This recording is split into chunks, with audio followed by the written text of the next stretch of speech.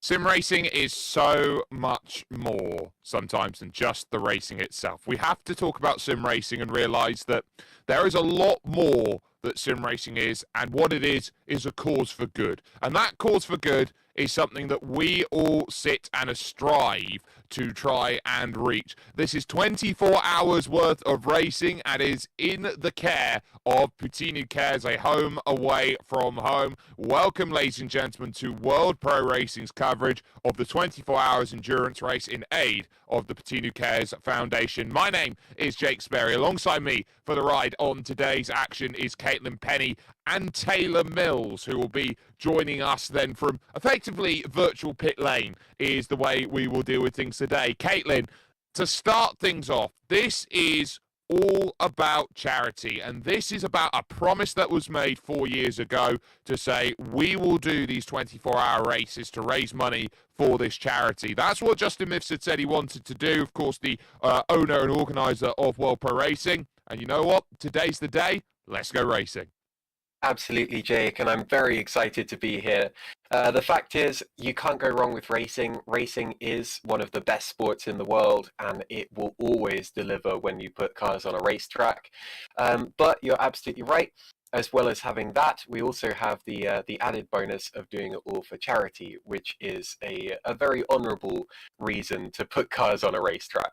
Obviously, you mentioned Justin Mifsud. He is actually aiming to do this 24-hour race completely solo, completely by himself. That's the promise that he made, to raise money for charity in an absolutely ludicrous way. So yes, if anyone knows Justin, I'm afraid he will be rather difficult to get hold of over the next 24 hours.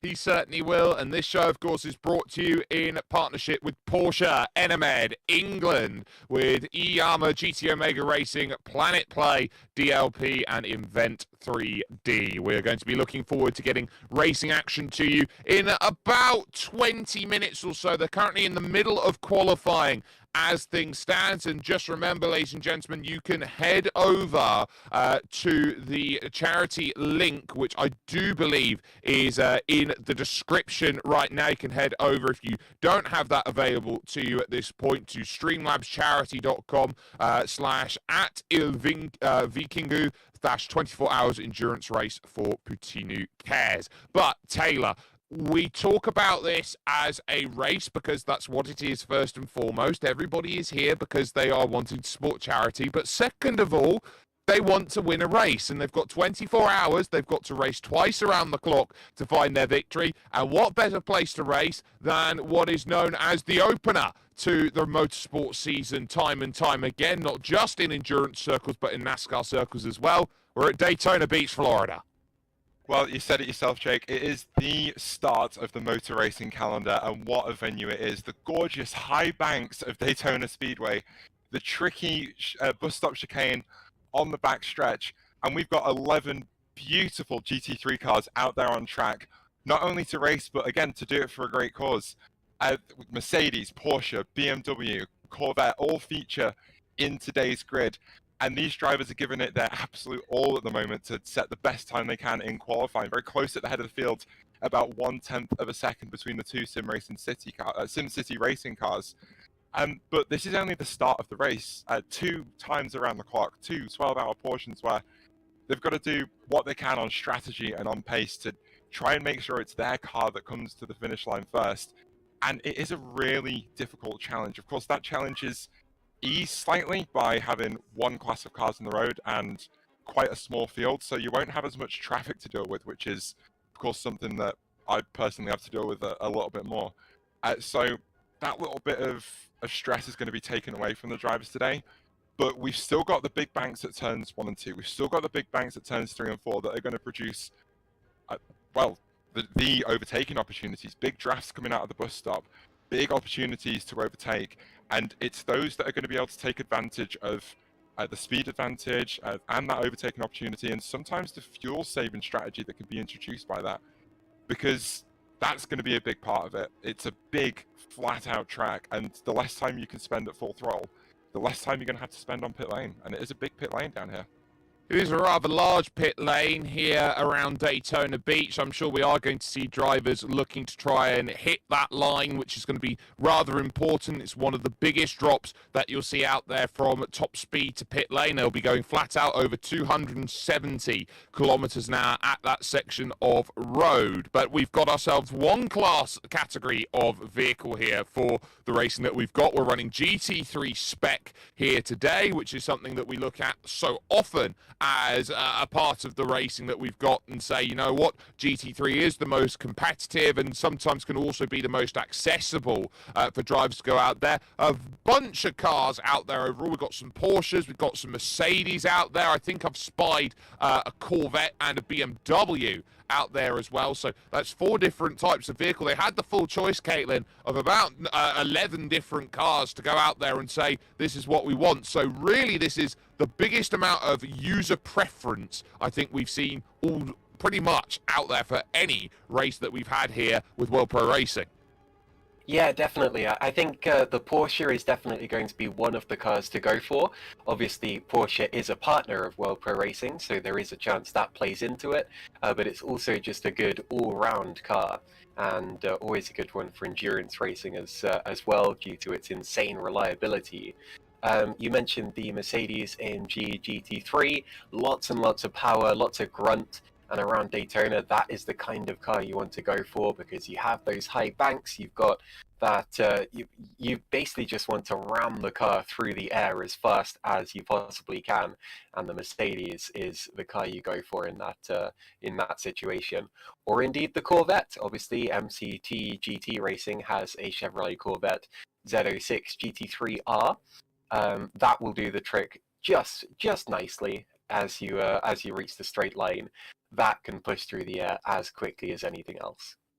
It certainly can. We're currently about 4 minutes away from the end of qualifying. We will, hopefully, in the next couple of minutes, head on down to the circuit to take a look at what is going on here at Daytona Beach, Florida, which I'm sure we're going to have an absolute joy in bringing that over to you. We've got a little bit of housekeeping, though, Taylor, to deal with, and that, of course, is to talk about incidents first and foremost, because I think they form the basis of what we've got going on. Of course, we've got a live stewarding team here, as is traditional when it comes to World Pro Racing events. Adrian Fagaio and George Muscat will definitely be scouring over this 24-hour race, as it forms a bit of an intellectual benefit of what do you need to do in order to put an event like this, a successful event like this together, FIA accredited stewards being there. So we are going to see that being absolutely fantastic. So, Taylor, my question to you is, the incidents, 120 for a drive-through penalty and every 30 after, no repairs on the fast, no limit on the fast repairs. How's that going to play out? Well, there's not really many opportunities to pick up off tracks here at Daytona, but you're going to find that when the drivers are really going to be pushing the limits to try and gain some speed, you're going to pick up one or two at the bus stop. There's opportunities for lots of argy-bargy at this track as well. You've got the two horseshoe hairpins, turn one, where we're going to see plenty of side-by-side action. And with the Grand Touring cars that we've got on track here today, you can lean on them a little bit. You can door bang each other a touch through the corners and really lean and use each other up through them, through those apexes to try and carry some speed. But of course, that runs the risk of picking up those 4Xs, those 2Xs, which is, with 120 incident count limit before your first drive through, it's really quite tricky to deal with. But with the live stewarding as well, they're going to be able to set that limit on what is acceptable. So hopefully really quickly our drivers will be able to figure out exactly what they can and can't get away with. Of course, the 120 incident point being limit being quite generous. But it's the stewards room where the race could be won and lost here today. So as with real life endurance racing, keep your nose clean, keep your car out of trouble, and stay off pit lane for as long as possible. And it's the clean cars that are going to be able to do that the best. Well, it's these clean cars which I think are going to be the key to any 24-hour race. You often pick up a ding and a scrape from here and there, and that's going to be something worth keeping in mind. We've got these 11 teams out there, and a lot of drivers are going to be thinking about, well, what's my best opportunity? And often, Caitlin, we talk about, well, the best opportunity is to give yourself the best possible time by putting your car on pole position. You've got the top chance of winning the race outright, but it's not as simple as that over 24 hours. There's a lot that can go on that can influence the course of a race, and I think one of the biggest things that influences the course of the race is the different drivers that jump in, that the difference between one driver and another. You have to balance one driver's preference of setup to another driver's skill and capability. Yeah, all of these cars, they have a mix between 1 and 5 drivers. I say 1, of course, because Justin is doing this race completely by himself, we should remind you. And the maximum number of drivers you can have is 5. And when you're in a team like that, yes, it's better because it makes it less of an endurance race for you personally. You can kind of mix and match as the race goes along. You jump in, your mate jumps out. And as a result of that, you won't get quite so tired, but you do have that added difficulty of making a setup that everyone agrees with and everyone likes, and also then you have this extra kind of culpability of, like, if I make a mistake, it's going to affect 4 other people as well. So it adds pressure and it takes pressure away in different ways. But you're absolutely right to be talking about penalties and things like that, because these cars are all absolutely evenly matched. That's how the balance of performance works in GT3 racing. And when everyone's evenly matched, how do you get an advantage? The answer is, okay, you can get a little bit of an advantage driving, but you're gonna gain a lot more if your opponents are going off the road or picking up penalties. We are right at the end game, so to speak, of qualifying, as the checkered flag has just come out. So the last of the lap times are being set, with it being an open qualifying session, iRacing being the platform of choice for this 24-hour event. It means that these drivers all look around and say, right, this is what we can do, 25 minutes, then the checkered flag is out, and then they will look to try and find that opportunity to make that work. So I'm sure we're going to be seeing how that goes through. At the moment, it's both of the SimCity racing cars that find themselves up at the top 1 and 2 as things go. But it looks like for those times, Taylor, it's a case of these drivers turn around, look at what they've got on the table, and we've got a little bit of disparity between the times, but it's looked very, very strong from the SimCity racing team. Yeah, a really, really good qualifying effort from both of those cars. I think during qualifying, I was watching the entire way through, and I do believe they were giving each other a significant helping of draft, but 1/10 of a second is nothing around Daytona. A lot of that time loss is going to come in that middle sector through the horseshoes, but there's so much drafting and so much straight line speed to be gained at this track that 1/10 of a second is literally nothing, because you gain all that and more back on the high banks. So I wouldn't worry too much for anyone that qualified outside that top 2. I'd say second, third row is realistically where you want to be, because those two, I don't know what the rules of engagement are going to be between the teams, I haven't asked. But those two should be roughly side by side coming into turn 1, so there's going to be opportunity there to try and make up a position. But it is a 24-hour race. You don't need to worry too much about where you're starting this race, because the only thing that matters is where the cars are when they cross the checkered flag. Of course, conditions will change on track as the race continues. We'll get into that night where the track gets cold, and the drivers are going to have a couple of adjustments that they can make in the car to make that feel a little bit better. The stuff that we used to is the brake bias. We've seen that.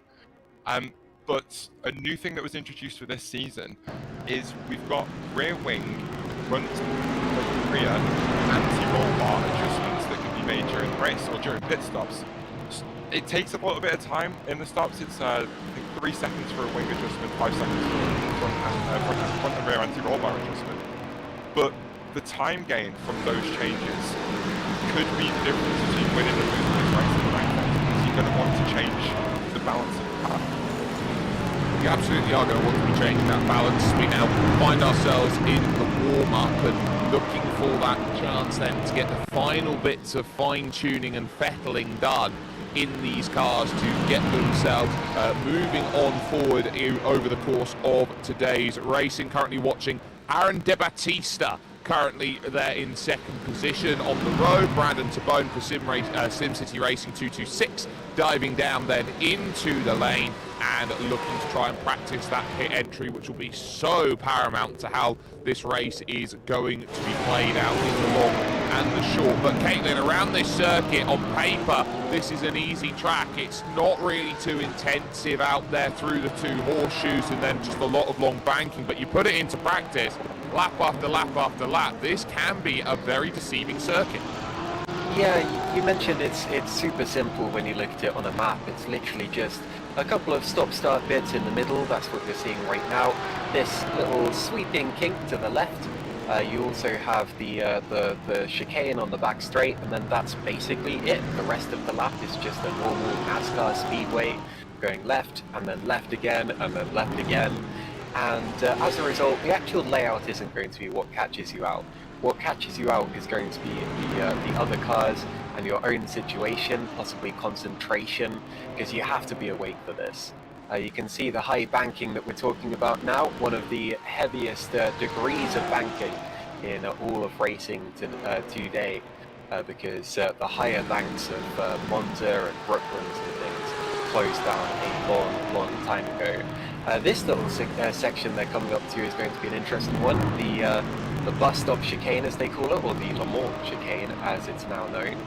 This area is quite easy to get wrong. It's a real accident black spot when you see the real life Daytona 500 Daytona 24 hours. They don't use it in the 500. Realistically, that's going to be what you have your brain turned up for, because if you reach that corner and you're asleep, then you're going to shoot straight on and you're going to have issues.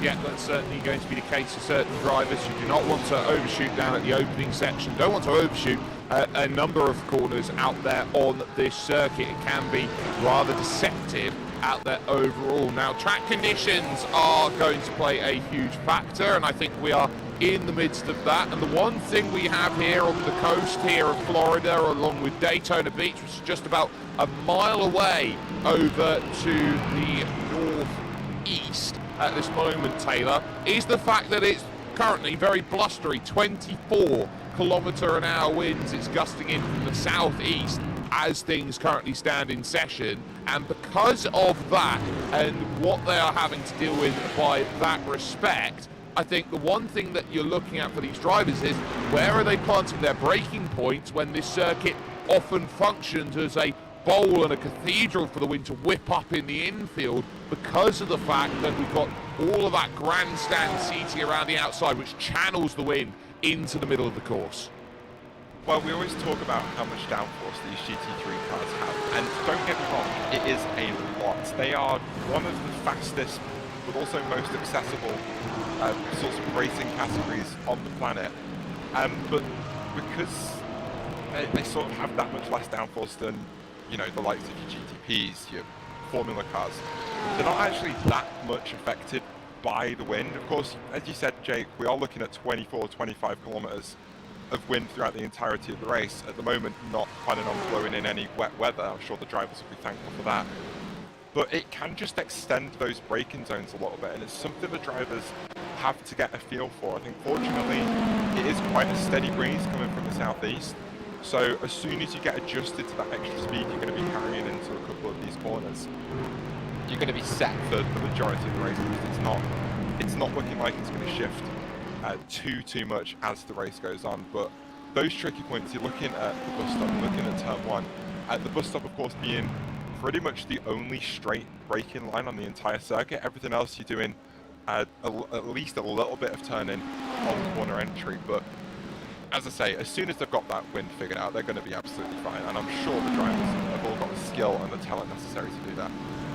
Yeah, I'm sure they do as well. Just taking a look at the forecast, because it's something you can do now in iRacing over various updates. We come to you, of course, in the middle of an iRacing Week 13, which is the time when a brand new build has put itself into the foreground and put things together. So that's worth keeping in mind. It looks like it is going to get a little bit less cloudy by the time we reach in-sim time of about 3:15, so that'll be in about 2 hours time or so that we'd be expecting things to maybe get a little bit hotter out there from what are quite overcast, mostly cloudy conditions at this moment in time. So we are expecting here a lot going on, as we've currently got Keith Camilleri there in the SimCity Racing 226, just making a pass there on Christian Cremona and the MCT GT Racing, the only Corvette out there with the number one car on at this moment in time. A 1:46.5 in qualifying, just a 51.6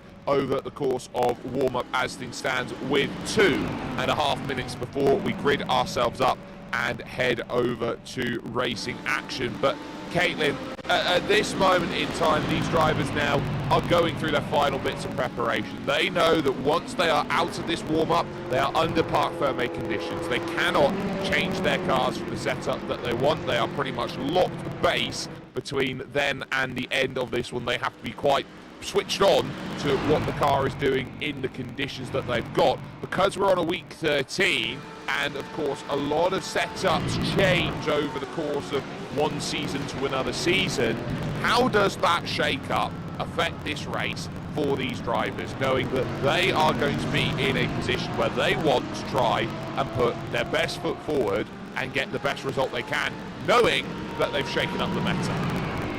Yeah, well, realistically, it doesn't affect things much, because the end goal is still the same. You just want to do the most laps possible over the next 24 hours, and they're not really going to be thinking about anything other than that. So from a psychological point of view, it's not really a factor.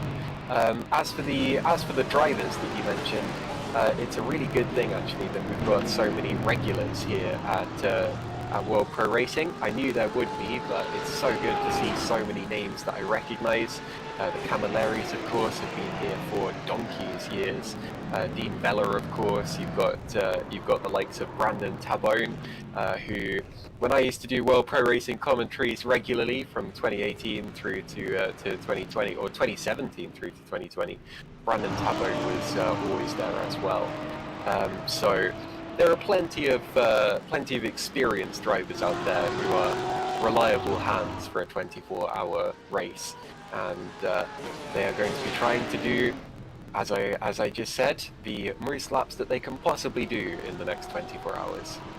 That they certainly will, and we are just half a minute away from jumping up grid side and working out who is going to be where and who is going to, after 2 trips around the clock, find themselves at the top when all racing is concerned on this, a race today for charity out there overall. Racing, of course, for the Puttinu Cares Foundation, which forms a huge backbone of everything that they do after being set up as a children's cancer support group back in October 2002, and they began from an idea and desire to offer a holistic approach of care for families with children suffering from cancer. So make sure that you give as much as you can. We're looking for a target of €1,000 here today at least, and we hope to move past that stretch goal as warm-up has just found itself finished. So we'll go through the grid as the teams stand as they go forward. It's going to be a great run forward, as it is the Sim City Racing number 71 who finds themselves on the front with the Sim City Racing 226 alongside. Following that on row 2 will be the Intercomp VMD Sim Sports team and Apex Racing Dynamics, who find themselves in 4th position. Then Justin Mifsud in the Puttinu 24 car, the number 5, keep an eye on that over the course of today's racing, is in 5th, with the Boost brothers in 6th position. It's then the number 1 MCT GT Racing with NMT Performance in 8th, with Throttle Junkies, Lazar Bouteger Racing and ADC Racing Team making up the 11 car field that we have today for 24 hours worth of running. Taylor, this is where the nerves start to jangle, and they'll need a couple laps to settle down and get themselves into rhythm. But the one thing that they'll know is that with 11 cars here today, they've got a little bit more leeway to sort of settle into the race. They can give themselves a bit of space, find that consistency, and get dialed in for racing action. Yeah, well, it's going to be a short formation lap, so there's not going to be many opportunities for the drivers to get any temperature into the tyres or the brakes, but they're going to try their best to. A couple of those cars already wiggling to try and get some temperature into those front tyres, which is, of course, so important for that first corner.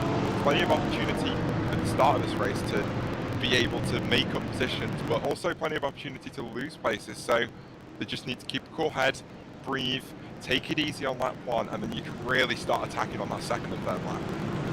Well, we are going to be seeing where lap 2, lap 3 might be the good ones for these drivers to try and push, but we will see over the course of action. We will be with you for the first 3 and the last 3 hours worth of racing. This team, of course, Jake Sperry, Caitlin Penny and Taylor Mills will be with you. Alex Goldschmidt will be taking you for a little bit through the night hours to get a little bit more of an understanding of what's going on in the middle of this race. So give them some love when that comes into play. But we've got the clock set at just a shade after 1:05 in Central European time. We're going to get ourselves then a chance to go. A green flag in the air, we're underway, and a very hard block already off at the front from SimCity Racing 226. Brandon Tabone giving Aaron De Battista something to think about in the Intercom VMD SimSport team, a super team of that, which comes to get a spin in the background, and 3 are going to go around immediately. MCT GT Racing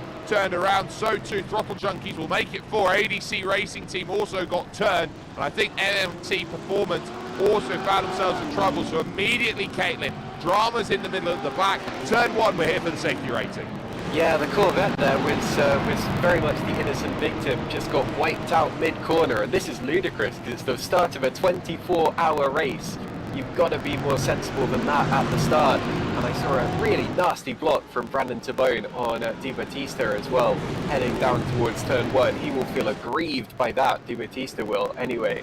And I didn't even see how the blue Mercedes got involved in that first corner incident. Just seemed to spin in sympathy, seeing everyone else going off. And we got 4 cars off the back of the field already. Now we have Di Battista all over the back of Tabone, heading towards the International Horseshoe. We'll jink to the right, now to the left. He'll be on driver's left, but we can't really pass there. And he sticks his nose into the wind and just gets knocked backwards as they head through the bus stop for the first time and out towards the end of the first lap. Well, you're going to see it early. There's a bit of side-by-side behind that for about 5th and 6th. There's Odin Sammet in the Bush Brothers car, allows Justin Mifsud the chance then to move through and up into 5th position. We're going to see this, especially here from the front 3 cars, which are looking to try and break away, Taylor. Draft and fuel. This is a game that is won often on strategy, and that might be what we need to be looking at today. Who is going to be the most economical over their stints to gain the advantage? Well, at the moment, it's looking like it's going to be Brandon Tabone, who is tucked up very comfortably behind the rear wing of his teammate of Marc-Andre Garon. Of course, keeping that pressure on a little bit, but it looks like there's a good little bit of, don't hit your teammate, really take your time and work together through this one. We saw Aaron Di Battista have a look down the inside of the bus stop on lap 1. And of course, the 71 was going to give that slipstream to the 226 rather than the 54 and risk either of these cars losing position on the first lap. So I think really that 54 squad is going to struggle to make up any time, well, any positions on track to either of these cars. So maybe a change of approach for those guys is necessary to stay in the slipstream if you can, be patient, stay off the throttle, big lifts and coast, not full throttle on those straights, just to really play that fuel game and either extend the stint, go for that overcut whilst the other 2 are getting their tyres up to temperature, or alternate choice, wait for both of them to pit, follow them in, and hopefully you've saved enough fuel by that point to have a pit stop that is that couple of seconds shorter, and you might be able to get both of these cars. A problem that none of them are going to have today is double stacking in the pit lane, because they do all have separate pit boxes, Jake. Well, the 71, by running a little bit wide, falls foul of the iRacing slowdown penalty system here, which is automatic and cannot be overridden. If you overshoot the chicane, you have to give the time back up in a timely fashion. And Caitlin, lap 2 is the worst lap in the world to pick up a penalty like this. They've only just been able to clear it, and that has opened the door for Intercom VND Sim Sport to dive around the outside. And speaking of which, there goes Odin Sammet in trouble, in the barriers, hard into the wall, and it's going to need a fast repair. Oh, a huge hit for the BMW, pinging off both of the barriers. And that's the trouble here at Daytona. It's extremely fast on the high banking, and if you go into one barrier, you're going to be traveling for quite a long time before you can slow the car down, and you can very easily ping into the other at an even faster rate of knots. That was very unfortunate, and the biggest incident we've seen in the race so far. Hopefully the only big incident that we will see in the race, but it's quite daunting that it's happened so quickly. And unfortunately that BMW is going straight in for a fast repair. And Taylor, you feel with that incident there for Odin Sammet and the Boost brothers, that was all entirely of their doing. It's not often that you see drivers scrap that aggressively at the early start of a 24-hour race like we have here, but that was a case of just encroaching on the line. Justin Mifsud was hugging the apron on the inside, and then the Boost brothers car just came across, and then there was nowhere for it to go. He just hooked on the quarter panel and round they went. Yeah, funnily enough, we saw that same sort of really aggressive block into the first corner from, the SimCity Racing 226. But the Mercedes behind chose to drop down below the yellow line to keep it safe and keep it clean. Of course, that's not some sort of thing you have to do. You don't have to go below that yellow line. It's often advised don't. That transition between the banking and the apron is really, really aggressive. So I doubt the Porsche really wanted to go down there and risk a spin for themselves, and the Ford just kind of kept pushing the issue, kept trying to close that gap up. We saw it in fact this weekend at Kota. Sebastian Buemi pushing one of the Porsches, well, another Porsche right up into the barrier on the inside of the circuit, And again, we've had another incident between a car pushing a car right into the track limits, and it's all gone wrong because the car couldn't push it. So karma perhaps being served straight away, a little bit of street justice, and yeah, the Boots brothers are going to be kicking themselves for that. That's so avoidable. Yeah, you definitely get the feeling that it was out there on circuit an avoidable bit of drama that we just saw there. So the only one of the BMWs in the field is resigned to the pits, had to take the tow back to the pit. So basically tow truck Tim is going to be out there making sure that he gets around and back into the garage, where a fast repair will be handed over to the drivers. They'll be allowed to go back out and racing again. It will cost them roughly about a lap to get themselves back out onto circuit again. So for Odin Sammer, a trial by fire to start the racing action that we have got. Aaron De Battista on that last lap, 1.6 seconds quicker than Brandon Tabone in second for the SimCity Racing 226 machine. 7/10 quicker than them was the 71 in third position with Apex Racing Dynamics, the 48 in the orange and brown style car Porsche. There was Jerome Caccia behind the wheel in fourth position, also doing a 47.8. Now, Caitlin, is where they start to think about settling down at 7 minutes through of 24 hours worth of racing. And now this is where you start thinking about building up that momentum.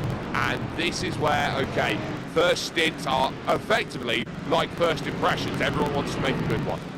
Yeah, and it's interesting to see the SimSpeed cars reeling each other in again. The SimCity cars, rather, between Brandon Tabone and the other driver.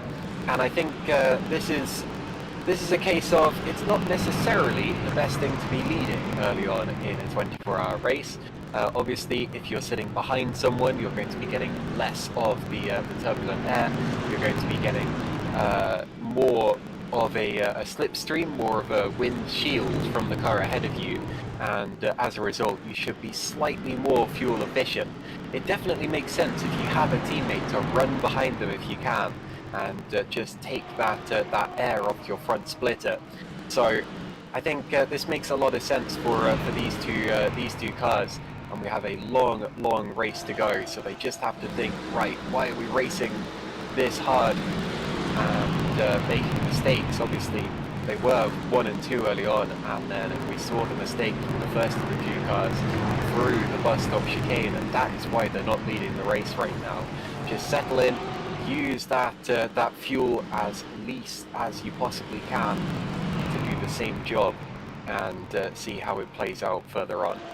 We've just had the King catch its first victim out. It's Timothy De Bono in the NMT Performance 02 car out there. The rear absolutely shunted and dented in at this moment in time, Taylor, as we focus on second and third, remaining close but not making the move in towards turn one out on circuit. But the King is just a small flick to the left, but it's very easy to catch a little bit of oversteer through the corner by just putting a little bit too much wheel angle in. Yeah, it's a tricky combination of the low downforce setup. You need to go faster on this track, and very rear engine Porsche. The GT3R, of course, and nothing like its GTE counterpart. Unfortunately, that car, mid-engine, much better balanced. But yeah, that flat six mounted right behind the rear axle of the GT3 machine. So a lot of weight over the back of that car, but the second it gets out of line, you carry that momentum, and it's almost like a pendulum that it just doesn't want to stop rotating. Of course, helps in the corners when you're going through a big flat-out kink. That extra weight, that lack of aero to help support those rear tyres, very easy to overload them through a corner like that. And yeah, the 0-2 of Timothy De Bono coming up a bit of a cropper to that one, and not really expected, I'd say. No, I don't think it's quite expected to have an incident like that. It's not allowed the black and orange mechanical flag out for the team. Of course, they will have Matt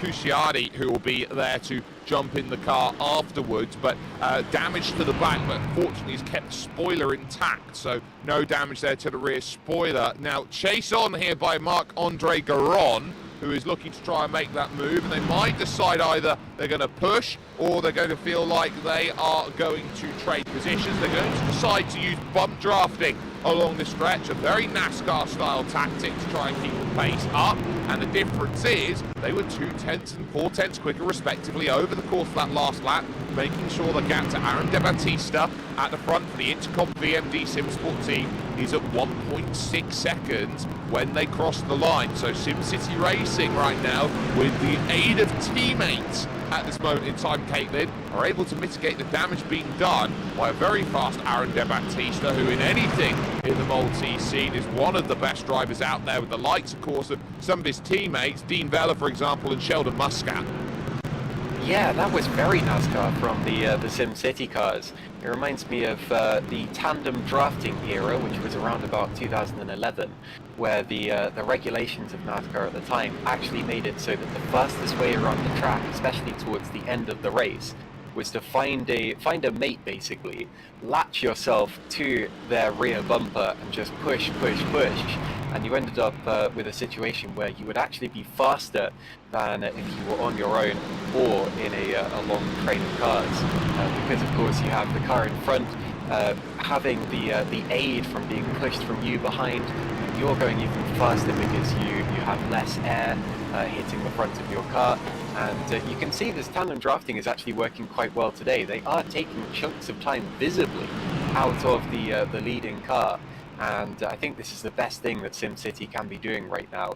If he went for a move, they would not benefit anywhere near as much as if he just pushed. And I really think that this is good tactics here, good team play for SimCity. Yep, SimCity definitely playing the game the way that they would want to right now, hitting the brakes and finding that opportunity now to close the gap at the front down to 1 second. So never truly a way out there, and we are seeing that the penalties are going in, and the number 5 car has been given the penalty. So there for Justin Mifsud, the stewards, Adrian Fragaio, dictating that the penalty of fault, which I believe would be for Odin Salmon, would have been in the hands of Justin Mifsud's fault for being alongside and not dictating. I'm not sure how much I agree with that as an issue out there, but Justin now has to take the drive-through penalty, or the stop and hold penalty, I believe it is, at this point, and that will set Justin back a fair way in this race, and so we'll have a lot of work to do to run up through the positions. It's never ideal, Taylor, to pick up a penalty this early. No, of course, that's going to throw well, if he did have a strategy to go off, that's going to throw a massive spanner in the works for that, because now you're going to be a good amount of time off the back of the field. If he's lucky, he might come out in a position where he can latch onto the back of someone else after the field comes by and stick in that section and try and work something from there. But you're never going to be able to gain most of that time back. With so few cars on track, there's not really going to be anyone getting in the way of anyone else. There's not really going to be many opportunities to pick up some more slipstream, because the only place we're really seeing that at the moment is this little fight burst that we're seeing at the front of the field. The two teammates with that bump drafting strategy, crucially not only building speed and getting lap time for both of those cars, but saving fuel, because they're spending so much less time on the throttle compared to the race leader of Aaron De Battista, that maybe that's where that extra lap of fuel is going to come into play, or that extra fuel they're going to have in the tank come pit stop time to keep those stops short. So I'm excited to look. Oh, big contact through NASCAR turns. Is that 1 and 2, I want to say, between one of the Mercedes and the only Corvette in the field, that Corvette that we know of, Mark Buckgeiger, already been in the wars so far today. Let me see if I can rewind that back a little bit and see what happened. They're going side by side with one of them. The Mercedes just comes down on the Corvette, and then they're just glued together into that outside barrier. Buckgeiger being rotated across the nose of the Mercedes, nose first into the wall, and that's going to be plenty of damage for most cars, for both cars even. Fortunately, fast repairs to take advantage of, but that's more time loss for both of those drivers. The Laser Buttigieg racing car there, Andreas Skikluna is behind the wheel of that, with Mark Paul Buttigieg of MCT GT Racing down there trying to find a way through. Now, the one thing that I found very stark as they were going along, Caitlin, is that there was a lot of weaving from the Corvette, trying to hold a line, effectively oscillating through the corner and unable to hold the apron down at the bottom, which would have been a huge concern for Andrea Scicluna up there on the top side, who basically would have had to have left a lot more room in a situation like that. So a very troublesome moment, but one that ultimately finds its way in purpose. We have also had our first taker down onto the lane, I believe without damage from all of that, which would have been Damien Conti for ADC Racing Team. So they're on an alternative strategy out there already, but two drivers pretty much finding trouble in the early goings. Yeah, so how it normally works in road oval racing, or roval racing as some people say, is that when you get to the banking, you're supposed to stick as low as you can, so right down to the yellow line on the inside. And it's the responsibility of the fastest car to find the way through on the outside. Oh, someone's in the barriers there. We've got a Mercedes off the road. Oh, right in the way of the SimCity cars. Now, who's that? Yes, so that was ADC Racing Team. So that was Damien Conti, just come out of the pit, lost it at the kink, put it in the barriers, and then trying to find a way to stop, just couldn't quite get there. And I wasn't sure how much turn the ADC car would have had because of the damage to the front of the car there of that Mercedes. So that was a case there, Caitlin, as that thunder came through, that Damien Conti pretty much finding himself inserted into the lead battle, which would have given them a scare. Yeah, that was really unfortunate there, and obviously unfortunate to see a driver having an accident.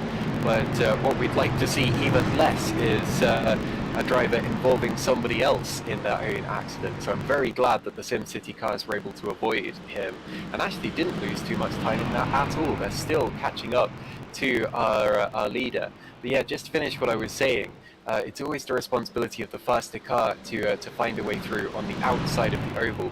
The exception to that, of course, is that this only works if the slower car, the one being overtaken, remains predictable, holds their line and remains predictable. So if there's a driver at the bottom of the track weaving all over and coming up into a driver above them, then that is obviously their own fault. But otherwise it is the responsibility of the faster car to find their way through. So as for the incident we saw a little while ago, I would have to actually see the incident itself to judge who was at fault. But if you're right that they were weaving about from the bottom, then that is not the way to do it. No, I wouldn't think that is the easiest decision to make out there when you're struggling to get the car pointed through the corners, and sometimes that can even come down to type of input that you have. I know sometimes that controllers struggle a little bit compared to wheels out there as you go through the section, but sometimes that happens and drivers aren't necessarily quite aware of how much they're weaving and unable to hold their lines through sections of road like this. Just a reminder, ladies and gentlemen, that you can see up on the top of your screen the donation bar that we've got currently right now over to Puttinu Cares. You can make sure to donate down in the description. We are looking, of course, for €1,000 by the end of 24 hours worth of running, currently at €130.92. We're doing a very good job this early on. Since we've been live, we've had ourselves almost €100 added on to the score. So make sure you keep donating and bringing up this wonderful cause and this wonderful 24-hour event that we've got. 1, 2, and 3 finding themselves pretty much as you'd like them in a race like this, undeterred and unchallenged. They are. They've built 12 seconds of margin over to Apex Racing Dynamics here, Taylor, which is of course Jerome Caccia who's driving that at this moment in time. So those drivers 1, 2 and 3 working somewhat together in this opening stint because they know they can make this a race of 3 rather than a race of everybody else is involved. Yeah, I just want to express my surprise at the dominance of Mercedes at the front of this field. We've got 6 Mercs in this entire race, only 5 cars being any other manufacturer. Of course, there was a little bit of a balance of performance update for this car coming into the new season of iRacing. We've seen a significant increase in downforce, of course an increase of aerodynamic drag, and the fuel economy and engine cooling factors in place for this car as well. So it doesn't exactly say what's been changed when it comes to the fuel economy, but I'm expecting a little bit less fuel usage per lap from these cars, especially if you are increasing the drags. You've got to counteract that a little bit to not make the fuel burn too much. But that increase in downforce means that you can actually peel a lot more aero off this car and make it faster on the straights and still quick in that middle sector. And these three teams are really taking advantage of that at the moment. 0.7 of a second covers the top three at the moment, but then it is 13 seconds to the Apex Racing Dynamics Porsche behind. And yeah, I'm so unsurprised by that, because these cars are absolute rocket ships this season. Just confirming over that last incident that the Laser Buttigieg racing car of Andres Luna has just been given the black flag for that incident, and I assume that will be to do with the rules of engagement. Got to make the pass around the outside cleanly and the like. I don't think they really did too much wrong there though, Caitlin, on the middle of the road. They held their line quite consistently as they went through, and the car that's lapped down and in dead last is going to get another penalty. Yeah, I mean, I'm afraid I can't really comment on what happened because I only saw the very end of the accident, but they'd already tangled and made the barrier. But yeah, as I said before, it's the responsibility of the slower car, the car being overtaken, to stay as low as possible and as straight as possible, so no wiggling about or coming up the road or anything like that. And it's the responsibility of the faster car to make the move cleanly, providing that the overtaken car keeps it slow. As for the top three, still right together, but still getting closer, and it'll be interesting to see whether Tabone sits behind Di Battista. Whoa, there's a spin going on for one of the Mercedes, two Mercedes into the barriers. No, sorry, I'm being shown a replay. I'm so sorry. Yes, thank you very much, Taylor, for streaming a replay to me. I got rather confused because I didn't see your message until. Sorry about that. No, that's okay. I just got rather surprised to see a Mercedes spinning into the barrier, but what I'm actually seeing is a replay of what's already happened to Damian Conti.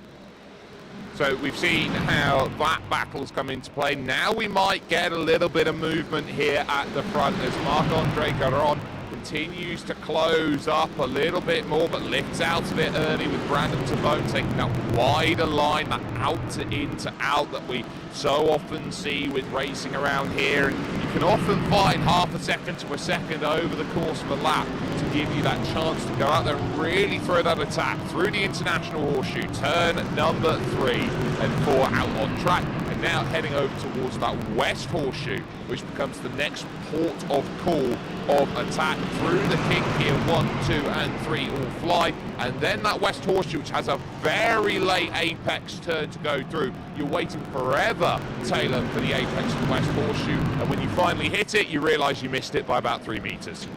Yeah, you're telling me, Jake. Really tricky corners on the infield of this circuit. Of course, turn 6 being one of those easy to get it wrong, because you've got to pick a perfect line to get through that corner. And with the really low, old track surface that Daytona offers us, you need to get the car settled for that corner a good 50 meters before you even think about the braking zone. Tip the car in nice and gently, get it right down to the inside of that corner. You can use some back curb as well. There's plenty of grip down there, and it will help rotate the cars. But really interesting little strategic battle that I think we've seen out on track. And I love a good strategy battle, which is why I've been focusing on it so much, as the SimCity racing cars are now right on the tail of Aaron Di Battista. And things have changed from that first lap of the race, because of course both of these cars were the leaders at the field. They were the ones punching the hole through the air for Aaron Di Battista. So I think a little bit of serendipity from that slowdown from the 71. In fact, no, saying that, proving me wrong once again, as the 226 looks like it is going for a move, but things better of it. But if I'm them, you're already gaining so much time on the rest of the field. And you may want to be right at the front, but take advantage of being the car behind the leader and get both cars saving fuel, so that you both have that strategy advantage over the 54, who is going to be one of the highest fuel burn cars on track at the moment. Yep, so that 54, of course, is going to be burning a hole for its fuel tank, and we'd expect with it running up nearer the front of the field as we take a look here with Aaron De Battista trying to get all the turning through the car and trying to attack off of the exits here. That you're looking at trying to build a gap, that if you can't build that gap, then obviously you're going to have to start thinking long term about this. It's good to lead at the front. You get to dictate the line, the tempo, the pace, the race out there, but being at the front is very much like being at the front of a cycling race. You are doing more donkey work. You are putting more matches in your legs, so to speak. You're burning more matches, and as such, you're going to be finding that you're going to be in a bit of trouble later on in this race. They do have a bit of traffic in front, of course, though. It is Justin Mifsud who's there in the Puttinu 24 car after the penalty. They find themselves in 8th place, and the last car currently on the leading lap, but running up to the middle of the circuit. They're doing 48 out there, about 2.5 seconds a lap, Caitlin, slower than your leaders, who are about to encroach and try and find a way to get through right now. The top 3 all in Mercs, trying to find a way past their Leipzig counterpart in the Porsche. Yep, and there they go. So Justin letting them through relatively quickly. His race is not with them. In fact, his race is very much with himself today, and just out there to raise money for charity and to do something slightly ludicrous for 24 hours. But good to see that he has not got in the way of the lead battle, and the 3 Mercedes go through. A little bit wide on the entrance to the corner is the Batista that gets it turned in and gets it accelerated on the exit. That might just be a differing line rather than a mistake or anything like that. They do have a little bit of time before they reach more traffic, so that's good. The advantage of having just 11 cars on the road as opposed to the maybe 40 plus that there would be in a Daytona 24-hour race is that you won't necessarily get too much traffic as the race goes along, and that will be to the advantage of the leaders. But it does mean that Tabone now has a choice as to whether to attack, whether to sit behind. I think this is quite strategic stuff from SimCity as it stands. And Brandon Tabone just driving his own race, knowing that it's early on, and knowing that we have a heck of a long way to go. Well, there has been a change of position as Odin Sammet and the Boost Brothers have gone through on the ADC Racing team back there for 9th and 10th position, so there has been a change in that regard. But these top 3 finding a lot of comfort in that Mercedes and going back to the dab hand, so to speak. Now, just as we are getting close and these drivers are thinking about whether we want to make a move into turn 1 or not, the one thing that I want to point out is the track temperature here at the moment, which has really skyrocketed up here, Taylor. It's now up at 46 degrees here in the Florida sun. And as you all know, in America, this is one of the hottest places that you'll find, often very humid around this area as well. But 46 degrees, we're talking about understeer and tyre melting being very much a factor that you're going to get a lot more wear with a hotter track. Yeah, interestingly, it makes that rubber line on the circuit slippy as well. As much as you still want to be on it as much as possible, it just there's so much less bite at the front end in these track temperatures because the front tyres just overheat and become almost mush on that front axle. And a similar story for the rear of the car as well. These are the sorts of times where you may want to be making traction control adjustments in the cockpit, turning up the slip recovery a little bit to really limit the amount of lateral movement you're getting from the car. Because the second you start to scrub those tyres, the tyre temperature is going to shoot up again. And we know that the tyre model in iRacing doesn't handle those sorts of things really well. And as soon as you get tyre temperature in the surface of the tyre, it almost gives up straight away. It's very impossible to drive for a couple of laps before you can get that tyre temperature back down again. Plenty of opportunity for the temperature to drop here at Daytona Beach with these big long straights to get some air on those on that rubber. But our drivers are handling that really nicely at the moment. We're not really seeing so much of a drop-off in lap time. We are going to see an increase of tyre wear as this thing goes on with these high temperatures. So perhaps now is going to be the opportunity for the cars behind of Brandon Tabone and Mark Andre Down to just back things off a little bit, look after the rubber, and take advantage of being able to go that little bit longer at the end of the stint on tyres that are already well up to temperature. Just leave yourself a bit of margin and let Di Battista do most of the hard work. Well, they are going to be coming up on a battle in front of them for 5th and 6th positions soon. You've got the number 1 MCT GT racing car, which was, of course, caught up in both drivers here today in the opening half an hour's worth of racing. But also battling out with the number 7 Throttle Junkies team is Tiashan Moodley, who is behind the wheel at this moment in time. And Tiashan did something quite interesting on the opening start of this race, Caitlin, by choosing to drop back after the contact, just trying to stay out of trouble, and then running their own race. Tiashan has pretty much put in this position, okay, whatever position I find myself in, but at least in the early goings, keeping out of trouble has meant that the number 17, not on pace, but by just sheer survivability, is top 5, but we'll see for how much longer soon when MCT GT Racing get there as we continue our focus on the top 3.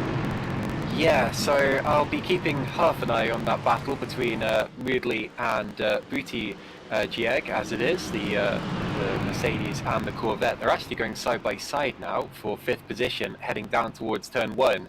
Moodley came up towards Puttinu Cares, who has now gone to the inside, and the Corvette is through. So we have a change for position with the number 1 Corvette making up a place on Tiashan Moodley. As for the top 3, they're now heading down into turn 1. This is where the move took place a few seconds ago. It should still be a few minutes before they catch the battle. And I tell you what, the Mercedes is actually going back through on the Corvette. But look at the leaders now. We had Tabone taking a look at Di Battista into the International Horseshoe. That was very interesting because that was the first attacking line that we've seen him make over the course of this race. He hasn't long caught up to Di Battista, and that was definitely the biggest opportunity that he's had so far. It was speculative more than an actual attack, but it does show that he might be trying to unsettle the car in front of him there.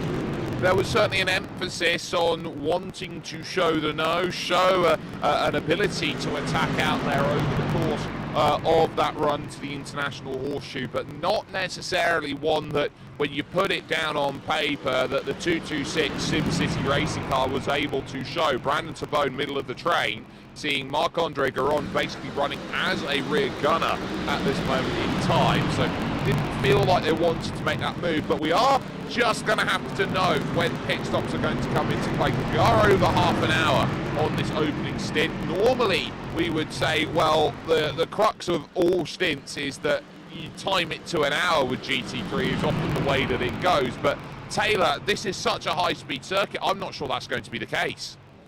I don't think it's going to be the case for anyone that's been running in completely clean air, but we are going to have a couple of cars that are going to go to that hour, is my prediction. I would ask you to guess which ones those are going to be, but I think it would be too easy a guessing game. It is going to be those SimCity racing cars that are in the best position to get it to that hour marker. And I'm expecting more than a couple of laps extra from both of those GT degrees, who have been having Di Battista punching a hole in the air for the last, I want to say, 10 laps or so. But it was interesting to me that Tabone had a look down the inside of Di Battista on the previous lap, perhaps just wanting to apply a little bit of that pressure to the lead car and remind them that they're there. Because as much as they're set up to make the overtake in the pit stop, why waste all that time when you can just apply a bit of pressure, try and force an error from the lead car, and then just sweep by without having to do any work at all? So the SimCity racing guys just playing with a couple of different approaches they can have to try and make that position when they're on track and they're being pit stops. And with roughly 25 minutes to go before we see that first round of pit stops, I'm intrigued to see which is the option that they go for, because I don't really think there's much point in doing anything on track this early. Well, early days, early doors, I doubt that we're going to be seeing this race decided at this point. But what you've got with these drivers is that they're looking at where they are and what they're trying to manufacture out of this race. The fact that we got 3 at the front, and we got 3 at the front so quickly in the early goings of this, gives you the indication that this could go any one of 3 ways at the moment. And of course, you've got to remember they've still got another car on the leading lap as things stands with the Apex Racing Dynamics team in 4th position, who have had a very quiet and underrated race in that 4th position currently. Happy to sit and wait as they go on to their 21st revolution of the Daytona International Speedway, which is a staple and a fixture when it comes to racing circuits out there in the world. It's one of those few tracks that you sit down and go, there is simply nothing like it in the world of motorsport. And on 1801 West International, it is one of those tracks that you look at and go, this has simply been one of the most amazing places to see racing since 1957, when this track broke ground and opened in 1959 on February the 22nd, Caitlin. Yeah, definitely. I've never been to the States, but if I was to go on a tour of American race circuits, then this one might well end up on the bucket list. And that, I think, is it's potentially worth braving the wilds of Florida for, but if I was going to go, then Daytona is a place that I would aim for. By the way, while you've been talking, the Corvette of MCT GT Racing was able to repass Throttle Junkies for 5th position, so there has been a change of place. Of course, you do have some big events held here in reality. I've mentioned the Daytona 500 and the Daytona 24 Hours, with the 500 being held on in the actual on the oval, that is. And you can see on the side there the World Pro Racing Centre in Malta. Several drivers racing from there today, including, of course, Justin Mifsud. A wonderful state-of-the-art facility, and that is the place where we are being headquartered and where they're raising money for Puttinu Cares today. Jake, do you have more information about who's actually racing from there? Well, we've got a number of drivers there who are racing from. Unfortunately, I don't have the information of who is racing where, but we can go and get that information relayed over to us in the next sort of 10-15 minutes or so. One thing I noticed there, Taylor, is driver front and centre there in the car, getting a massive swig of water there, going through the banking of the circuit. Now, often drivers, you look at a circuit where you've got a lot of banking, you can do a lot of work because it takes 30 seconds, 40 seconds to get up to the next braking point, the next turning marker. The fact that you actually have time to lean down, pick up your water bottle, take a swig from your water bottle, put it back down, and you've still got time before the corner's made, often you don't get to find that in the high intensity of motor racing.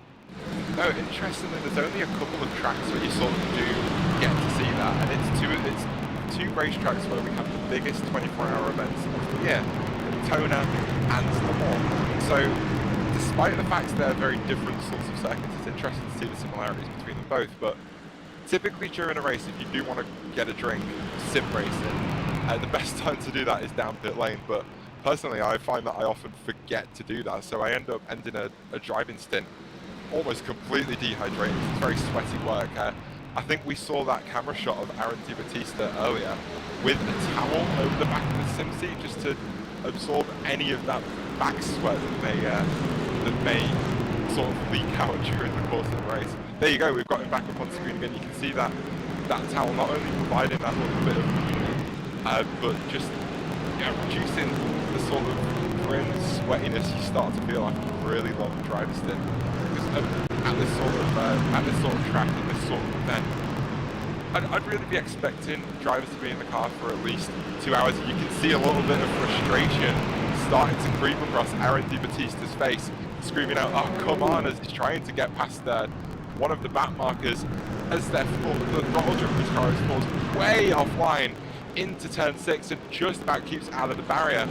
But it's provided a bit of an opportunity for Brandon Tabone to look at making a move down into turn 7. It doesn't present itself as cleanly as he would have wanted. DiBattista goes wide through the corner, but maybe this is the time where Tabone and SimCity Racing are going to strike.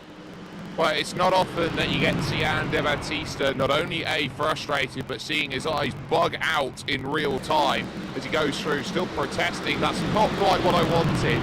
out there from the lap traffic, just holding the middle of the road. I had to make a move down the inside, no contact between where they are, and that definitely giving themselves then a little bit of a cause for concern with the way that their racing has gone on. So Throttle Junkies would have been one of the 4 teams today who are running from what I like to call the World Pro Racing Arena, which is the World Pro Racing Centre in Malta, along with MCT GT Racing, NMT Performance and ABC Racing. And you've got to remember Justin Mifsud as well will be there for the Puttinu 2014 rushing through. So no change into the first corners out on circuit as they battle on by Caitlin, but there's more traffic on the horizon yet because the Intercom VMD Sim Sport car is about to find the Corvette of MCT GT Racing and Mark Paul Boucher, who is there behind the wheel.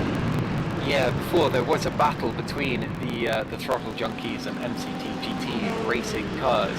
It looks as if they've spread out a bit now, especially with the off we just saw for Moodley. But they will now have to pass the Corvette on the road. And there is the Corvette off the road, in fact, just stopped on the left-hand side on driver's left. Rejoins the race now. That could have been a bit nasty, could have unsettled the leaders a bit, but luckily the Corvette of Mark Buttigieg and MCT GT Racing rejoins the race without too much drama. Yeah, that can so easily happen. The West Horseshoe, 2 different laps, or 2 consecutive laps, finding issues for the drivers just about being lapped, which means all bar 3 have been lapped so far in this race. Apex Racing Dynamics are one of those teams, and then of course the 2 SimCity Racing cars, which are pretty much locked to the back of the Intercom VMD Sim Sport Mercedes out there. Taylor, what is it about that Mercedes that gives so many drivers that luxurious warm feeling? It's a car that when I was told about jumping into, if you're doing a GT3 league, it's probably the one that's got the most pliability and is the easiest to handle. Would you say that's the case of why this has been such a popular choice? Well, I talked about it a little bit earlier. It had that lot applied to it for this season, which is around of performance being passed down for these cars by iRacing, and with that increased downforce, it does make the car a lot more comfortable, because as drivers we all like downforce, because downforce helps keep the car on the road. But not only that, I've forgotten the word for it, the way the car's built, it is a big front engine rear wheel drive car. Of course the engine is behind that front axle, so it kind of counts as a mid-engine car, but at the end of the day, the engine is at the front of the vehicle. So what it gives you is a lot of braking stability and braking power when you do decide to hit that slowdown pedal. Because all of that weight, as you can imagine, this big honking twin turbo V8, the weight shifts forward in the car and applies, we call it downforce, it is a vertical force pushing down on the front tires. So it means the car just doesn't move about or rock around under braking, because everything is pushing forward and leaning forward, and as I say, it's pushing the tyres into the ground. It's so different compared to the likes of the Porsche, because you'll see with the 911 GT3R, when you brake in that car, it lifts the rear up, and that's not the sort of thing you'd like as a driver. You want that stability under braking, and that's something that the Mercedes provides. It's got a platform with plenty of downforce generated at the rear as well.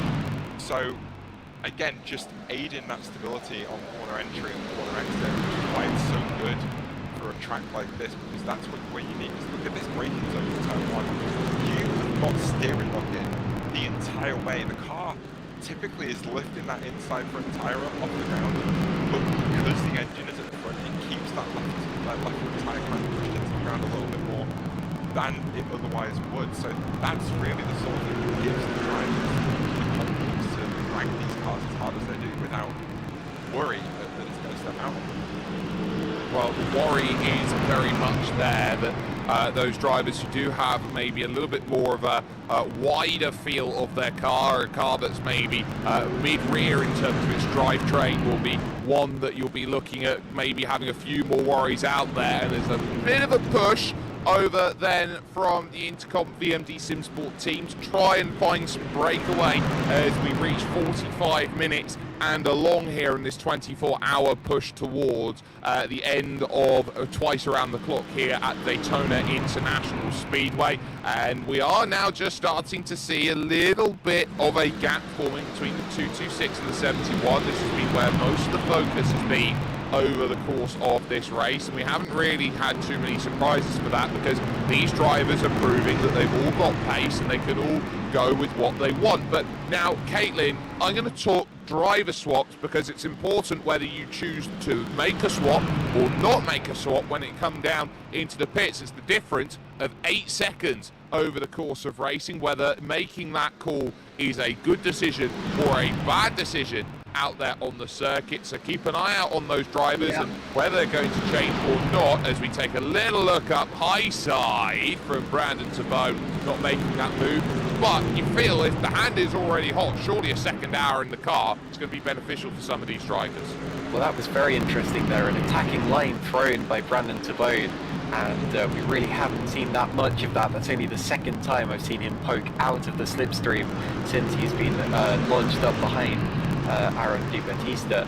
But yeah, you're right. I think that two stinting or even 3 stinting these cars is beneficial because you lose less time in the pits, and also, as you said, if the driver is up to speed already, then they won't have to get back up to speed when they next get in the car. That's the disadvantage of swapping drivers.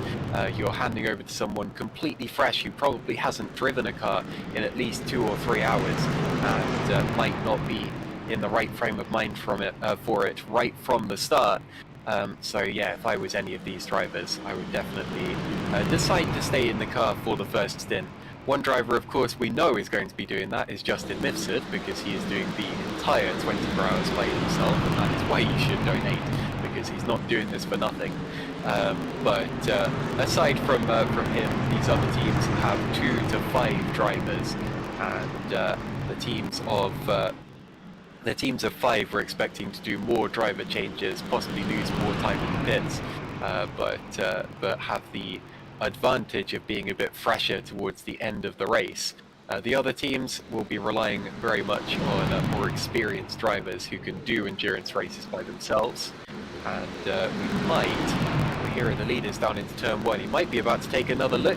See, oh, and he does go up the inside. This is a move for the lead. They're side by side through the first corner out towards the International Horseshoe. They're still side by side on the exit. It looks as if Sim City might have the advantage. And braking later is Di Battista, who retakes the lead into turn 2. That was very forceful there, Taylor, from Aaron De Battista. A full-on hit check there going into the International Horseshoe. That was a case of you shall not pass me down the inside at turn 1. He moved right across to make that contact, and I wonder how the stewarding team would look at that. Well, Di Battista doing a great job to hold on to that position, coming under attack from Brandon Tabone into turn 1. Took advantage of the speed you can carry around the outside of the first corner and exchanging that for the side-by-side action through turns 2 and 3 that we saw. And then just really hard on the brakes, as you say, a little bit of a hip check to Tabone as well, who I'm sure didn't appreciate that one, to really send that message of, no, I actually want to stay in the lead at this particular point. But for me, that's all a little bit fair game in these sorts of cars because they can handle it. We didn't see any damage being given to the 276 in that incident. It was just a little bit wide through turn 4, able to hold onto it really well. And you can see he hasn't lost any time at all. He's still 3/10 of a second back, and he's going to have plenty more opportunities for the duration of the stint. Almost 50 minutes into this race and 10 minutes left in the first stint before we see the first round of pit stops. And that's where I think the move's going to be made, but it looks like Sim City Racing really want to get by because they're looking to attack again. A personal best in the final second with Brandon Tabone on standby. Yeah, so there's certainly a sense of a bit of anger in the early goings of this one as we just tick over 50 minutes in this race. You can use the link in the description of this video to give you an opportunity to look at what is going on with us and the help that we are trying to raise for Puttinu Cares. We're looking for €1,000 by the end of racing action here tomorrow. But at the moment, currently €130.92 we sit at this moment in time. We're going to keep action on track at this moment. We're going to drop away for a couple of moments so you can hear the sights and sounds of the lead battle going on here for this, your Puttinu 24 hours endurance race. And this, a great race for the top three as things currently stand.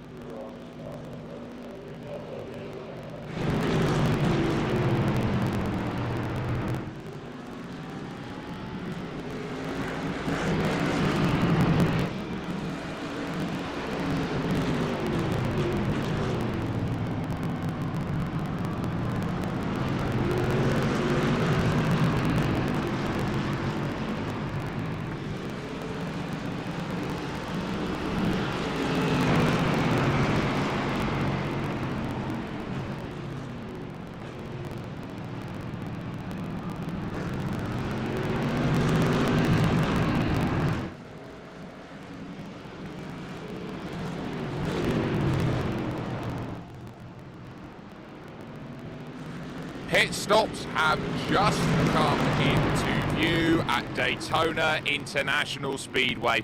53 minutes on the clock, and Intercom VMD Sim Sport, followed in by Apex Racing Dynamics and Throttle Junkies, have made their call to jump into the pits. There's been a change of drivers at the Throttle Junkies. Nicholas Morton has jumped in behind the wheel. Aaron De Battista has stayed in the car out there at this point, so we'll be going for another run. So this is a crucial phase of the opening stint of this race right now.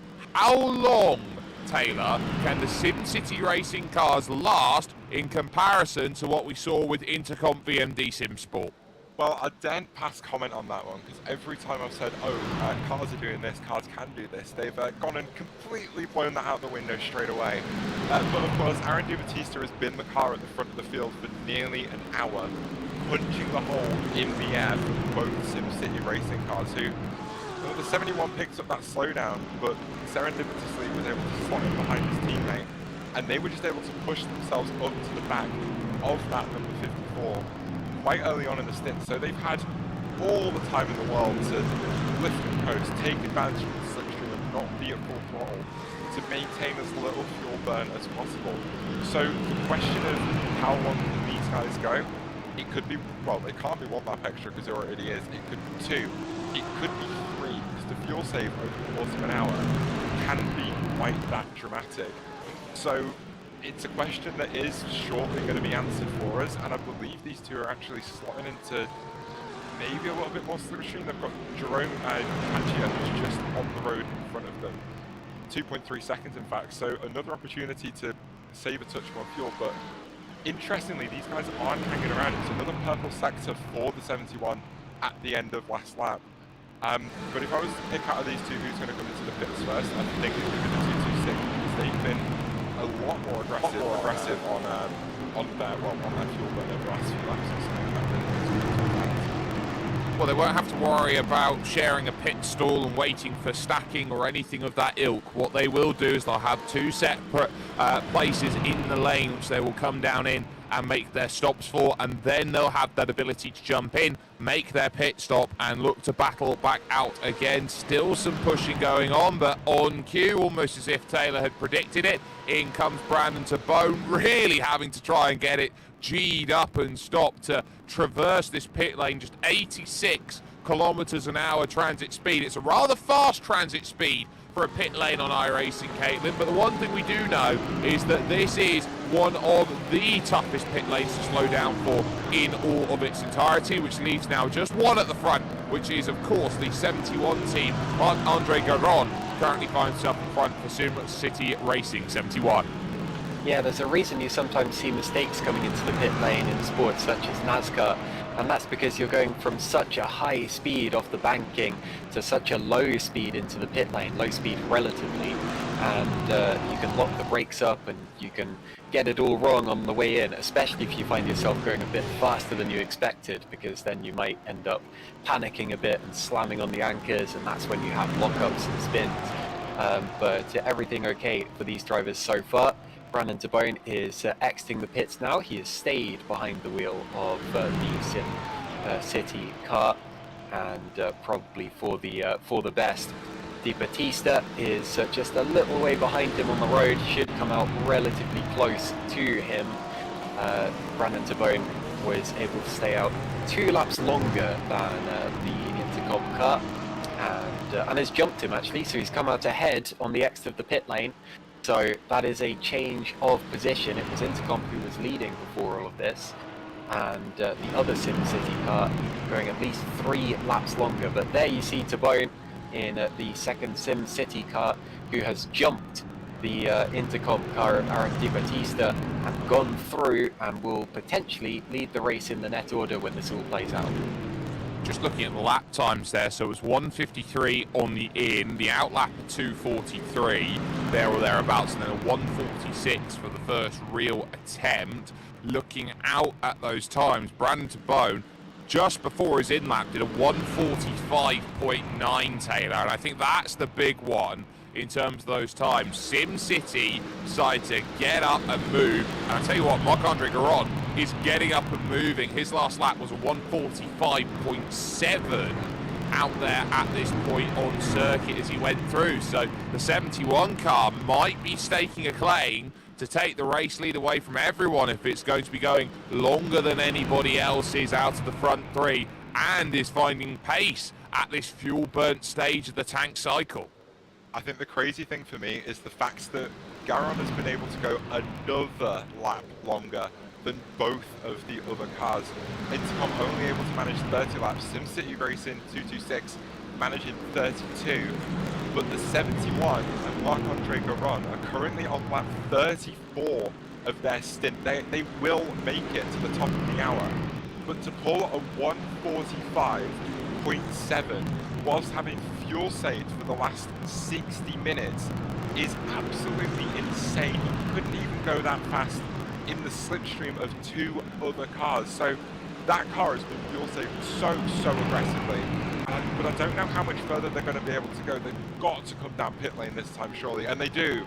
Garon comes down to finally take that fuel, take those tyres. Of course, no penalty for taking a fuel stop.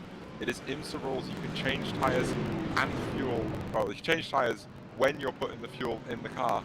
So I'm expecting the 71 to take the lead here, as it's going to be all change at the front. Well, the 226, by comparison, is just making its way through NASCAR turns 1 and 2 out there on track. So very much now needing an opportunity here to find a bit of pace, dancing about now over towards the Le Mans chicane here. Of course, a naming rights deal between two of the great circuits out there in the world. Of course, Le Mans out there and the slowdown. And you're absolutely right there, Taylor. A slowdown penalty will put Brandon Tabone in a bit of trouble. It will allow Aaron De Battista to jump up through. So all that hard work, Caitlin, done in the stop, and Aaron De Battista straight through. Brandon Tabone, one small mistake does the job, but already Marc-Andre Garon is leaving pits as things stand. So it might still be SimCity Racing up on top, and you know what? It will, and it won't be by a little bit either. I think they're going to get a full second, maybe even 2 or 3. Yeah, what a wonderful stint that was from Marc-Andre Garon. That was fantastic stuff, and he deserves to be in the lead at this point in time. As for Brandon Tabone, was it him who did that on the second lap of the race as well, the slowdown out of the bus stop, or was that Garon? It's been a long race already, just 1 hour completed of the 24. But whatever the case, an unfortunate mistake there, and it's going to be the driver and the team who makes the fewest of those mistakes who ends up winning. There's a change of position there, a Corvette going through on a Mercedes, and there is Justin Mifsud. That is our boss, effectively. Justin Mifsud doing this race completely solo for 24 hours. Has been involved with World Pro Racing from the very start, one of the co-founders of the company, and I have to say I do pity him in this particular race. As much as I love racing, you can get too much of a good thing, and I think 24 hours is rather pushing that limit. Yeah, he's certainly in this for the long haul, but the one thing I do know about Justin is that sometimes you can get a message from him at about 3 o'clock in the morning from time to time. So this, I would say, is in his wheelhouse right now, and you're seeing how much he's having to work with the steering wheel. And a lot of people don't realise how intensive sim racing is, Taylor, when you talk about, oh, you're just turning the wheel, it's there. You can see the way that the wheel jitters about out there at the moment. For those who are joining us for the first time watching an event like this, talk us through force feedback and how important it is for the drivers. Of course, in sim racing we don't really have that seat of the pants feeling that you do in real life, because the car, as it goes around the track, is going to move around, and you're going to feel that in the seat of a real life car. Swinging the chair isn't any sort of demonstration on audio, but here we are. And so instead, we have what a force feedback wheels that when the car starts to do things, it will put a force through the steering column that our wheels are attached to. Whether that's the steering going right as the back end starts to come around, whether it's fighting you in another direction, you get the feedback of the bumps. And that's really where everything comes from for a sim racer. So we have this sort of new trend in sim racing at the moment where we have direct drive wheels, which means it is basically a big old magnet with a metal rod through the middle of it. Originally the sort of motors that you find on a conveyor belt. So not only does that give you literally a direct force, it gives you to have more force as well. Because the old belt-driven, gear-driven wheels have that tiny little motor where the force would be multiplied by gears and belts, but of course a little bit of that is going to be lost as the gears sort of shift and bash against each other. The same with the motor as it stretches, which will dull down the feedback that you get.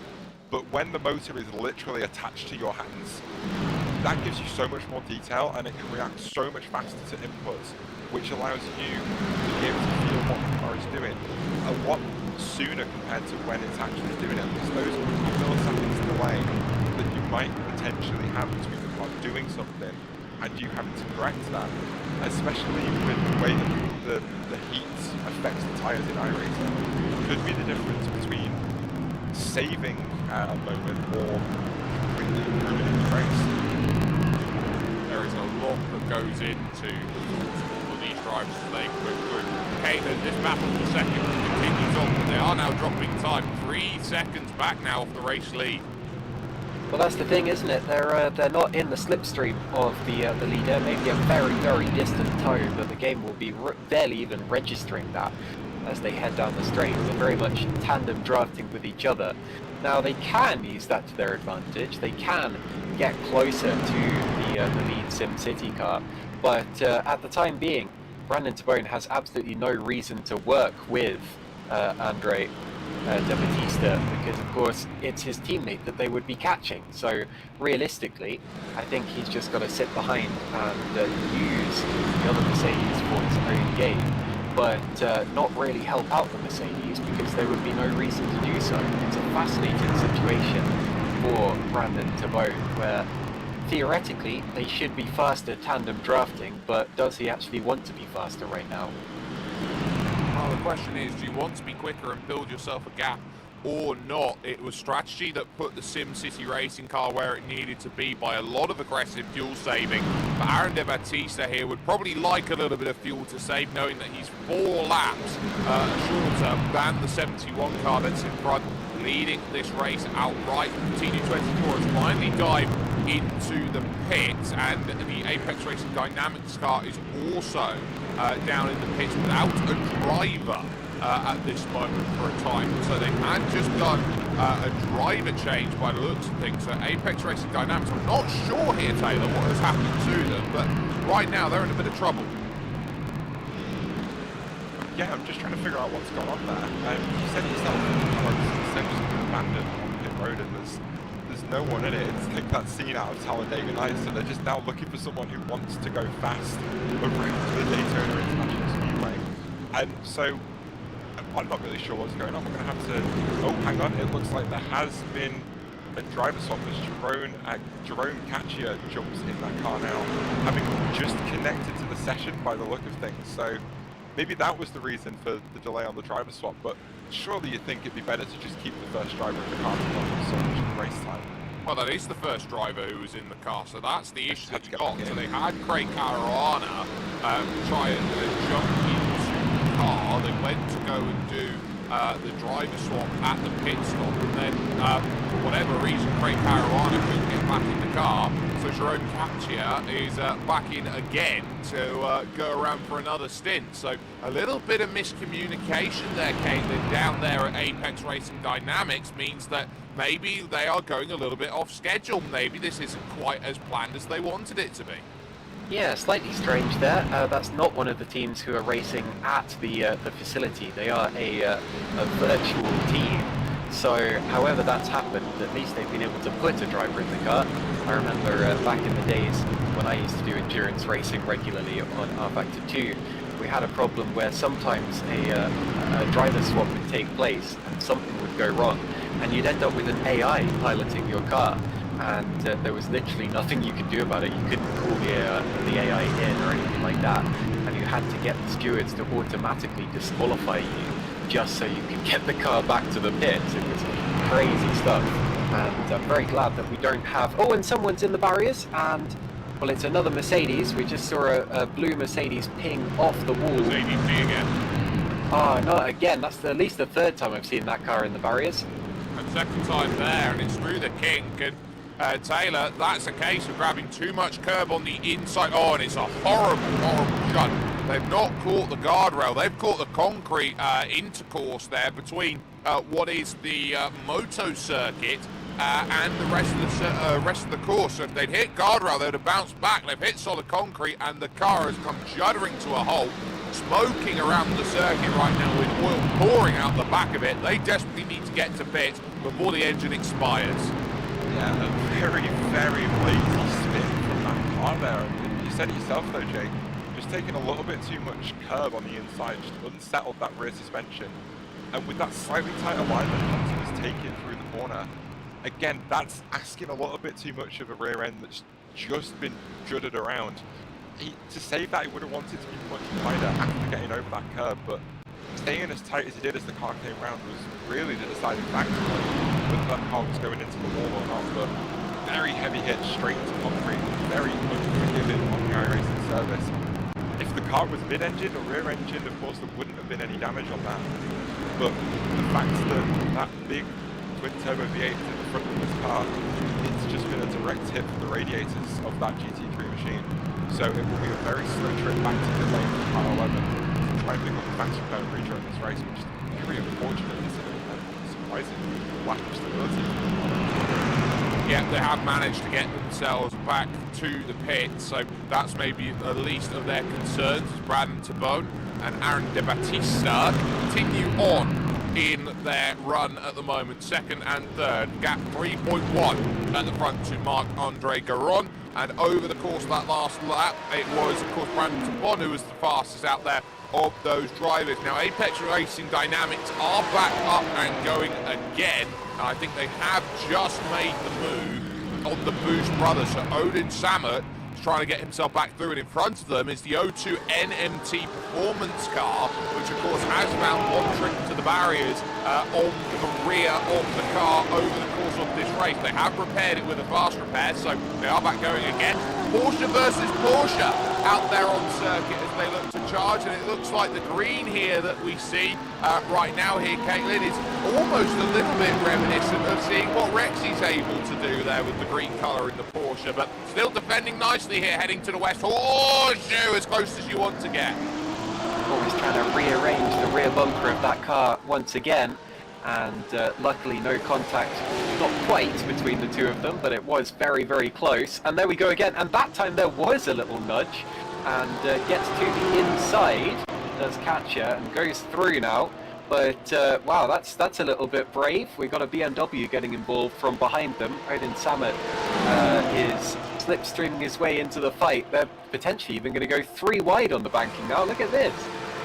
Oh, this is some wonderful work being done, and they will fan out 3 wide here on the banking, heading towards the chicane. And just like that, through them on, it's about who decides that they want it, who's ready to be committed to the corner. And Odin Samert, I think, was the one who was the most in line to want that, followed by Jerome Katja. And Timothy De Bono says, I want none of that, and he will lose 2 places on this lap, going from 6th position down to 8th. Oh, there we go. For the first time we see it here. Headlight flashing at Daytona. You've got to love it. Every single bit of distraction has been Taylor in the book of sim racers. Flash the headlights, you've got infinite battery, and around the outside of turn 1. There's understeer though through the middle, can't get it sorted. I loved every second of the fight we've seen from this trio so far. I think Timothy De Bono just lacking so much confidence on the brakes compared to Jerome Katja, who was closing onto the back of Odin Samert once again. But really good heads-up driving from the BMW to stick it down the middle of both of those Porsches, take advantage of the adjustments to the torque curve that the BMW's had applied to it for the season, but just goes deep into turn 6. Katja not able to take advantage of the extra performance on the brakes that he has with his setup, but he's got that big straight line, well, flat out section coming up shortly. Katja preferring that slightly tighter line off of turn 7, of course, reduces the amount of steering lock you have to, well, reduces the speed you're carrying on the exit of a very, very slippery corner. But tucked in now, just behind that big BMW M4 GT3 that is punching a huge hole in the air for the relatively slippy Porsche 911, but it's not going to have an opportunity to present itself into the bus stop. But we're going to go straight into another big flat-out section. You saw how much Samert left on the table in terms of time coming into the bus stop. Jerome Katja having to back out of that one perhaps a little bit more than he expected. And it seems to be where he's finding the trouble getting past both of these cars. Mona, of course, was able to get past the Bono last lap into the bus stop. But it looks like Samet is just starting to pull away now. But what a brilliant fight from those three that we just saw. Just had the 11 car get pulled down into the pits for a penalty, and it's been able to get back away again. So it's been able to serve that penalty in the eyes of the stewards and move back forward with running at this point. Back to second and third for only a brief moment, because the Boost brothers still are looking behind. Watch out on the exit there. Very aggressive driving by Jerome Caccia. The natural line to take the international horseshoe is by jumping over that pit lane. So when you've got a car that's coming out to the pits, you are slightly compromised every time you want to take turn 3 on track. Yeah, it's a bit worrying sometimes when you're driving down there and you suddenly see someone emerge from the pit lane. The people coming from the pit lane do have a bit of a warning. There's often a blue light that flashes there when a car's going through on the track, so they know someone's coming. But it's the car on the track that can actually do something about it, going significantly faster and with more track to play with. But yeah, I too have been very much enjoying this fight. It was a great double overtake for Odin Samet in the Boost Brothers car a lap ago, and you've got to say as well that that the orangey Porsche has been a bit of an aggressor in that one, both nudging. Yeah, so it's Jerome Caccia. Sorry, I was trying to remember the driver's name. Jerome Caccia, both nudging De Bono and flashing his lights furiously at Odin Samet, and that light flashing went on for absolutely ages. The leaders there passing a slower Mercedes, getting it done nice and cleanly. But yeah, great to see that we've still got battling going on, and that it's this intense this far into the race. It very much is intense, and Aaron De Battista realises that if he's got to do the work to pull back the number 71 car, he's going to have to try and find some ways to move forward and make that happen. Lost a tenth of a second over that last lap to the number 71 car, and about 2.8 seconds was the gap when they last crossed the line. And it's about consistency, and this is a track that lulls you into that false sense of security, Taylor. We see it so often with that Le Mans chicane being somewhere where all these drivers just have nightmares about, how do I get this wrong? It's a single track chicane where you've got to throw the car in and use the speed from slowing down through the first part to get the drive going through the second bit of it. And I think that's going to be the cause of concern for a number of drivers out there. Yeah, you call it a single track chicane, but I can tell you that when you're a prototype driver in multi-class racing, sometimes you can go side by side with that. But I'm just following that fight for P5 again. Odin Samet getting for P6. Odin Samet getting very loose off the exit of turn 7. Almost, touches the wall on the outside. Jerome Caccia goes through with little to no resistance, defended straight to the outside of the corner. Samet looking for a way through into the bus stop. Are they going to go too wide? Samet pulls to the inside. A little bit of overlap, but not able to take advantage of that slightly shorter inside line. And compromises his run massively off the corner. Now 4 tenths behind Caccia. We did have a donation just come in, though, so thank you very much for that. It's all going to a fantastic cause as we are racing here today for Puttinu Cares.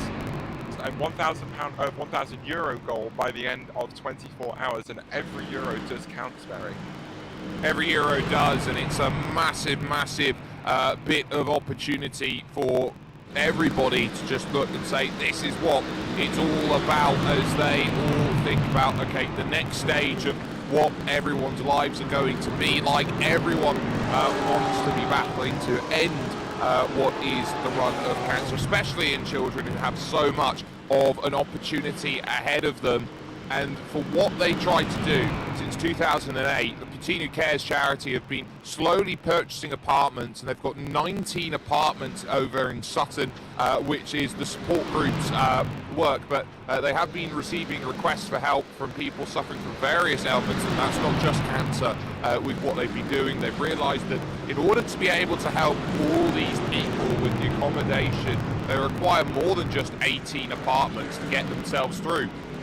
In fact, since December 2014, where they started renting another 7 apartments near the Royal Marsden Hospital in Sutton, which means that they've got 25 apartments now available, as we are starting to get a little bit busy now between those drivers. There's a little bit of argy-bargy at turn 1 between Samet and Katya, and there's a little bit of trading going on as again Samet moves back through to the inside to try and get things sorted.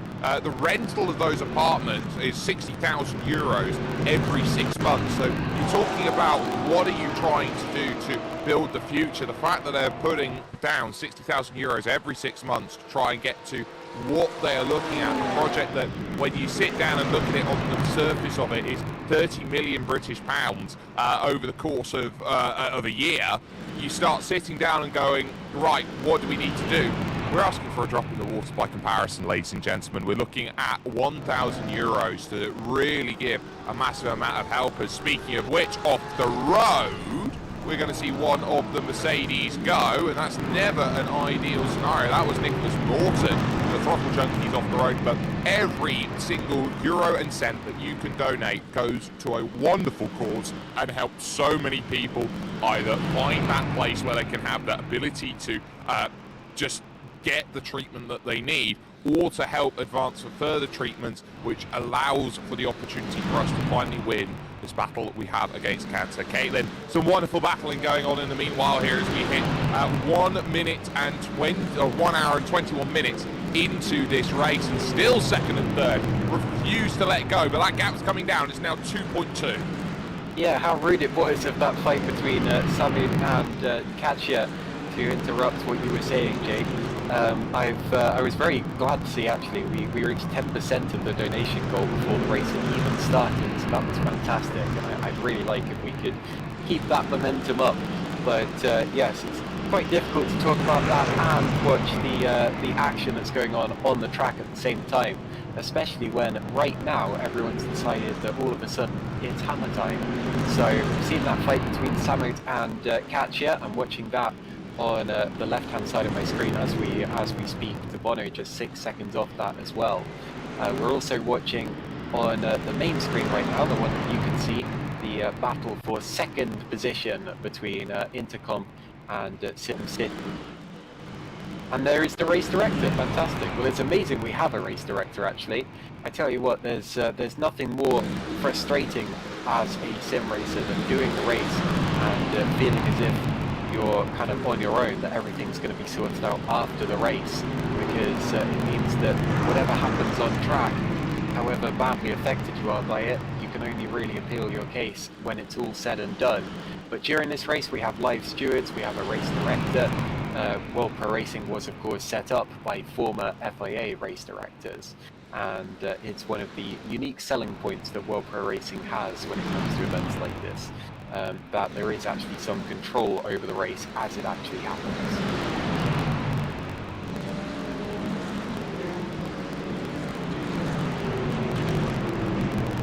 So, another lap started in this fight for second between Intercom and Sin City. Sorry, Jake. Yeah, no, absolutely. It helps when I unmute my microphone. It certainly gives me an opportunity to go out there. Been doing this 9 years, still need to learn. But it's wonderful to see Adrian Fagaya there. He's got himself a Palmares that pretty much cannot be matched in terms of what he's done in the sim racing sphere as a race director. He's been massively influential when it's come to the likes of F1 Esports, for example, ESL. He has been right there with, of course, World Pro Racing, and has been a driving factor along in this scene, and has been an invaluable source of information and material as long as the racing has gone on. Now, Taylor, I know you want to have a little bit of a chat about turn 1 and the way that corner works, especially when it's been the battle between the Bruce brothers and Apex Racing Dynamics. Now, those two, as you can see, it's in the top right corner of the screen here for Adrian Fagaya as things stand. So you got a picture-in-picture moment that we've got right now for eternity right now. But Katya, moving into turn 1 here, goes to the outside line, tries to find that angle, but again, can't quite manage it. What is happening there that's making it so difficult for Jerome Katya to get past the BMW? So it's a combination of quite a few things. I've been watching this fight for a good 5 or so laps at this point, and every single time Katya has come into turn 1, he's had some sort of opportunity to try and make a move work. However, this is when the differences between the GT3 machines really start to come into play. We are about half an hour into the Mid-stint as we've just got one of the Mercedes off the road to turn 6 that I can see. But yeah, this is where the difference is really going to play, because we've got the front engine in line 6 of the BMW M4 and the rear engine flat 6 of the Porsche 911. So just think for a second about where the fuel tanks are going to be in these cars. The BMW, it's in the back of the car, so the fuel burns off because it gets a little bit looser. But in the Porsche, the fuel tank is right over that front axle. You can see when these cars are refueled, the fuel man often jumps on the front of the Porsche 911 and jams that refueling pack straight into the nose of the car. So as the fuel burns off the Porsche, the weight comes off the nose. So that means the front end is also going to get lifted up slightly, because of course the spring and suspension in the car is designed to compress to a point, but as there's less weight over the front, that spring starts to uncompress. So not only do you get a lack of weight pushing the wheels into the ground, you get the ride height at the front of the car coming up, which reduces the amount of downforce that the Porsche 911 has in corners. So under typical circumstances, you should be able to get a move around the outside, carry in momentum, but as the downforce is peeled off that Porsche, he's not able to get the front end into the car. The front end into the corner as well as the BMW does, because the BMW still has that weight over the front of the car, pushing the nose into the ground and helping maintain that downforce. In fact, the BMW almost gains more of a downforce shift to the front as it's the rear that starts to lift up on that car. So again, just a couple of differences in the way these cars are driven and set up to try and counter the difficulties on the drivers by Facebook. Fight going on into turn 1. That's going to be Brandon Tabone looking down the inside of Aaron Di Battista. Does get the nose there as they're side by side through 2 and 3 on the run down to turn 4. Tabone forced to the outside line once again. Di Battista defending aggressively on the inside. The shorter route for Di Battista is going to come on top, as Tabone really struggling to get the car out of the exit of that corner, but will slip back into the slipstream of the Mercedes in front through 5. Single line corner. Di Battista doesn't defend the inside, and Tabone takes the opportunity to get another nose into the inside.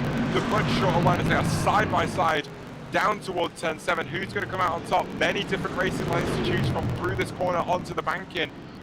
Di Battista goes a little bit deep. Tabone chooses that slightly tighter inside line, but Battista's going to defend that one perfectly and force Tabone right up towards the top of that banking. But now it's the run down to the bus stop. Absolutely fantastic work on the defence by Aaron Di Battista. Brandon Tabone is throwing what he can at this move, and it will be helping his teammates in the 71 SimCity racing car to build a little bit of a margin by being a nuisance, trying to find that pass. But the Intercom VMD Simsport machine in second position is doing everything possible to throw as much defence there. And Caitlin, one thing that's very noticeable about the way Aaron Di Battista is driving when he's defending is that he is commanding the circuit. It's his line, and basically you always get a driver who is passive and you always get a driver who is the aggressor. And right now it's Di Battista, the aggressor, I feel, in the battle between these two. Brandon Tabone being maybe a little bit passive, trying to avoid contact. This is a great example of how less is more. Sometimes you see drivers defending wildly by weaving, and a spin, and that's the Corvette, that's the MCT GT racing car from 4th position. Mark Buttigieg just rejoining the road. Now that's as the course meets the oval, so clearly he's had a spin, putting the power down, going up there, but rejoins the race.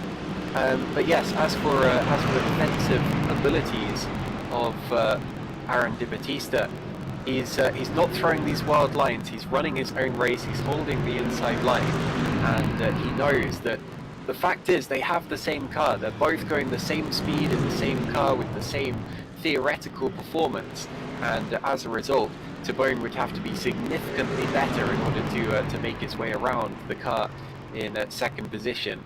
Tabone does have the advantage of slipstream, but it's not good enough to allow him to make the move, and so they're just holding their lines and staying second and third respectively. They are at this moment, and this has been going on for an hour and a half's worth of racing. It happened right off the start of the race, going all the way back to basically second and number 1 of this race, Taylor, where there was an aggressive block between Aaron Di Battista and Brandon Tabone.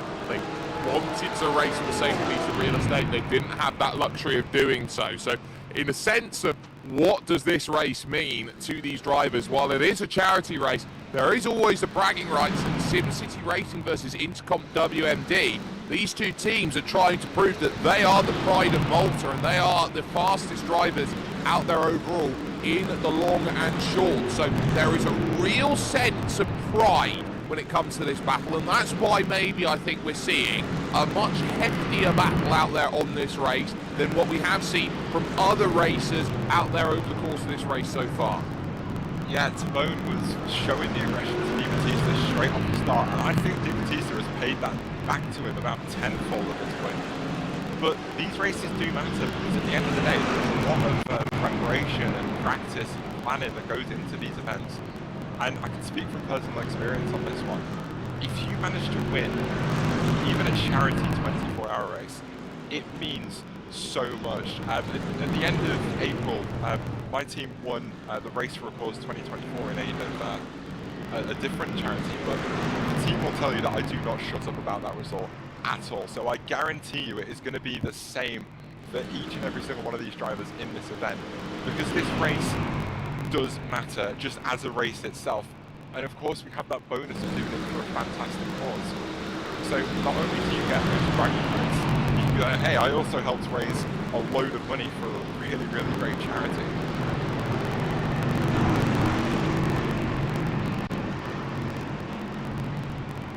It's all about the charity work and what we've been seeing from that, and these drivers racing for a great cause and putting on a great race out there at this moment in time. So we are right in the thralls here, about halfway through the second stint of the race, and we've got some more racing action out there at the moment, 6th and 7th on Circuit 2. So you've got to keep your eyes peeled, because that's going on pretty much everywhere. Again, close goes Brandon Tabone, and they've pulled the gap down now to 2 seconds. So there's definitely an emphasis of having to push here from Aaron De Battista to keep Brandon Tabone behind. And because of that, Kaylin is bringing these two, second and third, right back up to Marc-Andre Garron, who's got the fuel advantage. Yeah, I think there was some damage in the background. Was that Laser Ruttigieg Racing in their Porsche? I think without maybe the front fairing of the car, something had gone wrong, and I saw them off the road as well. There they are, and you can see that not everything is right with that. And yeah, there's definitely damage to the front, isn't there? So something has happened at the very start of the lap. But anyway, here is the battle for second and third position. And Tabone actually almost looked as if he was going for a dummy manoeuvre up the inside. And you're right that since the start of the race, Tabone has been the aggressor in this fight. Even when he was defending off the line, put in a big block on Di Battista. I said that Di Battista would feel aggrieved, but to be honest, he's been driving much more sensibly since then. And that's, you know, nothing, that's not an insult to Brandon Tabone. He has a very different style of racing, and he's been playing a team game as well, especially in the early stages. But right now, Di Battista has the legs. Well, Glenn Buttigieg of the Laser Buttigieg team finding the black and orange mechanical flag, which means mandatory repairs have to be taken. It's colloquially known here in iRacing as the meatball flag, because you've got a nice orange meatball on a black background is the way that it goes. But at turn one, not often that you see that happen that way, just overshooting it in and unable to get that car slowed down there, Taylor. So really weird accident for Glenn Buttigieg. Hit the barriers at 140, sorry, no, I'll correct myself, but 110 kilometers an hour into the tyres. Yeah, I can only imagine that must have been some sort of failure for it to happen like that in turn one. It's of course a very big braking zone, and it's so easy to miss your braking point into one action. Often you're using a marker on the side of the track, but into turn one, there's these white painted lines on the road, which of course help. You can see them at the top of the bank, and you can actually use them for your braking point into turn one. But it's so easy to lose them and miscount which one you're actually using. As, you know, where you choose to stand on that slow pedal.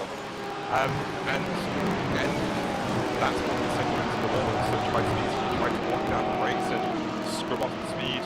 We saw it last weekend when F1 was in Monza. If you miss a braking point or your brakes fail, like you did in the safety car, you have to do something to try and scrub the speed off before you hit the barrier. But they just weren't able to make it happen on this occasion.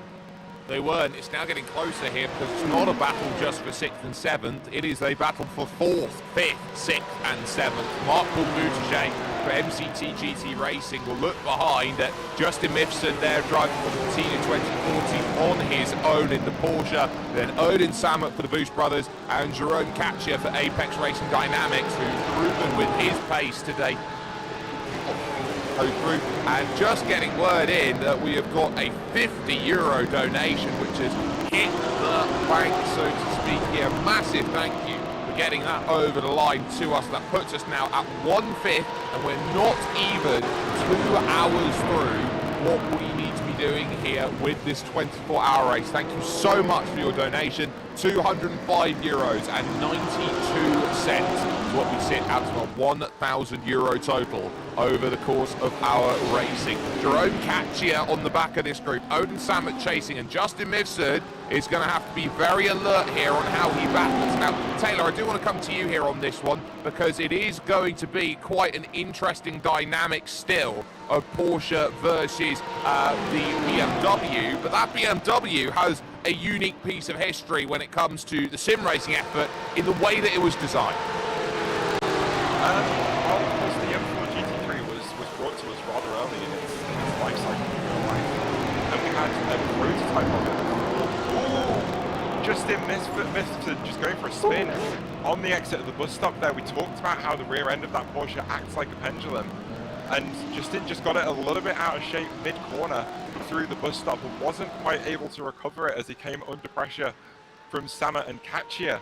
Just to finish the point, yeah, we got the BMW M4 quite early in its life cycle, and it was very slowly updated over the course of its resistance, everything from suspension to the engine to even quite later on the dashboard. So it's kind of had time to mature and bake a little bit as it's become the car that it has today. It's quite a strange car to drive, I must say. Difficult to keep hold of, as we've just seen some blackery going on the main feed at the front of the field.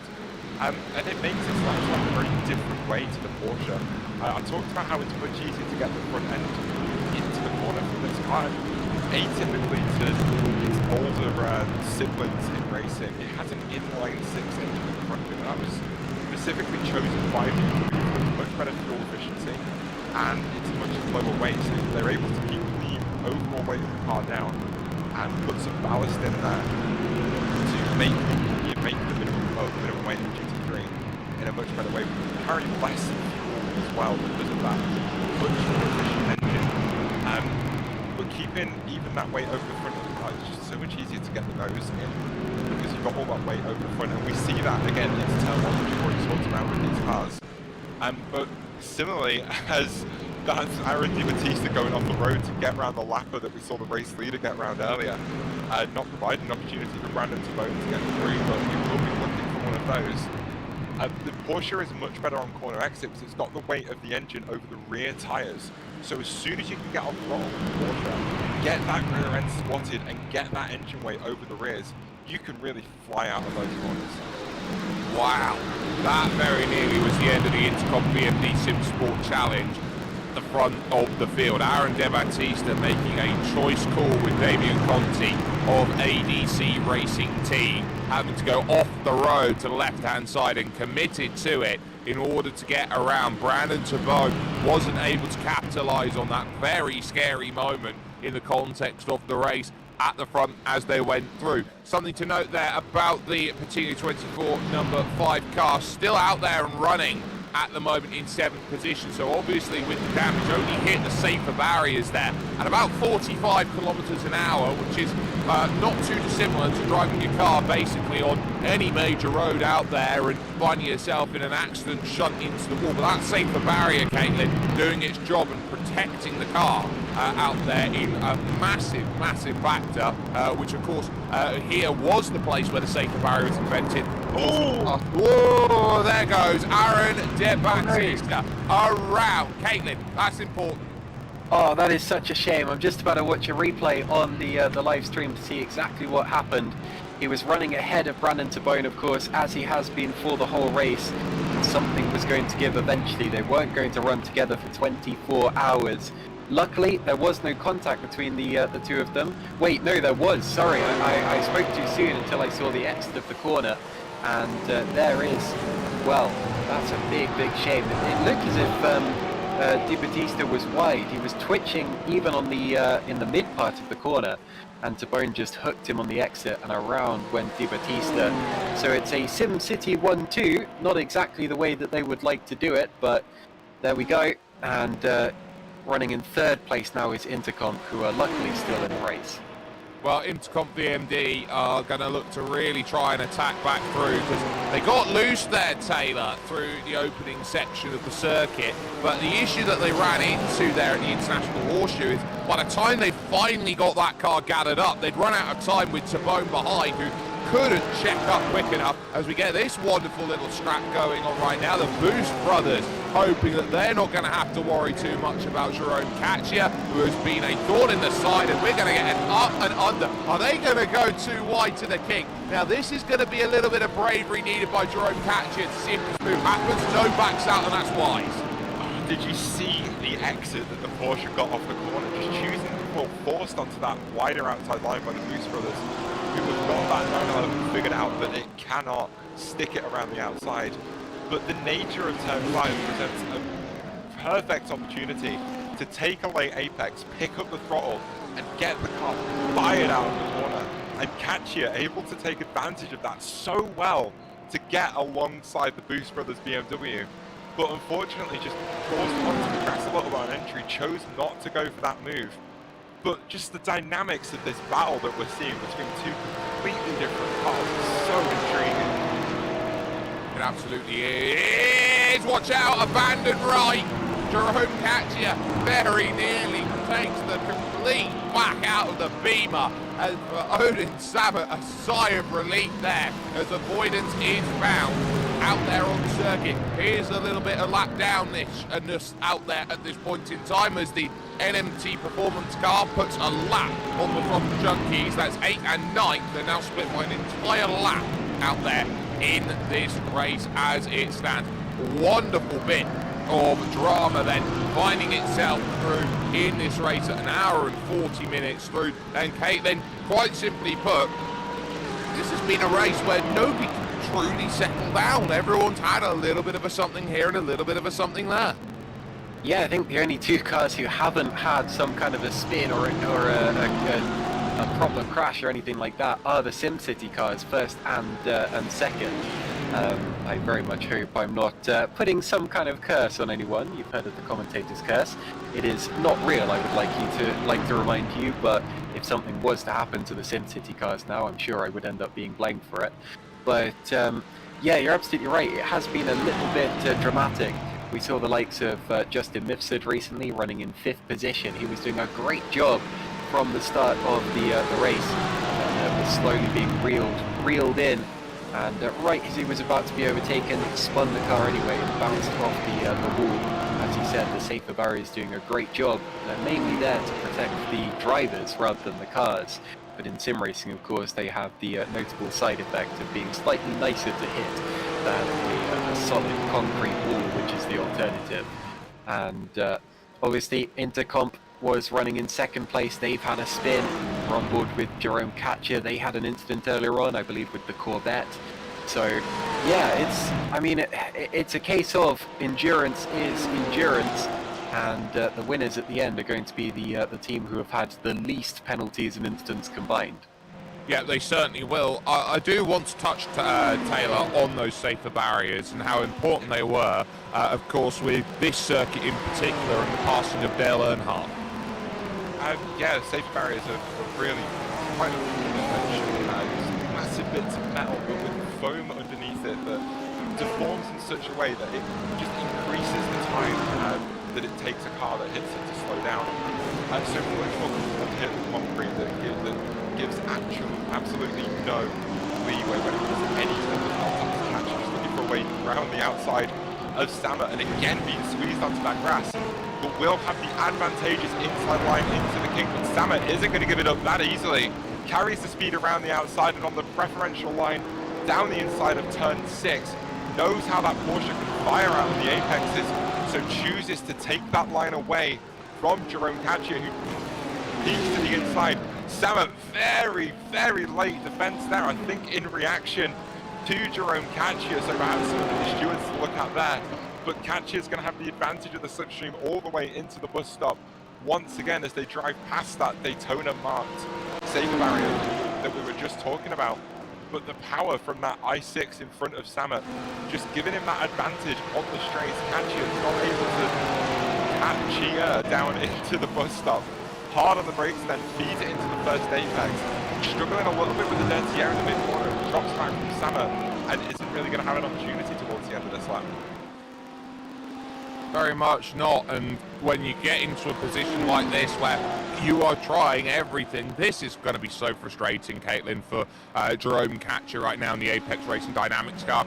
He's tried the inside coming out of the International Horseshoe, he's tried the outside coming out of the International Horseshoe. He's gone up, he's gone down, he's gone left, he's gone right, he's tried the Konami code, he's tried to go sideways like he's in the Great Glass Elevator. Nothing's working. Well, something that might help them now is that they're catching the Corvette of Mark Buttigieg, who is just a few seconds off the road now, so it might well end up turning into a three-way battle. But yeah, you're absolutely right. When you try everything and it doesn't work, some drivers can resort to just getting a little bit frustrated, and they can throw silly moves. I've seen it happen in the past where a driver has had absolutely no right to be in front of another driver. They haven't earned it, and yet because they've been sitting behind them for so long, and because they know they're faster, they've thrown something and caused an accident. On this occasion, luckily, no such luck, but look at that, another little dart into the corner. Big twitch from Jerome Katcher in the Porsche. The mid to rear engined layout of the Porsche can make it a little bit rear heavy at times, and luckily maintains the road. There's the windscreen wipers on. I don't think there's any rain, but flashes his headlights as well as they head towards the Le Mans chicane, and he's going to have to sit behind him for another lap, which will frustrate him even further. Yeah, another revolution of this circuit coming into play. We are getting close though to the second cycle of pit stops, which does need to be talked about, with all of these drivers now finding themselves a small piece of real estate. Headlights are starting to flash now, and you talk about all the little tricks that you're trying to get into. Headlight flashing is probably one of the best. I have a friend, Taylor, who once bound their headlight flash to their brake. I don't know if you and I have the same friend, but I know someone who went up to that throttle for a Super Tourist race and got into problems.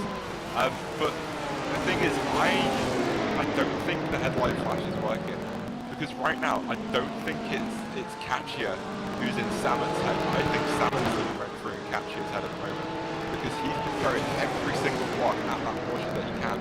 And a friend of mine, Olivia, likes to talk about the driver patience meter, and it can eventually run out. It'll drain and drain and drain before you can't get by, as Katcher is practically pushing Sammer down the straight, just looking to do anything to throw some discomfort into that BMW driver. Hard on the brakes though, around the outside, managing to extract loads of braking performance out of that Porsche very impressively. But Sammer just using that preferential inside line again to get out of the corner much easier. But Katcher is very much running on dregs of that patience meter right now, and isn't taking advantage of what his car can give him. I've talked about how the Porsche is so much better on corner exit than the BMW M4. Katcher's trying to make the move around the outside on corner entry, which is where this car is so weak on the in the late stages of the stint. So just not thinking about what the car can do, and thinking about what the BMW can do, and taking advantage of that. It's just a little bit of frustrated driving and desperation from Katcher right now. And Katcher just put it in the wall actually on entry into the bus stop there. So talking about trying to find an angle, trying to peek through, not maybe even being cognizant of how wide the car is. We know that BMW might just be the widest car in the world. It is a big chunky car in the nicest sense of it, which makes it very difficult, although it's absolutely 100% compliant to GT3 regulations. It is very difficult to get by, and its profile is one of the most recognisable. How late do you want to be? That's going to be straight on. for Jerome Katcher, just as what we were talking about, and a difference maker there, showing once more out there over the course of this race. And just like that, the gaps are continuing to open themselves up at this point in time. We are moving towards 1 hour and 50 minutes worth of racing. We are nearly 2 hours complete of our 24 hours of Daytona here in this 24 hours endurance race in aid of Puttinu Cares Foundation. Stay with us here because we are going to give you a little bit of engine noise for about the next 5 minutes or so. We'll get the second round of pit stops coming up in just a couple moments' time.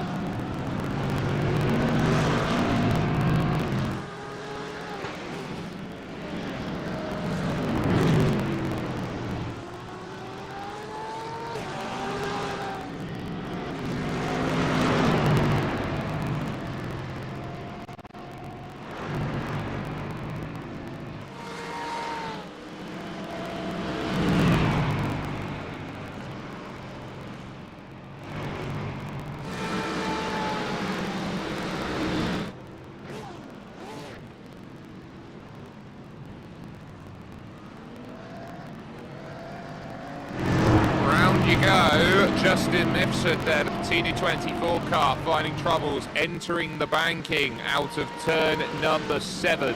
Out on circuit, looping the rears there through infield to outfield, and just a small little bit of running through. We are in the midst of a pit stop cycle. The Intercom VMD car has come into the pits. They've changed drivers. They've got Sheldon Muscat now behind the wheel. SimCity Racing's 226 has come in and made a stop. They've now got Keith Camilleri behind the wheel out there at this point. And into the pits right now comes your race leading SimCity Racing number 71 car. Marc-Andre Garon is going to potentially depart from the car, and he will be replaced by Ryan Scalny, as the next driver. So Ryan Scalny is going to be the next one to jump in and get on running. Jason Allen will be the last of the drivers there in that group who will be looking to run at this moment, who are in server as things stand. We did have, though, Caitlin, a massive moment just while we were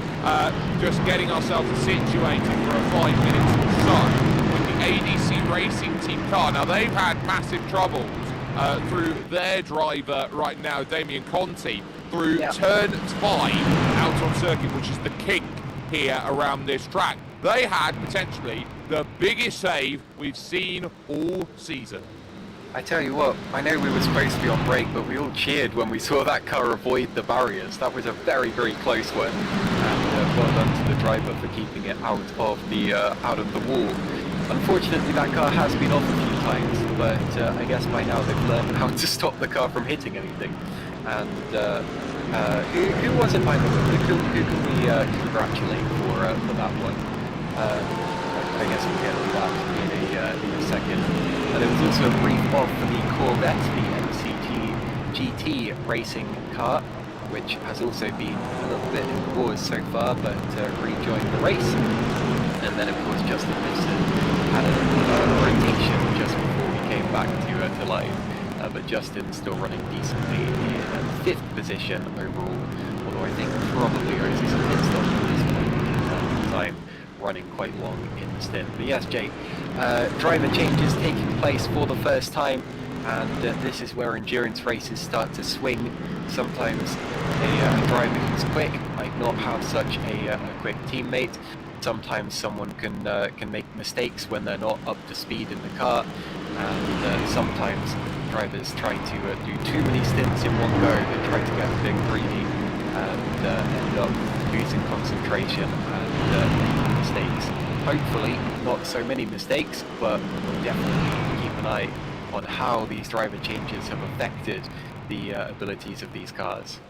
Yeah, and we've got 4 different types of manufacturer here today racing. The most populous has been the AMG Mercedes, which has been doing a wonderful job out there at the front of the field. We have seen over the course of running that BMW, which has been there in front, run by the Boost brothers. We've seen quite a few Porsches, which often finds itself with an element of comfort when it comes to races like this. But the one that I want to pay a little bit of attention to is the MCT GT Racing, Taylor, the number 1 car, Corvette. Now, that Corvette is probably the newest car that we've seen added to the GT stable out there. And, you know, as a car, Corvette is one of those brands that you look at and it's not necessarily formed to standard compared to some of the other cars out there over the course of the cycle of GT racing. What I mean by that is that Corvette looks so striking and always looks striking when they go and enter competition.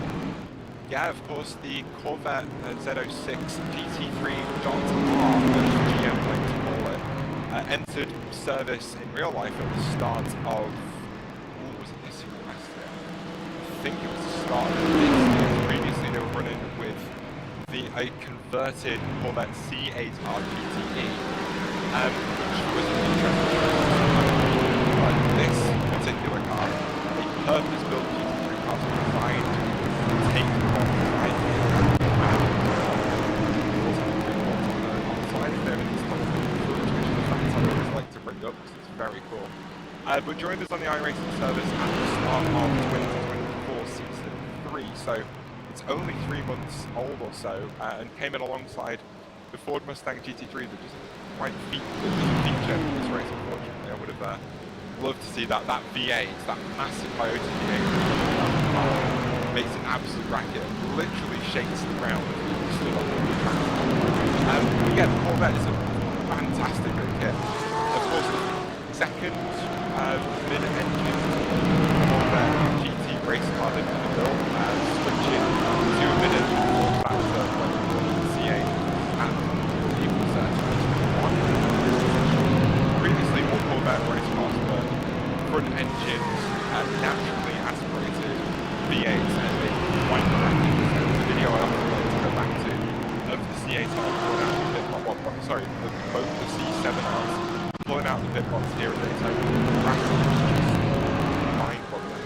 But that switch to mid-engine by General Motors was partially inspired to make the cars a little bit more drivable on the racetrack and go out and get more race wins. But was also a bit of a marketing choice because over in Europe, we don't, when it comes to sports cars, we don't tend towards front-engined muscle cars. That typically resides in the saloon category in Mercedes and BMW and Audi. But GM really wanted to break into the supercar market here. So instead of bringing the C7, they decided to redesign the car for popular mid-engine V8 turbocharged market series as Christian promoted this go wide at turn 6 and we're just following on our end. And it's safe to say it's worked. This car has been wildly successful. A 1-2 finish at the Virginia International Raceway in real life. And bringing it to sim has been a really popular choice as well. Of course, not featuring as popular in this series as others, but yeah, it's great to see the C8 up to the D8 Z06 GT3R out there on track today.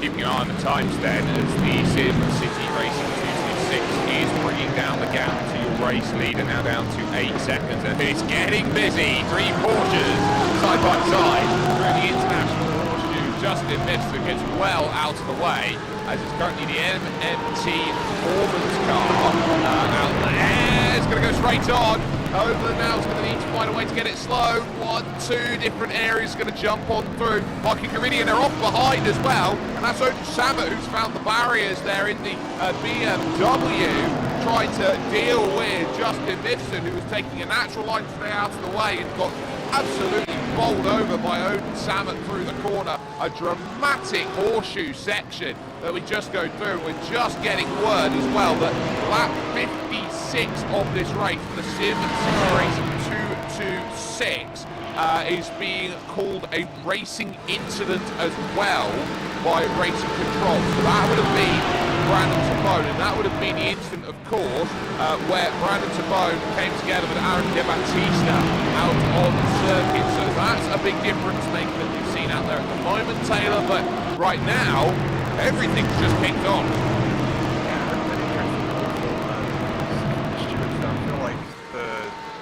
SimCity Racing Car could have done a little bit more to avoid that one, but that's how it is. Now they'll just crack on, get their heads back in the game and start to hunt down the leader. Of course, we talked about the pit stop cycles, getting drivers in and out of the car, how that can change the dynamic of the race. We're certainly seeing a pace advantage from the 226 car at the moment. The gap was 9 seconds at the start of this thing, and that's come down quite a lot in the first 6 laps or so. Camieri showing the bottom pace that lead right now, so this is when the race might get flipped on its head a little bit. So opportunities then for that Mercedes could be presenting themselves with their sister Mercedes in the laps to go. Trying that gap 6.7 as it does start to come down through traffic.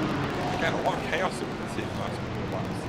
Yeah, everyone's sort of joined up together right now on the road as NMT Performance gets out of the way and is, in fact, going to lose position potentially to Justin Mifsud, who flies around the outside. Not great there for Keith Camilleri, not happy with Odin Samet going through that section. The lights were flashing, let me through, and Odin Samet saying, no, I don't have to. Remember, Caitlin, it is the responsibility of the passing driver to get through. It's not necessarily blue flags move out the way.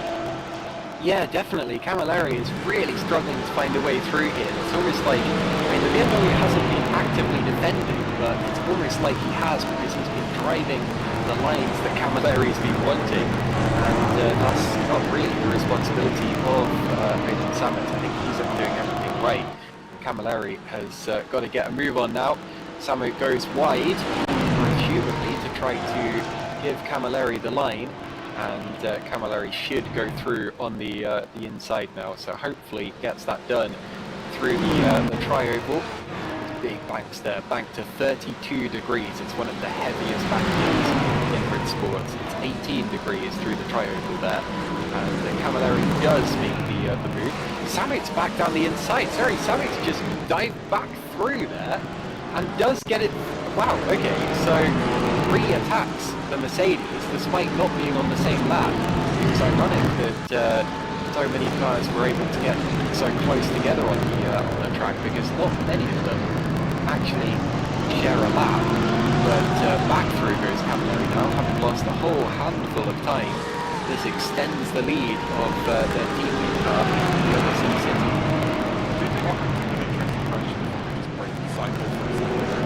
I know that in iRacing, one of the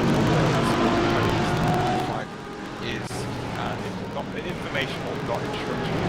But I know that some people treat it between cars in the same class as instructional. So, question for you: what's your opinion on that?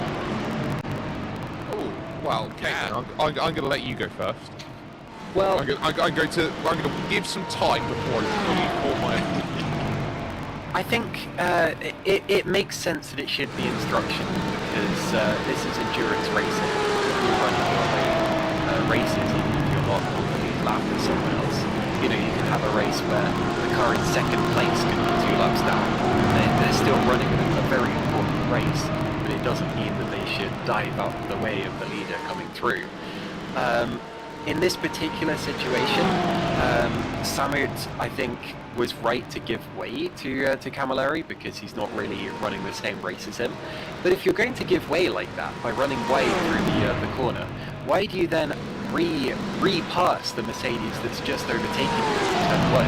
I think at that point you're just frustrating both of you and losing both of you a handful of time. So I think letting him through was the right thing to do.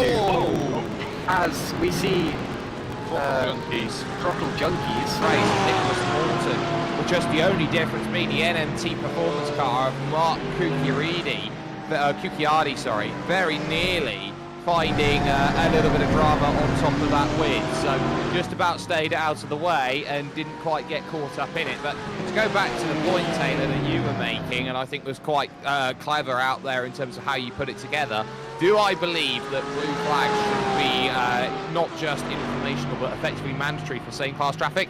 Absolutely not. I think that you look at what makes endurance racing, and that every battle holds an equal point of emphasis out there. I think there is context clues that are there, and in case to case there are differences. For example, I don't agree with what was happening out there with the Bush brothers and the way they were running, because they had half a lap almost on the nearest rival MCT GT Racing car number 1.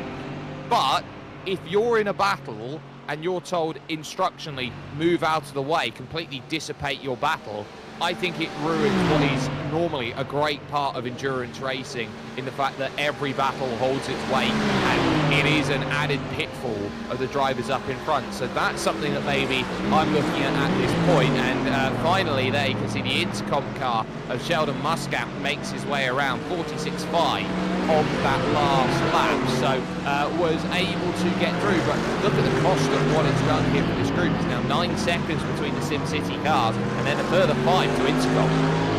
Yeah, so I think I agree with what you're saying there, but I think the one change, or one difference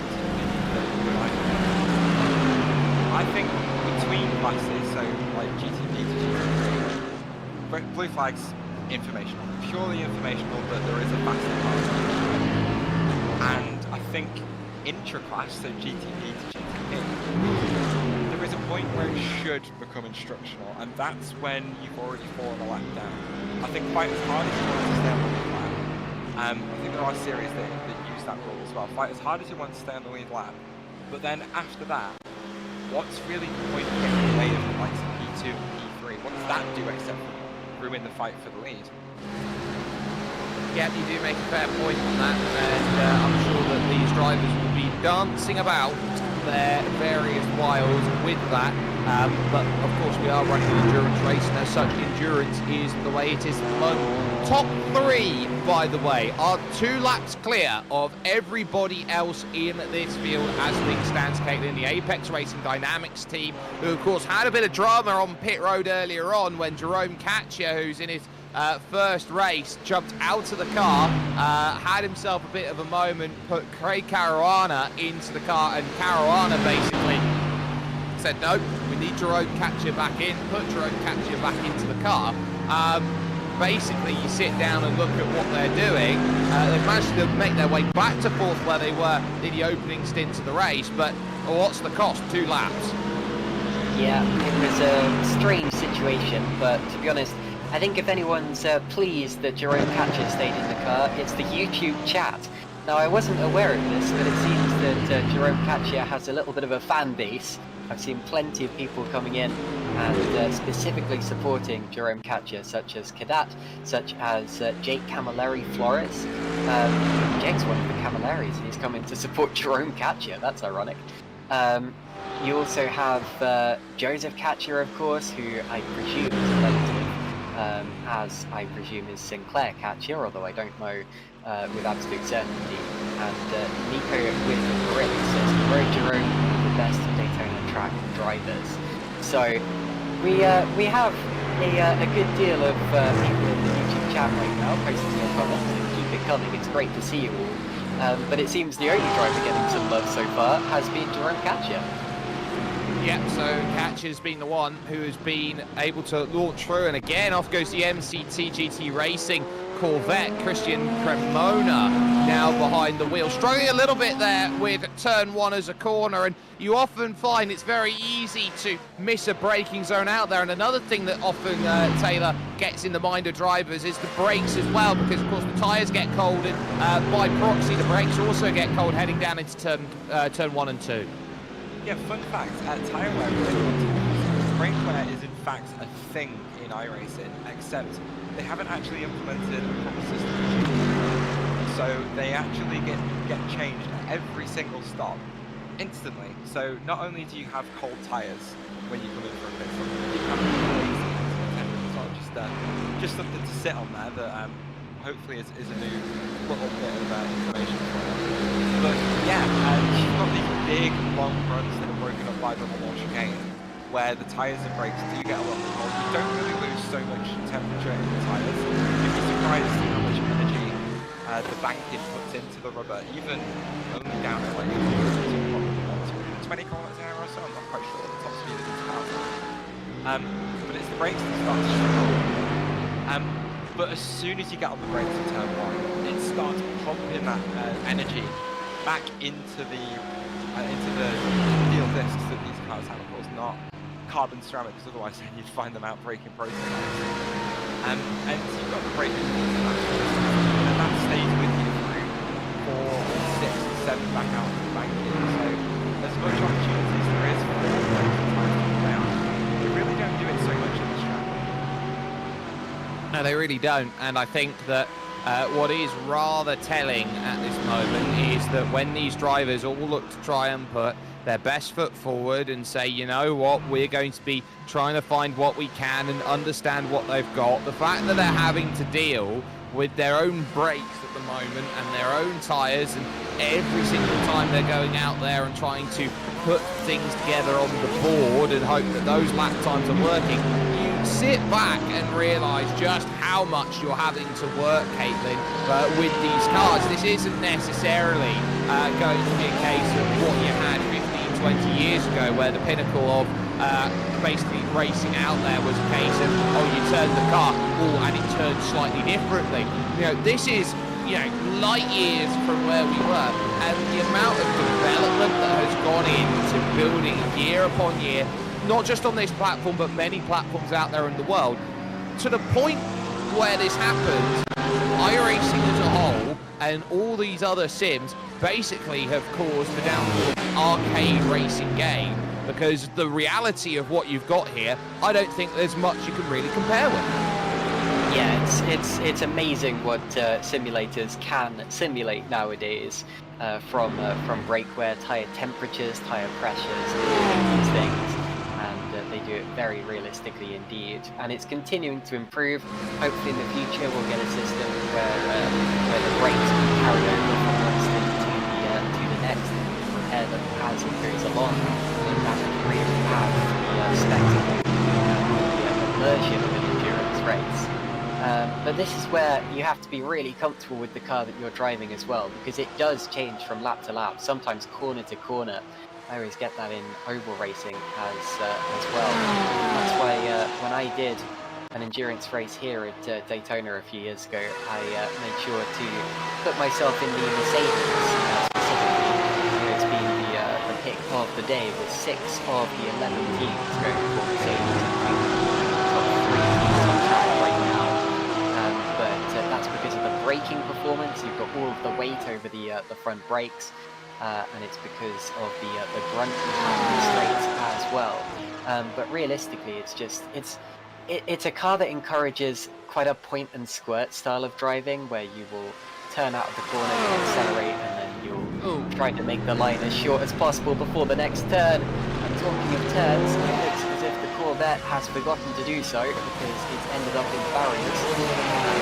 Rejoining roads, the MCT GT racing car. Whatever's happened to that, I'm not entirely sure, as we see a position between Justin Mifsud and Mark Hamill. Yeah, that's Mark Cucchiardi actually who's there behind the wheel, and Justin Mifsud just drives on by.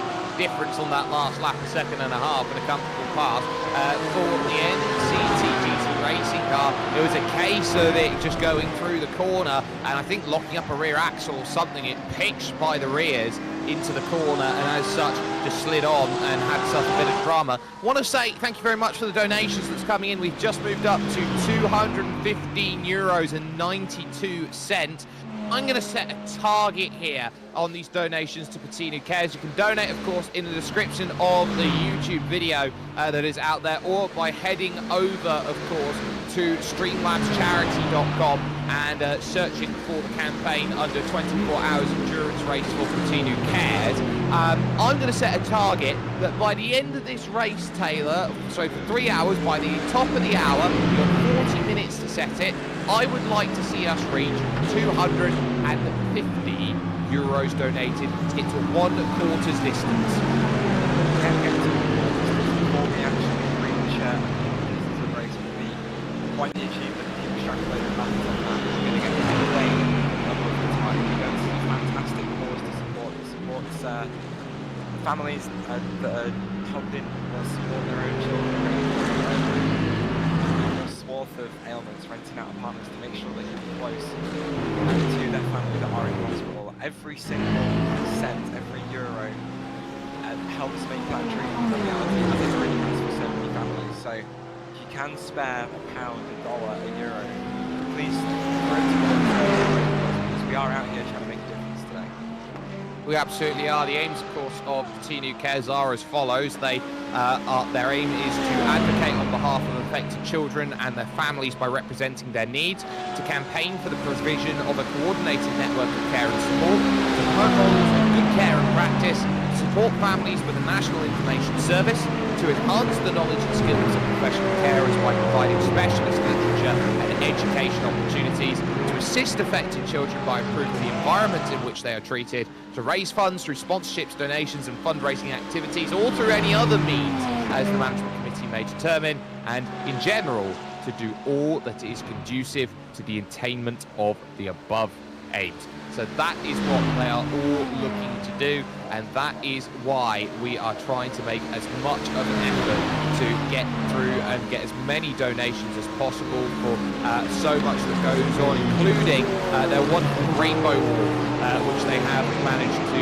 put together as well, which is massively huge in terms of helping for the care of all the children that go through with Puttinu Cares. And of course this race is built upon a promise, and a fantastic promise, that from Justin Mifsud, as the MCT GT racing car goes around again, this time at the International Horseshoe. This, of course, a promise 4 years ago coming to fruition. But your race right now in a little bit of a holding pattern, Caitlin, as things stand with the front of the field concerns. It's 3 drivers, or 3 teams, so to speak, 2 laps clear here at Daytona. It's the SimCity duos of 71 and 226 and the 54 Intercom BMD Sim Sport team. Now that Intercom team is a rather new team in the world of sim racing. It's only been together for about 3 to 4 months, but the talent that they've got in there, Sheldon Muscat, for example, is one of them. Aaron De Battista, you can talk to Dean Bella as well, who is the Maltese national champion at this moment in time. You get a real sense of a who's who when that team comes to play. And they are currently finding themselves 13.5 seconds adrift as things stand. SimCity Racing have played their cards quite wonderfully in the opening 2 hours and 22 minutes. Yes, and Dean Bella is one of the drivers who's been involved with World Pro Racing since the very start, since we were not even known as World Pro Racing yet. And I believe there was another Vela who used to race here as well, who probably still races from time to time. It was a family affair back then, and Dean, I think, is the proof of that bunch. He really did pick up his skills over the years that he was able to commentate in racing, and I'm looking forward to seeing him back out on track yet again. We are currently watching the Indy. And while we watch this, Jake, I've come up with a cheesy slogan. Let's go. Okay, Puttinu Cares, fundraising through fundraising. It is fundraising through fundraising, that's pretty good. So we are going to see some fundraising through some fundraising, and there you can see they're getting out of the way there, the traffic of Glenn Buttigieg for the Laser Buttigieg Racing Team car. They had, of course, Andreas Kikluna behind the wheel earlier. Glenn Buttigieg now currently driving in behind the wheel as things stand. Now, here's something that I think is going to be rather important to keep in mind as this race brings itself through, is that these drivers traditionally, when it comes to races like this, Taylor, have to deal with something called a fair share model. Now, for those who are brand new to endurance racing, what is a fair share model? Basically, the fair share is a way of ensuring that everyone gets not an equal amount of drive time in the car, but a fair amount of drive. Typically in a 24-hour race, you will find that is roughly a stint and a half based on how many drivers you are. I can't quite remember what the calculation is, but it's something like the full expected race lap distance divided by, goodness, I should have worked out the calculation, divided by half, and then divided by the amount of drivers in the car. So obviously, hit that number of points including per driver, you don't get the 12.5. The general idea is it's designed to make sure that one person doesn't overdrive the car. It's real life rules implemented to avoid the sort of thing that we saw in the likes of the 60s, 50s, or whatever. Where one driver would do the majority of the race. There was a man back somewhere, I don't remember his name. It was him and his son that drove the 24 hours of Le Mans in the team. And he drove literally 23 and a half hours of the race, taking a stop only about halfway in, half an hour, to go to the toilet, which is of course completely insane and ridiculous and very unsafe. And people may say that that's like, oh, it's over management of racing, but it's also just so much safer to make sure that drivers are well rested and cognizant of the car. For me, it's a good change for motorsport as a whole. Yeah, I think so too. It allows for drivers to try and put their best team forward, and I think that it also gives enough flexibility out there where you can hide maybe the weaknesses of a slower driver and accentuate the strengths of a fast driver without really being too imposing on it and getting to that stage really, Caitlin, where you get down to the nitty-gritty of the race, you realise, oh, I've got to put the driver in for one lap. Yeah, I believe, Sarah, just since you've got my my interest peaked, I believe it was the 1950 24 Hours of Le Mans, where it was Louis Rosier and which way round was it? It was Louis Rosier and John Lee and one of them drove, as you say, just a couple of laps. It was 2 laps, I believe, he drove, just while his co-driver did a little bit of a break, and realistically driven the entire 24-hour race and ended up winning it. But yeah, you say it's a silly idea and it's unsafe and all that, but of course we know that Justin Mifsud is doing basically the same thing today. So good luck telling that to him. But it's for charity. I think we had a sim racing version of this actually. Just talking about it, because what we found, Taylor, and I think you can back this up with me, is that sometimes you have these drivers doing 24-hour races, but of course with the official 24-hour races you must do a fair share requirement, and it's something that Matt Malone did, and I know that Jamie Fluke did, is that drivers would get a second account, log into a second account, jump into the car and race the final stint or whatever it was on a second account to get their fair share acquisition in. Such a cool idea, but I do actually need to correct myself slightly because I did research the fair share rule and how it is calculated. So, right, you ready? It is the total number of laps divided by the number of drivers in the car divided by 4. So you only need to do 1/3 of the actual quote-unquote fair share calculation. So it's not actually that restrictive. So you mean to tell me that the fair share requirement is actually very fair? Yeah, it's pretty reasonable. I'd say it's quite fair. Quite fair. Cool. We've got a very fair share rule, which is currently in play. The things we talk about over an endurance race. Don't you worry. We've got some amazing action which will be coming up. Of course, we're not going to be dropping coverage 100%. We will be dropping commentary at the end of the hour. So you've got about 30 minutes more on us. So you've got until about 4:05 in the afternoon Maltese time before you got to deal with that going away. But don't panic at all, because when the clock strikes 12 over in Malta, Alex Goldschmidt will come out, and speaking of troubles, that looks like a very, very not ideal run through at the International Horseshoe for Damien Ponti in the ADC car, just running slightly wide, and Simona's gone around again. The NCT has not had a really good stint. They're having to find reverse, and that time actually smacked it into the attenuator and has had to take a tow, so that's dramatic. Of course, we'll be back at 10 o'clock Maltese time tomorrow. The same team will be coming along, so that'll be 9 AM BST to bring the show home for you, the final 3 hours worth of coverage. So there is still that on the horizon. Remember, you can still donate using the donation link that's there, but issues there for the MCT team, who are going to have to take the tow right now, Caitlin. Tow truck Tim being used again, unfortunately. I remember commentating, my first trackside commentary actually was a 24-hour Citroen C1 race, where you could get a tow back to the pit, but you'd end up getting a 5-lap penalty for it. And I thought, it's a bit redundant, isn't it? If you've already been towed back, you've lost about 5 laps anyway. As we see a move up the inside, that's the Throttle Junkies team going for a move, taking a stick into turn 1. But yes, in this situation, all of the time moves will be through, go back to the pits and get the car repaired.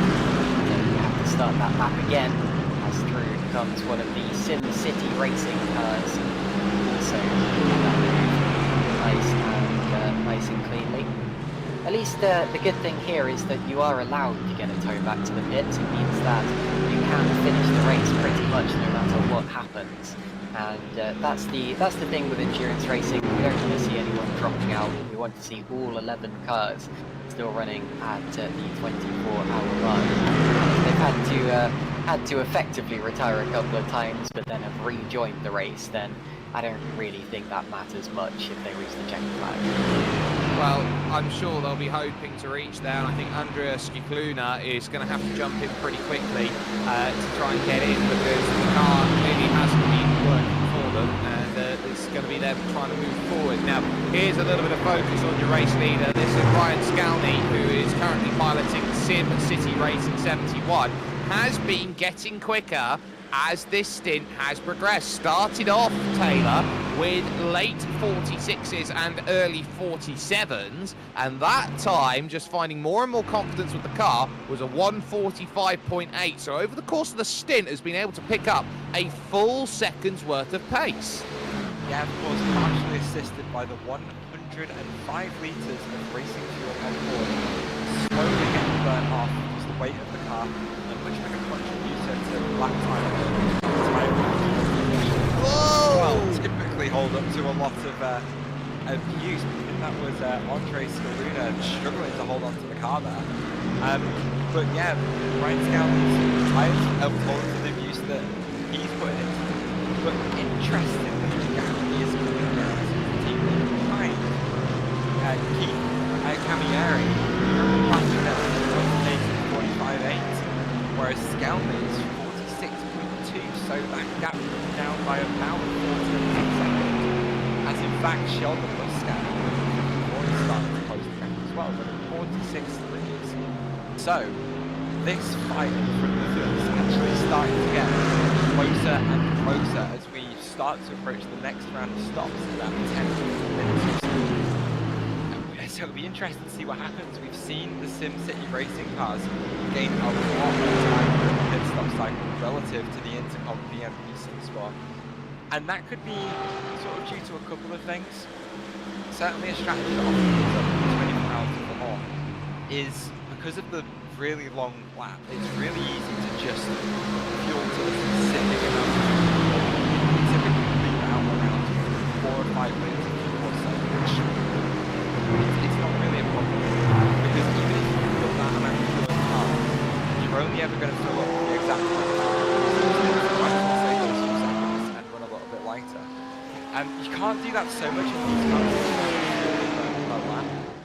But you can always leave out an extra litre or so if you don't need it based on the so that you cut a couple of seconds off the stop, and of course that translates directly into lap time on the track. So you've got less fuel in the car, less weight, it's just bonus time that you don't even have to fight for, and it puts less energy into the tyres as well, because of course there's tyres, and if you are doing lift and coast, you're not braking from as high a speed, you're scrubbing off the less speed and braking time. So you're actually putting less energy into the tyres that way as well. Which is why I think we've seen this much more improved stint pace from both SimCity racing cars. But again, we are seeing faster lap times being pulled out of the 226 at the moment, as the gap does come down to less than 5 seconds. So that's going to be something that we're going to have to keep an eye on for the next 8 or 9 laps or so. That's something we absolutely will be keeping our eyes firmly peeled on at this point. Currently up now to €225.92 now in donations that we have received so far over to our charity event here in this endurance run, of course, which is for the Puttinu Cares charity out there, which are a home away from home for so many young children dealing with cancer and other debilitating effects out there in the world.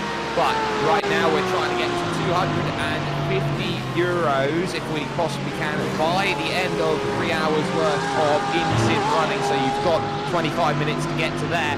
We did see, of course, that massive hit into the inside attenuator from the Laser Bouteger Racing Team car, which are now 8 laps down at this moment in time, as we focus on the 4th place Apex Racing Dynamics Porsche, who are keeping themselves honest at the moment in this race. But behind them is that Laser Bouteger Racing machine with that massive shove that they had, Caitlin, into the pit exit. It's a very unique pit exit here because it's not fully solid structure all the way around, and the reason why it's not solid structure all the way around is, of course, it's a double function pit exit, so it's also on the fact that it's got to function as a pit exit for the endurance and the running for the road course, it also has to function as a pit exit for the oval too. Yeah, exactly, and you can't have a solid structure leading all the way around because they have to keep removing it and putting it back again for the NASCAR races, and that would potentially be a bit expensive. But it was a really interesting accident because you can see where the tyre marks are when you go through turn 1. The car didn't start its accident in the pit lane, but it ended up on pit lane exit simply because of the way that it spun. I don't think I've seen anyone do that before. I mean, I've seen cars spin into that pit wall, such as the Corvette, which we saw do that just a minute ago. But yes, it It almost looked as if he'd come out of the pit lane and stuffed it into the wall, but he wasn't meant to be in the pit lane in the first place. Yeah, it wasn't supposed to be in the pits, and just like that, it's a case of you can't just Houdini your way out of trouble in that situation as such. That's why we saw the contact and the dramas that befell. There is Ryan Scalny, your leader right now for Sim City Racing 71. That was the car very briefly that would have been up next to try and deal with Mark Cucchiardi for NMT. Off the road again goes Christian Simona, and that Corvette, I think, is starting to find every single limit out there on this circuit and is struggling at the moment to find terra firma out there at this point. Talk me through confidence levels as a driver, Taylor, because often that you find with GT and with a lot of cars that have aerodynamics, the only way that you get faster is by just simply driving it faster into the corners, which when you've not got the confidence to throw the car through the corner, a lot of the times you're left with reduced grip and you are more likely to spin the car. Yeah, mental state is such an important part. You have to always have that self-belief that you can be quick and that you can be the fastest out there on circuit. Otherwise, you're never going to be able to get the pace out of the car. We've got a lot of really tricky corners here at Daytona where you need to be able to carry the speed in to carry any speed through the corner, as we get a fantastic little shot over the corner. I believe that is Gucciardi in that bright, beautiful, bright green, I would say Rexy knockoff, but that's unfair. It's a very nice front. You can see the triple monitor setup that they've got there, giving them all the visibility and awareness that they need for the 24-hour race. But yeah, it's a big part because you need to be confident in the car as well that it can get stopped when you press that brake pedal. But if you start to overdrive the car and start to over-adjust it and try to ask it to do things that it can't do, that feels bad as a driver. It feels like, oh, what am I doing? What am I doing to this car? Why am I driving it like this? Why can't I get the lap time out of it? And you can begin to spiral quite aggressively, which means you're going to start doing different things with the car that perhaps you didn't practice. It's so important. I tell this to my team all the time. In a race, keep doing what you do. Don't try and do something different, because that's when disaster's going to strike. The time for playing around and discovering things is in practice. That's when you can push the limits. That's when you can figure out exactly what you want to do. Once you find yourself in the rhythm of practice, once you've found something you're comfortable doing, if you want to keep that momentum, you need to keep doing that. Whether it's detrimental to the pace of the car or not, over the course of an endurance race, it's much more about consistency than outright pace. If you're one of these really aggressive drivers who's just hunting for lap time, chasing the delta every single lap, rather than sitting in a rhythm of about 90-95% and just pounding out those lap times, hitting those fuel numbers, getting past traffic as quickly as possible, those are the teams that succeed more. Yes, they're 90-95% pace margin. It's maybe a little bit higher than that for you or I, but you still need to sit at that margin. You're pushing 100% every single lap. You're overworking yourself, you're overworking the car, and you're overworking your mental capacity to go consistently, and then that's when the mistakes start to creep in, and it's really what we've been starting to see from that Corvette team as the race has gone on.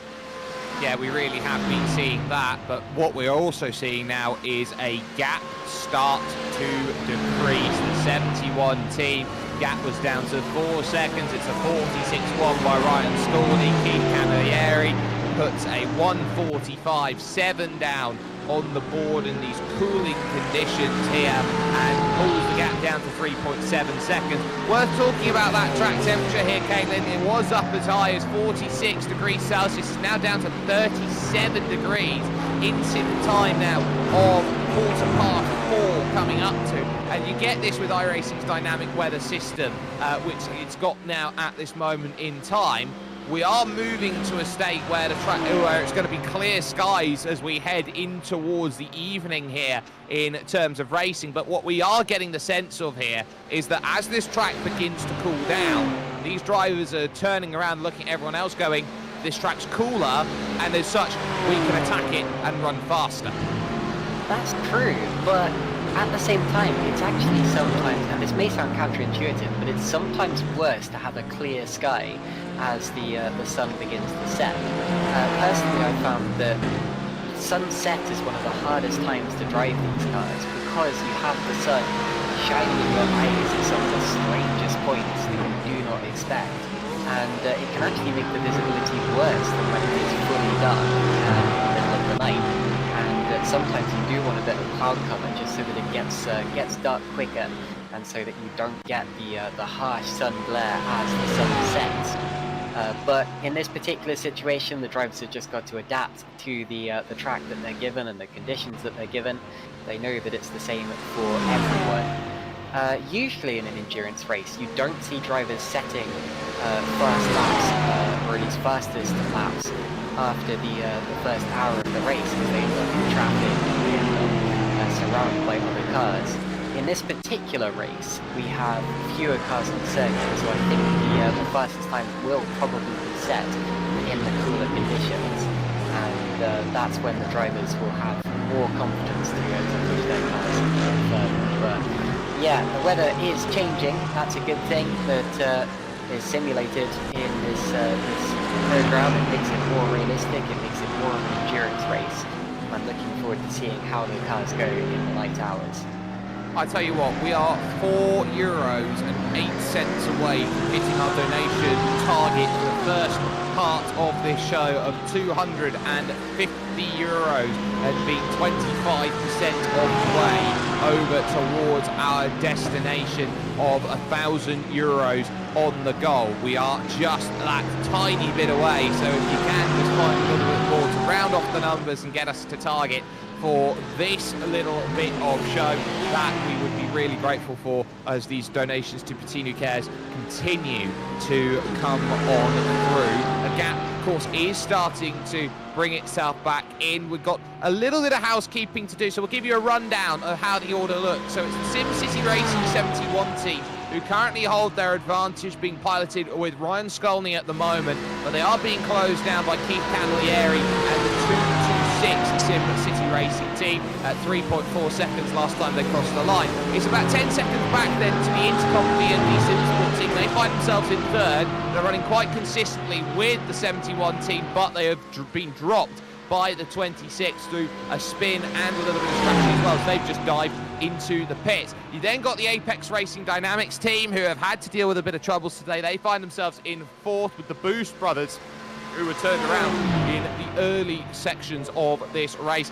They are in fifth, trying to give a little bit of chase. They've got themselves about 30 seconds, 40 seconds to try and work down. A lap further back of that, 3 laps down to the Team 2014, and then 4 laps down you've got the NMT Performance 02 Porsche, along with the falling MCT GT Racing Corvette, which has found itself around on a number of occasions over the course of the last couple of stints. Throttle Junkies are 5 laps down and in 9th position with the number 7 car. They have got themselves about 40 seconds worth, about 30 seconds worth of gap to the ADC Racing team, who are also classified as 5 laps down. All 11 starters are currently running, with the Laser Boutichet Racing team currently at the wooden spoon position by 3 laps. They are 8 laps adrift, with Andrea Skikluna behind the wheel as things stand. Heading through now to the pit stop cycle for the 3rd time, and that's the 4th place team of the Apex Racing Dynamics finding the other side of the barriers. How often, Taylor, do we see the turn 6 barriers finding themselves in trouble? He locked it up on entry. I think he clipped a bit of grass. Honestly, almost never. I don't think I've ever seen a car go off there in race conditions, because that's one of those corners on entry that you've got figured out pretty early on in practice. So Jerome Cacci making the same mistake he made whilst chasing down Odin Samet, just touching the grass on entry and then stepping out, and wasn't quite able to gather it on that particular pitch. But came in and likes to ruin the points that you made only a few minutes ago. I'm looking at a satellite image of Daytona Speedway, and there isn't a corner direct east or direct west. The only time that the sun would be directly in the eyes of a driver at this track is through the apex. That's the only time at which the car will be pointing directly east or west. That's That's true, but that's true. But you still get sun glare from over the grandstands, and sure you get shadows as well. But personally, turn 1 is one of the trickiest corners here in the circuit. You go down off the banking, so I would still very much like to avoid the massive sun glare there. But if I may, yeah, you are absolutely right. We've got a bit of drama here with the 54 Intercom VMD Sim Sport car. They did pull out of the pits. They had to take a tow back. And as such, they've also got a black flag penalty handed to them by race control. So for Sheldon Muscat and the Intercom VMD Sim Sport crew, it's a big penalty now that they sit down with, because they have to take the tow, they have to take the time in the box, and then go again. I reckon this is going to cost them a lap, as there's almost contact between Justin Mifsud and Andreas Kikluna out on circuit, but that's big in the context of this race. It now means it's practically Sim City versus Sim City, which will be the story heading over in towards the afternoon and the evening right now here, Taylor. Yeah, no, of course, and just add a little more spikes into that one. We're going to come down into 3 seconds as we get to the start. Well, get to the start of the pit stop cycle for these cars. The 226 off lap 30 of what we expect to be 32. They haven't been in much slipstream this stint, so might not be able to go as far as last time. But the 71 team are also sort of on that 32 stint, 32 lap strategy as well. I've been running on with Keith Camieri for quite a long time at this point, just waiting for the to emerge. So it's going to be interesting to see what choices are made here. When did the 226 squad increase that pace and really start to hammer that gap down? And is Ryan Scalma saving more aggressively than Keith Camieri to try and extend that stint even more? These are all questions that are going to be answered over the course of the next 21 hours. And I'm really looking forward to seeing what those answers are. Well, I certainly am too, and one of my questions is how far are Intercom going to fall? If they drop another lap, they'll be back with Apex Racing Dynamics and the Boost Brothers, so we'll see how long the penalty goes. Of course, they've got full tow time as well, Caitlin, that they've got to keep in mind. They've effectively got, it's not a case of if you drive 3 metres out of the pits, you can just take the tow truck back 3 metres. That tow truck goes around the entirety of the circuit to get you back. Yeah, so I have to admit, I'm not entirely sure what's happened there. So could you explain? Basically, I saw the car come into the pits. I saw that Sheldon Muscat was behind the wheel of the car in the pit lane. So why did they require a tow? Did they have an accident? No, they didn't have an accident. They must have got a black flag penalty or something for a pit infringement of some kind, and they found themselves through. Their black flag penalty has now officially been cleared, so they are able to go back out there and racing again. We don't have the ability to see the stewards' logs out there, which I think would be a big tell for what's been going on for them. But finally, Sheldon Muscat is going to be out and away once again. But once we get information of what the penalty's for, we'll be able to relay it, because they look like they hadn't been in any trouble at all over the course of this stint. They're quite quiet on their own. So what that penalty's for, the only thing I can imagine that penalty's for is going to be for issues as they left the pit lane. That's the only thing I can possibly think of, Taylor. I'll admit the Cambridge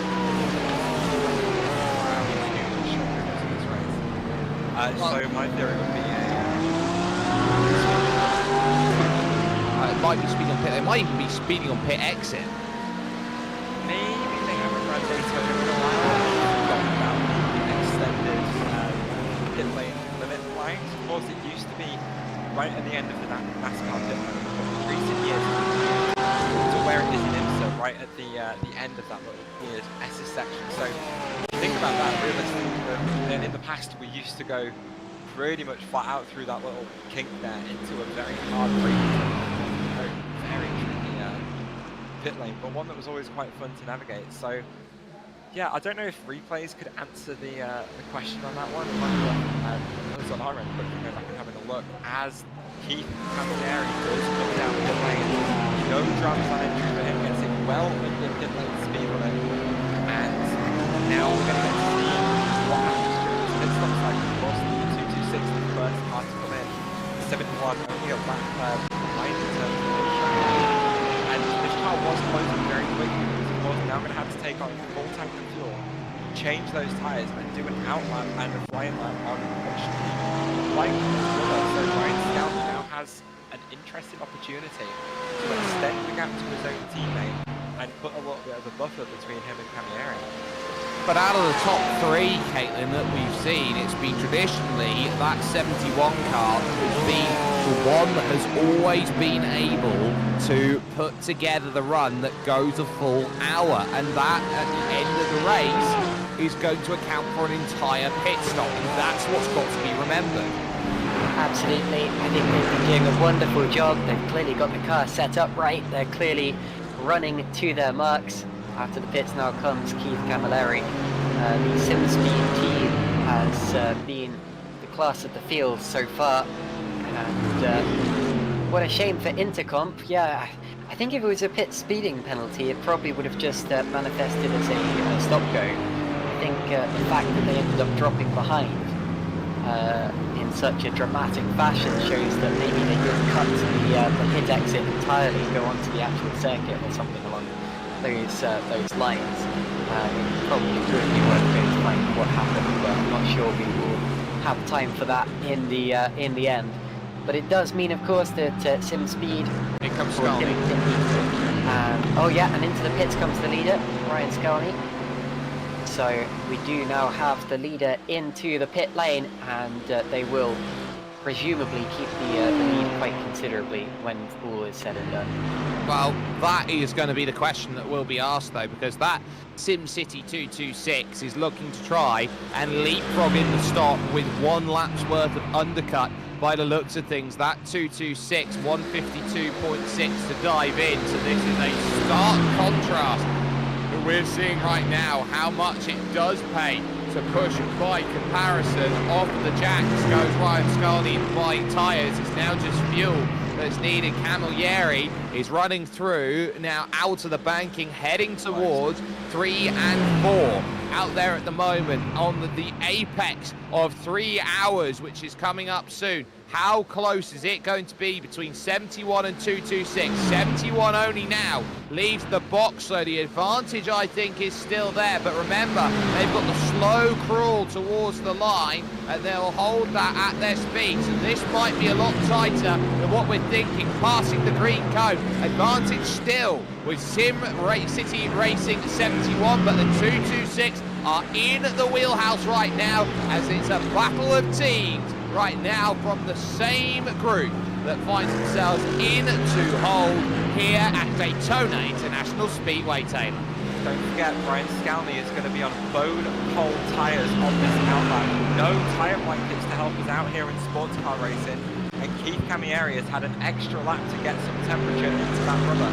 The advantage was just under 3 seconds when Scalzi came out of the pit lane. But it's already dropped to 2.1.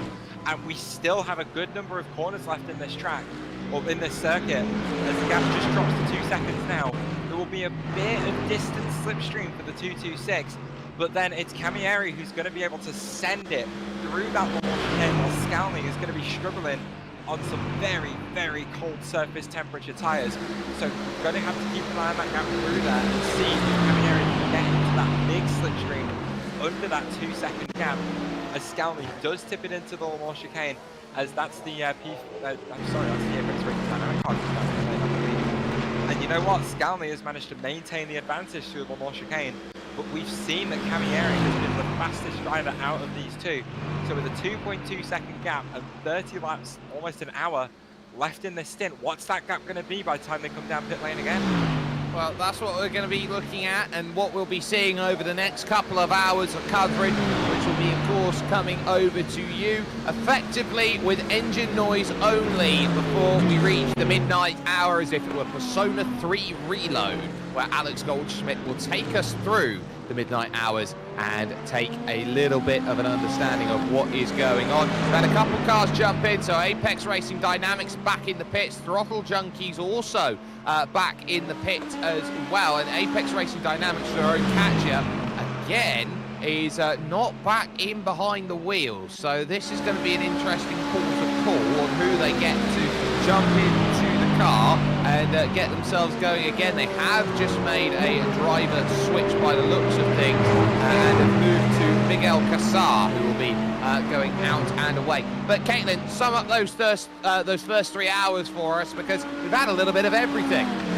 Yeah, it's been much more hectic than anticipated, considering there are only 11 cars out there. They've been putting on a race worthy of at least 30 cars somehow.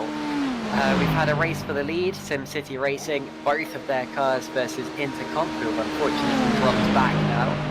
We've had strategy coming into play with SimCity able to run pretty much longer than any other car. We've got Justin Mifsud still going well out there in the Puttinu 24 car, and most of all, we've had some very generous donations coming in. We reached €100 before the race even got going, and looking forward to seeing exactly where we're up to, both in terms of the race and the charity donations when we come back with 3 hours to go. As well, because this has been a fantastic charity drive from Puttinu Cares, Taylor.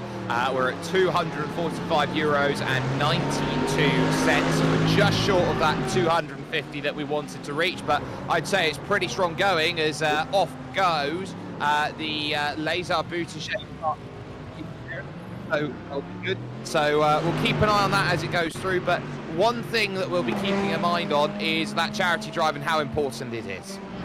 Of course, we're not just out here racing at Daytona for a victory, we're racing for Puttinu Cares. They are a charity that helps support families with mostly children and renting out apartments to make sure that families can close to their children while as Jake said earlier, we're asking for a drop in the ocean make sure this wonderful program can continue. €1,000 over the course of 24 hours. A community that has shown the want to support each other with causes like this. So any penny, any euro, dollar, pound, it's all going to go to a fantastic cause. And personally, I'm looking forward to supporting it. I certainly am as well. 100 laps are just about to be completed as we hit 3 hours on the clock with everyone running. A couple cars running off, but as we hit the afternoon and into the evening, this is where we're going to step aside from Caitlin Penny, from Taylor Mills, and of course for myself, Jake Sperry. It's been a pleasure to bring you the first 3 hours. We'll have Alex Goldschmidt coming along with you for action, which will be coming along at the midnight hour. And then we'll be back, of course, at 10 o'clock. And that, of course, will be in Maltese time to bring you the final 3 hours worth of racing coverage as we travel around the clock twice. We will see you on the other side, and we will see you at 12 o'clock, the midnight hour, where Alex Goldschmidt will await you.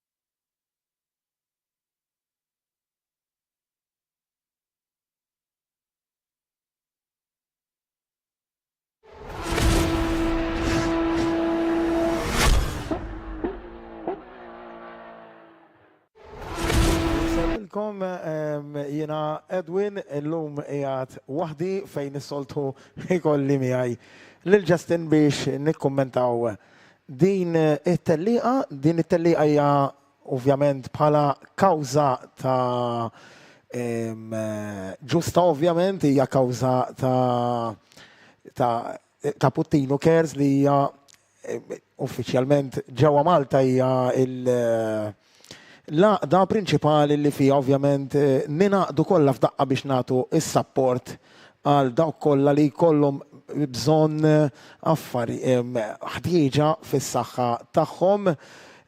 Minfakarkom li Justin u l-inizjattiva għal din l-attività Justin Mifsud li huwa il-CEO tal-World Pro Racing li bħalissa wkoll qiegħed isuq f'din it-telliqa ta' 24 siqa.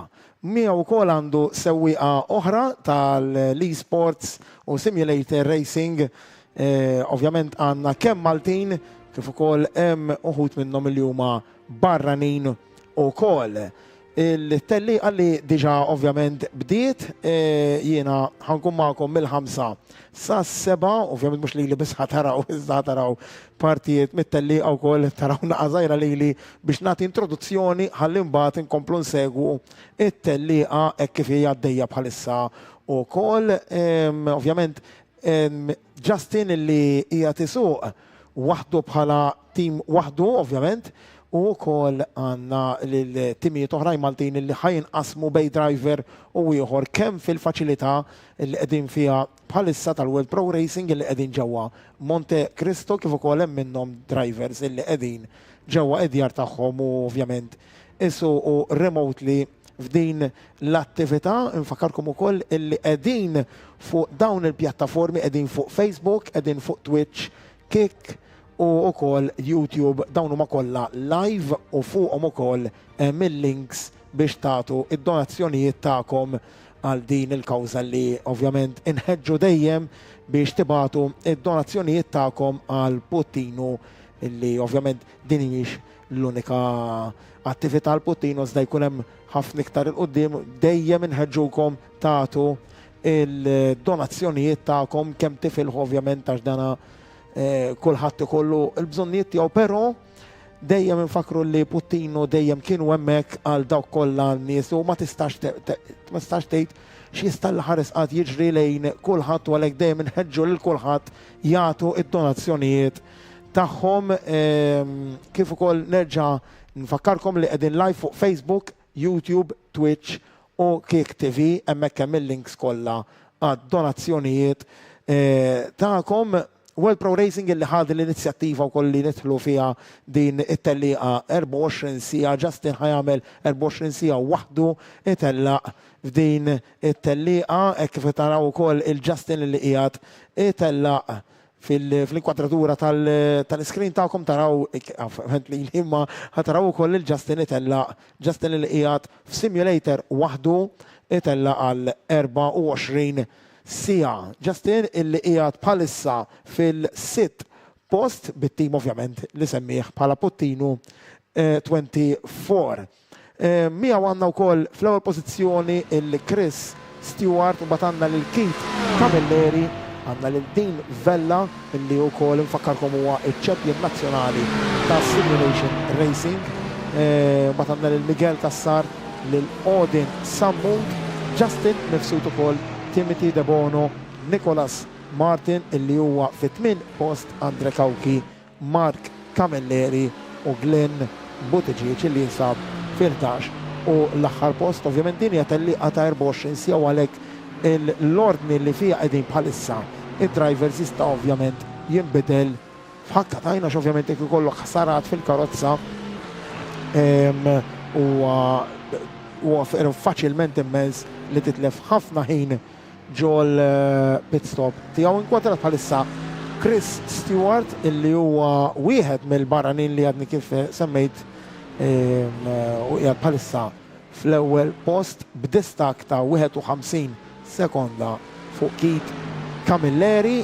U mbagħad għandna lil Dean Vella li qiegħed blep lura, Miguel Kassar, Odin Sammut, Justin Mifsud li jinsab fis-6 post u għalhekk qiegħed fin-nofs tal-klassifika illi għandna bħalissa mbagħad għandna l-Timothy De Bono, Nicholas Martin, Andre Kauki, Mark Camilleri, Glenn Buttigieg. Ħantikom ukoll l-ismijiet tal-timijiet li tieħdu sem Chris Stewart li qiegħed fit-tim ta' Sim City Racing 71, mbagħad għandna l-Keith Camilleri fit-tieni post li qiegħed isuq fis-Sim City Racing 226, mbagħad għandna l-Dean Vella bl-Intercomp VMD Sim Sport, Miguel Cassar, Apex Racing Dynamics, Odin Samut, Boost Brothers, Justin Samut, Puttinu 24, Timothy De Bono, NMT Performance, Nicholas Morton li huwa fit-tim ta' Throttle Junkies, Andre Kauki ADC Racing Team, Mark Camilleri MCT GT Racing u Glenn Buttigieg Lizar Buttigieg Racing. Chris Stewart bħalissa inkwadrat bil-Mercedes li qiegħed isu distak minn ma' Keith Camilleri ta' 50 sekonda. Bħalissa miġburin huwa l-ammont ta' 276.92 ċentesmu donazzjonijiet għal Puttinu Cares. Nfakkarkom dejjem biex inħeġġiġkom tagħtu id-donazzjonijiet tagħkom illi hemm ovvjament fuq kull pjattaforma li qegħdin live fiha li huma Facebook, YouTube, Kick TV u Twitch. Hemmhekk ukoll hemm il-links għad-donazzjonijiet illi tagħtu intom. Tistgħu tagħmlu donazzjonijiet ta' kemm tridu hemmhekk u ovvjament jitniżlu dejjem f'din l-attività ta' li tellajna bil-parteċipazzjoni dejjem ta' World Pro Racing u ovvjament anka l-sponsors kollha illi qegħdin fiha. Telliqa ta' 24 sija li ovvjament għal ħafna min-nies forsi tkun xi daqsxejn mhix eċitanti, ma jkunx hemm daqshekk excitement, imma il-telliqa ta' 24 sija hija endurance race kemm inti kapaċi iżżomm bħala driver konċentrazzjoni fis-sewqan tiegħek, konċentrazzjoni dejjem fejn tkun għaddejjax mhuwiex faċli tagħmel 24 sija issuq non-stop kull m'għandek dik in-naqa pawża li tidħol il-pit biex tagħmel refueling, tibdel tires u roti, ħsarat fil-karozza li jiġu irranġati waqt l-istop li jkollok u għalhekk dak huwa l-unika mument ta' pawża illi jkollok sakemm ma tkunx f'tim illi taqsam il-sewqan ta' mednezzijat inti ta' mednezzijat it-teammate tiegħek u mbagħad terġgħu tiġu invertiti. Fil-każ ta' Justin però huwa waħdu ħajamel 24 sija waħdu sempliċiment għal din il-kawża ġusta u nobli li hija għal Puttinu Cares fil-waqt li rajna wkoll karozza li telqet off track eżatti quddiem Miguel Cassar li Miguel Cassar beda jtebteb il-brajt biex għax ovvjament hija karozza illepjata u Miguel Cassar ma rridx jitlef kemm jista' jkun ħin għal ma din it-telli ovvjament ir-race time kollu komplessiv. Kont naraw Nicholas Morton li kellu l-accident li kien quddiem Miguel Cassar. Nicholas Morton li wieħed mid-drivers internazzjonali li għandna, Nicholas Morton isuq ma' team Throttle Junkies li qiegħed bħalissa lep lura. Keith Camilleri inaqqas id-distak mimma Chris Stewart bħalissa niżel għal 49 sekonda u għandu wkoll il-fastest lap fidejh. Keith Camilleri bil-ħin ta' minuta 45 sekonda punt 3-9-8. Fakkarkom illi qegħdin insuqu ġewwa it-track Amerikana Daytona International Speedway li kulħadd nimmaġna li f'dawk li qegħdin dilettanti tal-karozzi u dilettanti ta' tliela kulħadd ċertament sema biha. Ovvjament di mhijiex l-oval li ġieli jużaw in-NASCAR imma hija għandha parti minn l-oval u ovvjament parti internali ta' track għax dawn huma karozzi illi mhumiex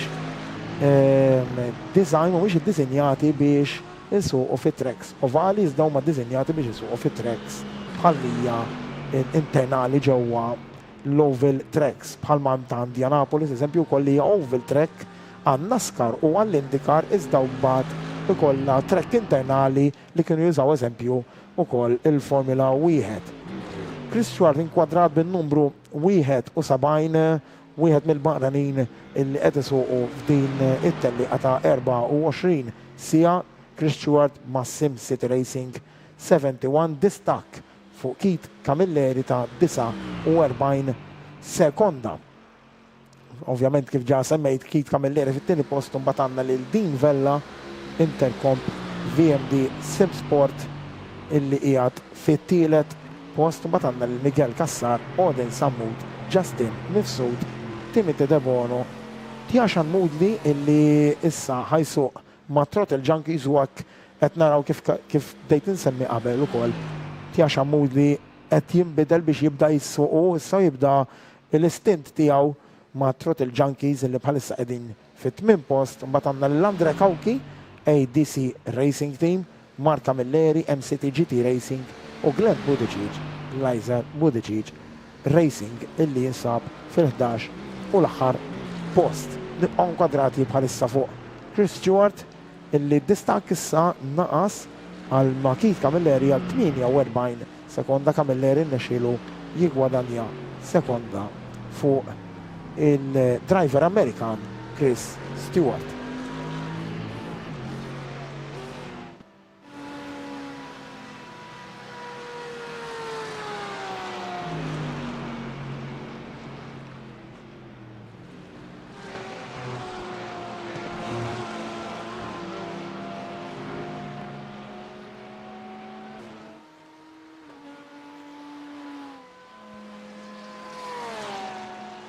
Għakom lura Justin Mifsud illi bħalissa huwa inkwadrat.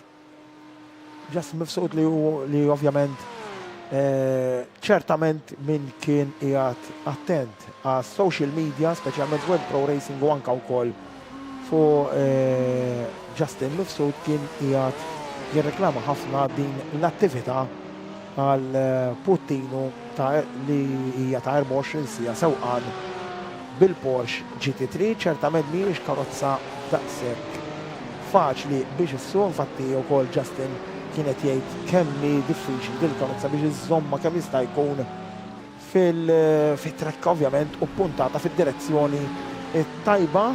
Justin Mifsud li qiegħed wara Mark Camilleri li ovvjament ħajjiġi il-lepja. Justin Mifsud fis-sitt post u Mark Camilleri fl-10 post. Fakkarkom dejjem nerġa' ngħid li din it-telliqa ta' 24 sija hija endurance race, hija kalkulata fuq l-ammont ta' laps illi saru mid-driver jew mit-timijiet f'24 sija, mhux neċessarjament minn ġie l-ewwel u minn ġie t-tieni, iżda il-ħin komplessiv tat-telliqa jiġi kalkulat għar-rebbieħ u għat-tieni post u għat-tielet u il-kumplament. Ġifieri 24 sija li jista' jinqala minn kollox bażikament, għax ovvjament jista' jinqala ħsarat fil-karozza, jistgħu jinqalaw bħalma naraw bħalissa nkwadrati li Justin Mifsud jitlef ħafna ħin wara skużawni Mark Camilleri li issa resaq minn nofs onduna li Justin Mifsud ħajjillepjaħ u għalhekk ovvjament kellu jersaq il-barra mit-trek biex tgħaddi il-lead car li hija ta' Mifsud bin-numru 5 u l-Porsche blu bl-abjad hemmhekk jaqbes lil Mark Camilleri li ġi il-lepja. Justin Mifsud illi jinsab fis-sitt post illi qiegħed berba laps lura u għal daqstant però ovvjament jistgħu jinbidlu ħafna mill-affarijiet għax kif qed ngħidu hija endurance race kemm u il-konċentrazzjoni kemm trid tkun moħħu kemm għax xi ħaġa li anke aħna u anke ovvjament min isuq simulators isiba verament diffiċli għal dawn is-sigħat sħaħ ta' sewqan. Mhijiex neċessarjament kemm issuq b'saħħtek inti iżda kemm iżżomm il-konċentrazzjoni u l-karozza sħiħa biċċa waħda biex ovvjament tispiċċa it-tellieqa fl-inqas ħin possibbli. Din Vella nkwadrat bħalissa li huwa iċ-champion nazzjonali. Fakkarkom ukoll li kellna milux il-kampjonat nazzjonali tas sim racing, kellna dak tal-Formula 4 kif ukoll dak tal-GT3 li intrebaħ minn din vella fl-aħħar tellieqa ukoll wara li kellu taqtija tajba mens kien tilef l-ewwel tellieqa għax kellu tellieqa internazzjonali wara kien 0 punti wara l-ewwel round iżda il-kupra waħda wara l-oħra fir-rounds li kienet fadal u tawna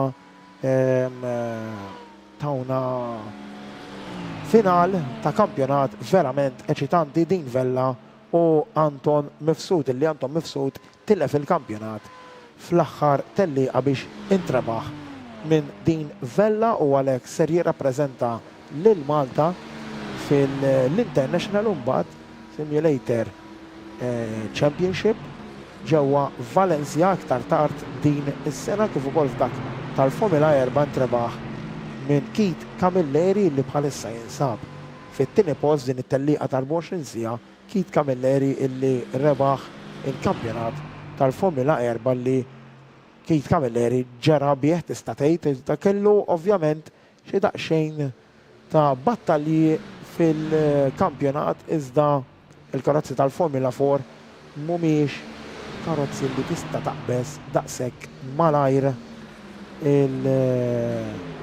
l-avversarji tiegħek u għalhekk tista' tgħid li min kien beda l-ewwel tawna taqtija verament tajba ukoll, però Keith Camilleri nsetta li kellu dik innaqra xi ħaġa żejda, xi ħaġa ekstra fuq l-avversarji tiegħu u għalhekk kienu illi rebaħ il-kampjonat tal-Formula 4 li wkoll ser jirrappreżenta lil Malta fil-kampjonat ta' Valencia, kampjonat internazzjonali wara li saru il-kampjonati nazzjonali f'kull nazzjon fuq minnhom huwa tagħna ovvjament.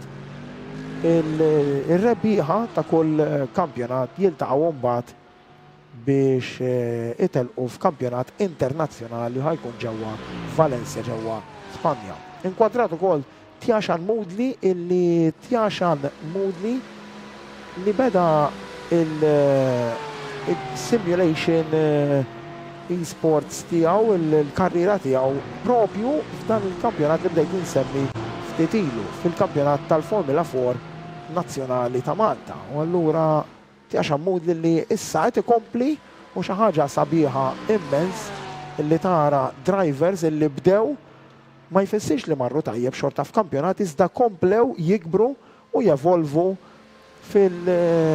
fil-karriera tagħhom din hija tal-e-sports u sabiħ immens li xi ħaġa li issa Tjaxan Moodley irrid jadatta ruħu għax ovvjament qed ittellaq ma' tim huwa xi ħaġa kompletament differenti minn meta inti ttellaq waħdek f'kampjonat li tipprova terbaħ kontra avversarji oħrajn. Ittellaq ma' tim huwa mod inti qed ittellaq għat-tim fil-waqt li fil-kampjonat tal-Formula 4 kienet ovvjament kulħadd huwa qed itellaq għal rasu u għalih innifsu. U għaldaqstant xi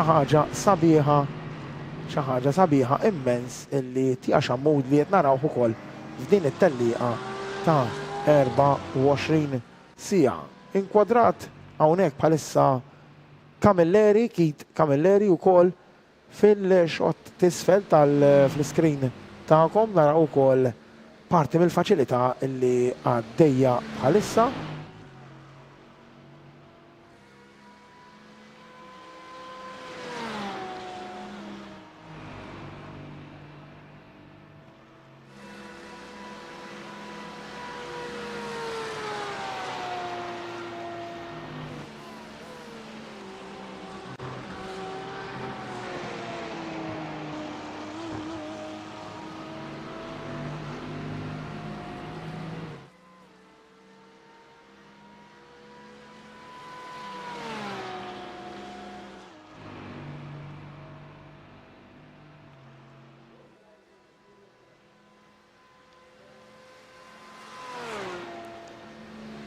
Nilqakom l-lura ġewwa l-studios, ġewwa il-World Pro Racing, hawnhekk Monte Cristo, il-faċilità tal-World Pro Racing li hija tista' tgħid waħda mill-state of the art facilities li ġanna ġewwa Malta ta' simulator racing. Infakkarkom dejjem ukoll bid-donazzjonijiet għal Puttinu. Din hija attività u inizjattiva sabiħa immens minn naħa ta' Web Pro Racing ma' Justin ovvjament, flimkien anka ma' drivers illi għandna u t-timijiet illi għandna kemm Maltin kif ukoll internazzjonali. Fakkarkom illi qegħdin live fuq Facebook, fuq YouTube, Kick TV u Twitch u hemmhekk ukoll hemm il-links biex tagħtu id-donazzjonijiet tagħkom illi bħalissa jammontaw għal €276 u 92 ċentesmu. U għalhekk dejjem inħeġġu biex tagħtu id-donazzjonijiet tagħkom lejn Puttinu illi ovvjament kulħadd nimmaġina jaf x'inhija Puttinu li hija tista' tgħid waħda mill-ikbar għajnuniet illi għandna ġewwa Malta għal nies illi sfortunatament ikollhom xi ħaġa li biha hemm kundizzjoni fil-ħajja tagħhom u għalhekk għalkemm aħna għandna dejjem nirringrazzjaw dejjem lil Alla li għandna is-saħħa kollha, ovvjament hemm dawk in-nies illi għandhom bżonn xi tip ta' għajnuna u għalhekk dejjem inħeġġu illi niftħu kemm jista' jkun qalbna għal kull persuna illi għandna madwarna biex nagħtu donazzjoni anka żgħira lejn Puttinu. Inkomplu issa fix-xena tal-din it-tellieqa inkwadrat bħalissa id-driver fl-ewwel post Chris Stewart u issa dorna wkoll għal Tjaxan Moodley li kont qed nitkellem fuq u dan id-driver prospettiv tista' tgħid għax żied ħafna wkoll l-speed tiegħu. Tjaxan Moodley li qed isuq ma' Throttle Junkies, Tjaxan Moodley fit-8 post dejjem qed żied ukoll anke fil-kampjonat nazzjonali l-speed tiegħu u għalhekk xi ħaġa sabiħa li naraw drivers ġodda fl-esports, fil-komunità tal-esports nazzjonali kif ukoll jieħdu sehem f'tellieqa internazzjonali bħal din ovvjament għax għandna drivers internazzjonali u wkoll qed jieħu sehem f'tim illi irid jibda jadatta ruħu biex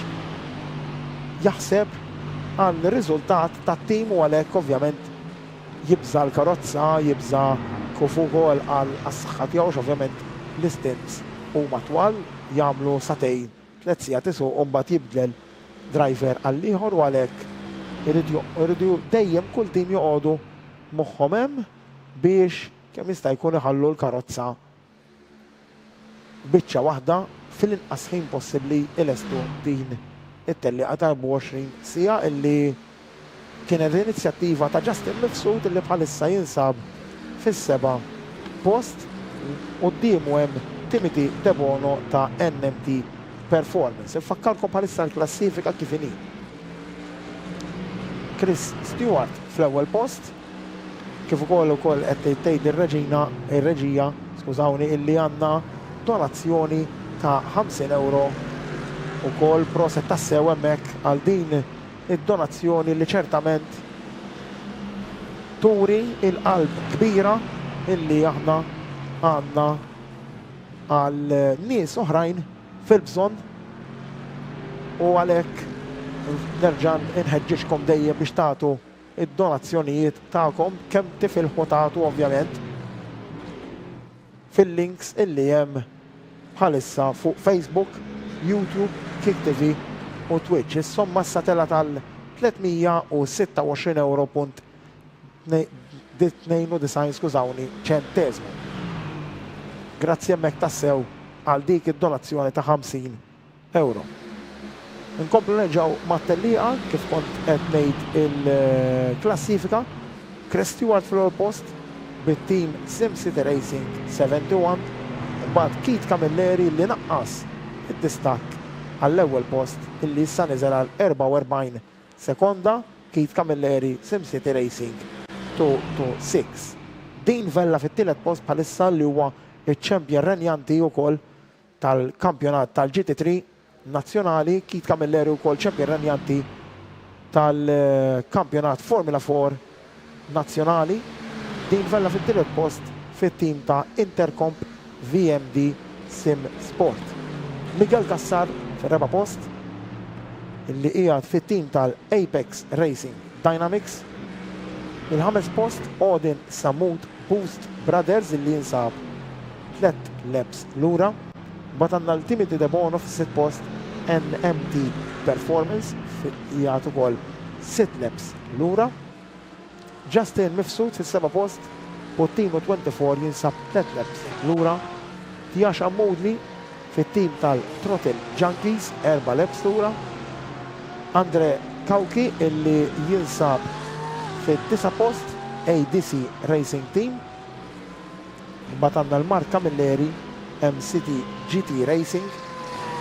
Glenn Buttigieg fl-aħħar post Lizer Buttigieg Racing. Inkwadrat bħalissa Miguel Cassar fir-raba post Apex Racing Dynamics illi qiegħed biss lep lura u itebteb ovvjament biex iġija l-back marker jersaq ħalli ovvjament jaqbżu fl-inqas ħin, fl-inqas telf ta' ħin possibbli.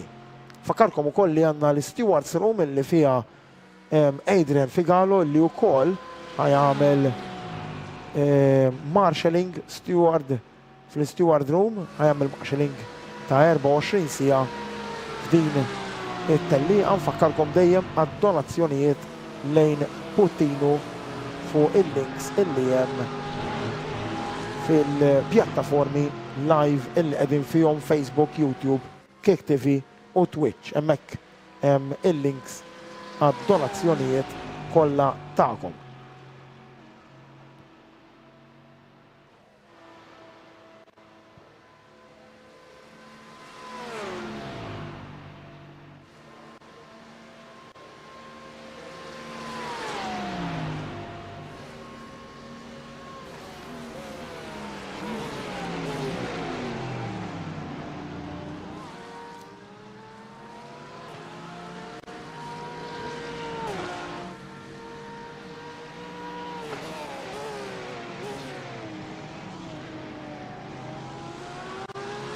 Morru għal-pawza zaħira ta' 2 minuti u nerġa' niġi lura magħkom live minn ġewwa l-faċilità World Pro Racing ġewwa Monte Cristo għal din l-attività ta' Puttinu mtella mill-World Pro Racing u Justin Mifsud tellieqa ta' 24 sija nkellimkom tal-waqt.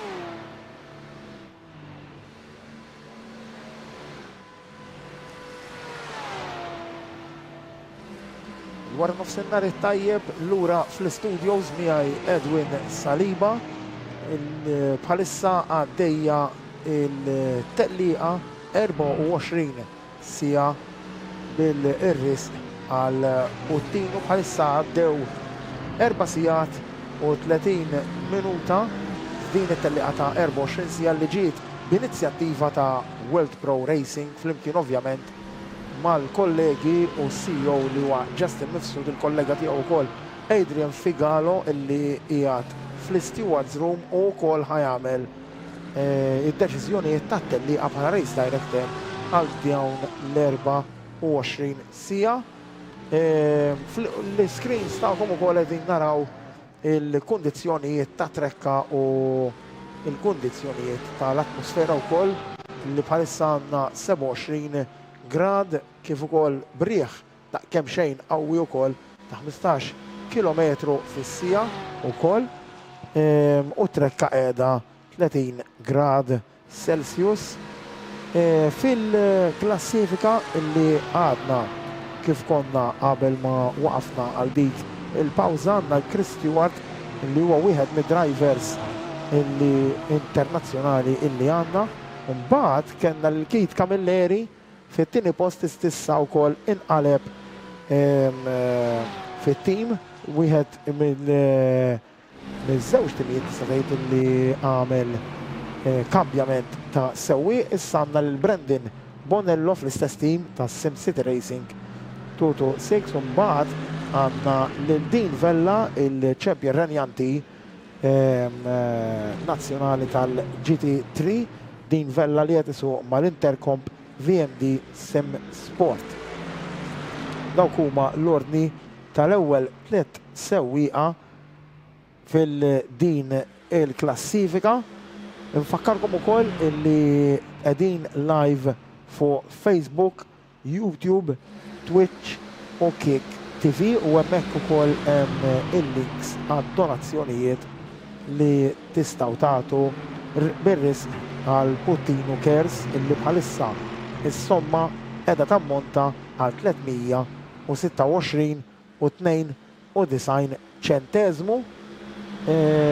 Ovvjament dejjem inħeġġu għal aktar donazzjonijiet għatu kemm tifilħu għal Puttinu għaliex huma waħda mill-gruppi li jistgħu jagħtu għajnuna lin-nies illi ovvjament qegħdin binqas saħħa minna. Inkwadrat Chris Stewart fl-ewwel post bħalissa bleb fuq Brendan Bonello kif ukoll infakkarkom illi Brendan Bonello kien ukoll sewwieq fil-kampjonat nazzjonali tal-esports tal-Formula 4, kampjonat illi kien kombattut immens bejnu u bejn Keith Camilleri u anka wkoll kien hemm Matthew Cherry wkoll li ma jidillix li ħajsu f'din l-24 sija, però Matthew Cherry wkoll kellu speed kemm xejn anzi verament tajjeb għal dan il-kampjonat u wkoll kien qiegħed hemmhekk għal rebħ għal ta' ċertu lira iżda Keith Camilleri kellu dik xi ħaġa ekstra illi bija seta' jerbaħ il-kampjonat nazzjonali tal-Formula 4 u bekk ukoll reġa' ġi u il-champion renjanti għal din il-kategorija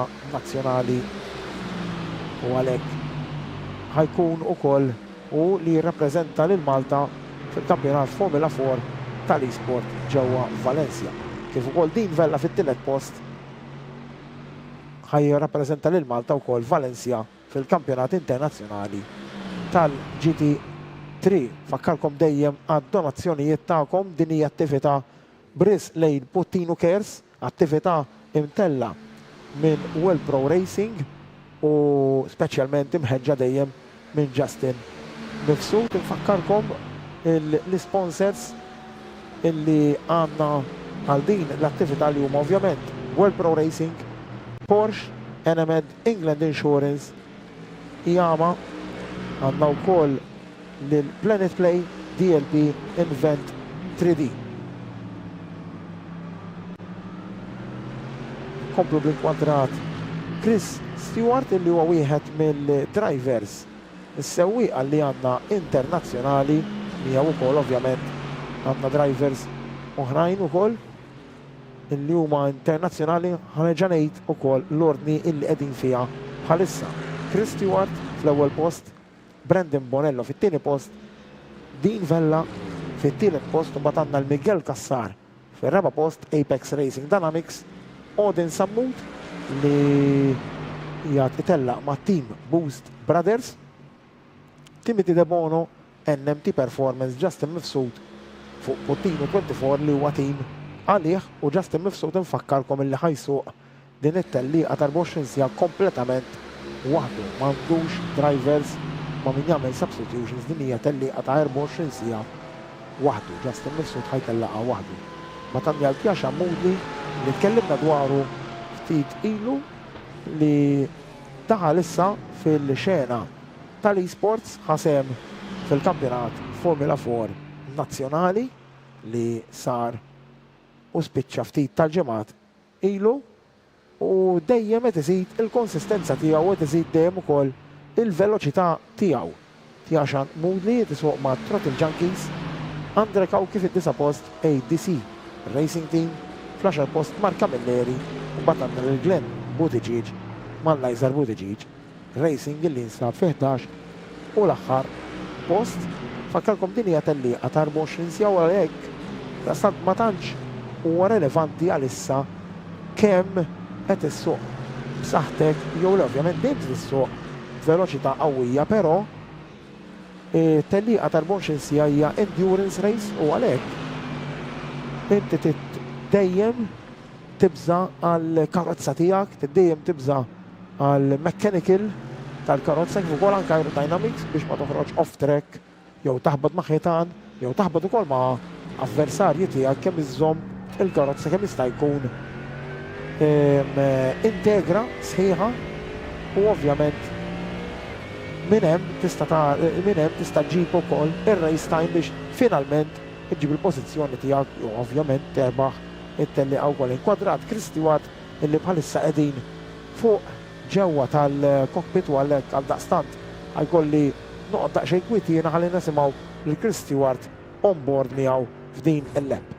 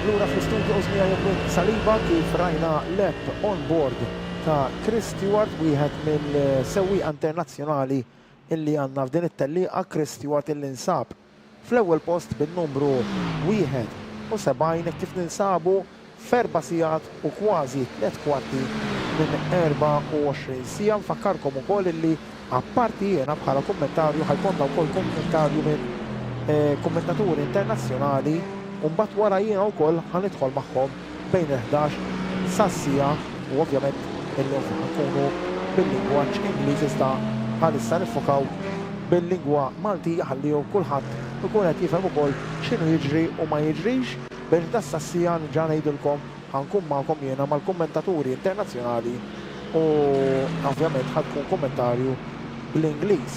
Lep numru 158 kif qegħdin f'4 sigħat u kważi 3 kwarti ta' din it-tellieqa ta' 24 sigħa fakkarkom nerġa' bħalma dejjem qed nibqa' nenfasizza li din hija attività imtella brisq Puttinu Cares u għaldaqstant nerġa' nbaqba' u nitħambaq biex tagħtu t-donazzjonijiet tagħkom illi qegħdin fil-links fejn fil-pjattaformi live illi ninsabu fihom bħalissa li huma YouTube, Twitch, Kick TV u kif ukoll l-aħħar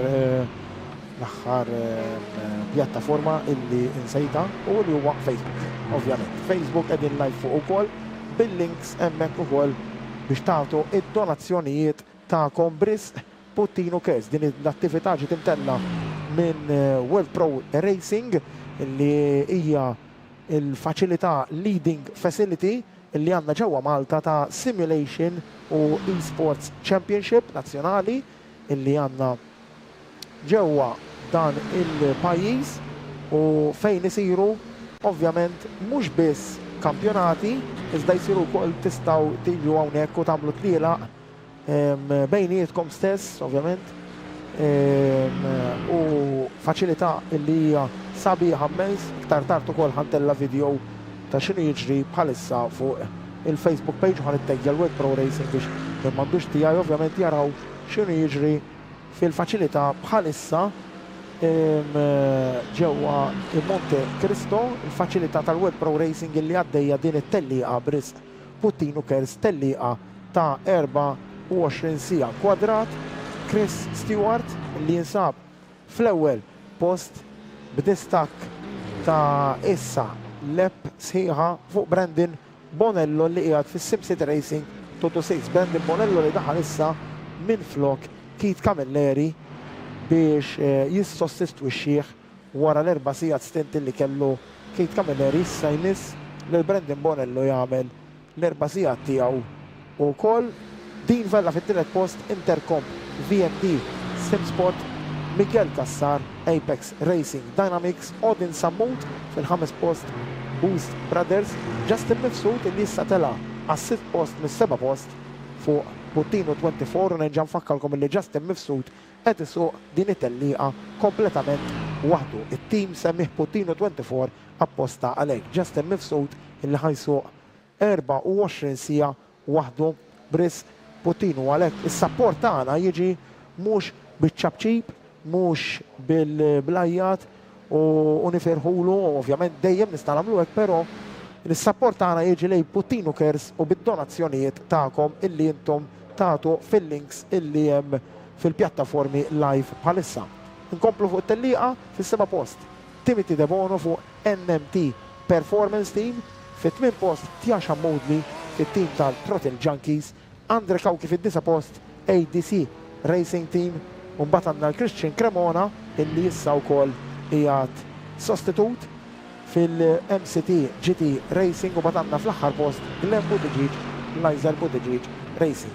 Rajna l-Chris Stewart illi qiegħed fl-istop tiegħu u għalhekk għaldaqstant Brandon Bonello issa ħajnaqqas id-distakk minn ma' Chris Stewart. Id-distakk huwa bħalissa ta' fuq net qed taraw ukoll fl-screens tagħkom huwa ta' 3.8 kilometri u għalhekk dak id-distakk issa jkompli jinżel hekk kif Chris Stewart fl-ewwel post qiegħed fil-pits u għaldaqstant issa kif joħroġ ħanaraw id-distakk il-ġdid bejn Chris Stewart u Brandon Bonello. Brandon Bonello li jinsab fl-aħħar kantoniera ħajala lep oħra qegħdin fil-lep numru 160. Chris Stewart ħireġ issa mill-pit lane, Chris Stewart bil-numru 71 u ħanaraw ukoll issa Brandon Bonello fejn jinsab f'din il-lep. Naraw ukoll karozza li qiegħda barra, Justin Mifsud ħalissa nkwadrat ukoll Chris Stewart qiegħed eżatt warajh, Chris Stewart qiegħed fl-ewwel post, Justin Mifsud qudiemu li ħajġi il-lebjan qiegħed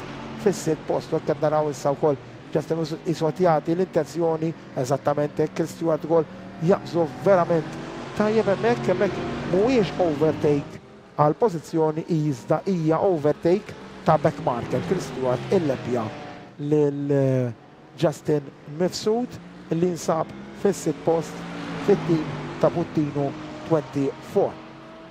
U bekk issa wkoll naraw id-distak bejn Chris Stewart u Brendan Bonello fit-tieni post li issa qiegħed ta' 44 sekonda. Prattikament l-istess ovvjament distak ukoll bħalma kien hemm bejn Stewart u anka Camilleri. Brendan Bonello bħalissa inkwadrat hawnhekk illi kien ir-runner-up it-tieni post fil-kampjonat nazzjonali tal-Formula 4 illi spiċċa ftit tal-ġimgħatilu dak kollha li wkoll segwew fuq il-pjattaformi u kif ukoll TVM Sport Plus tajna coverage live ta' żewġ kampjonati li kellna ġewwa Malta, kampjonat nazzjonali tal-Formula 4 u kampjonat nazzjonali tal-GT3 u Brendan Bonello kien wieħed mis-sewwieqa illi ħasem fil-kampjonat tal-Formula 4 u kien spiċċa fit-tieni post wara taqtija tista' tgħid ma' Keith Camilleri bejnu u bejn Bonello kien hemm taqtijiet veru sbieħ.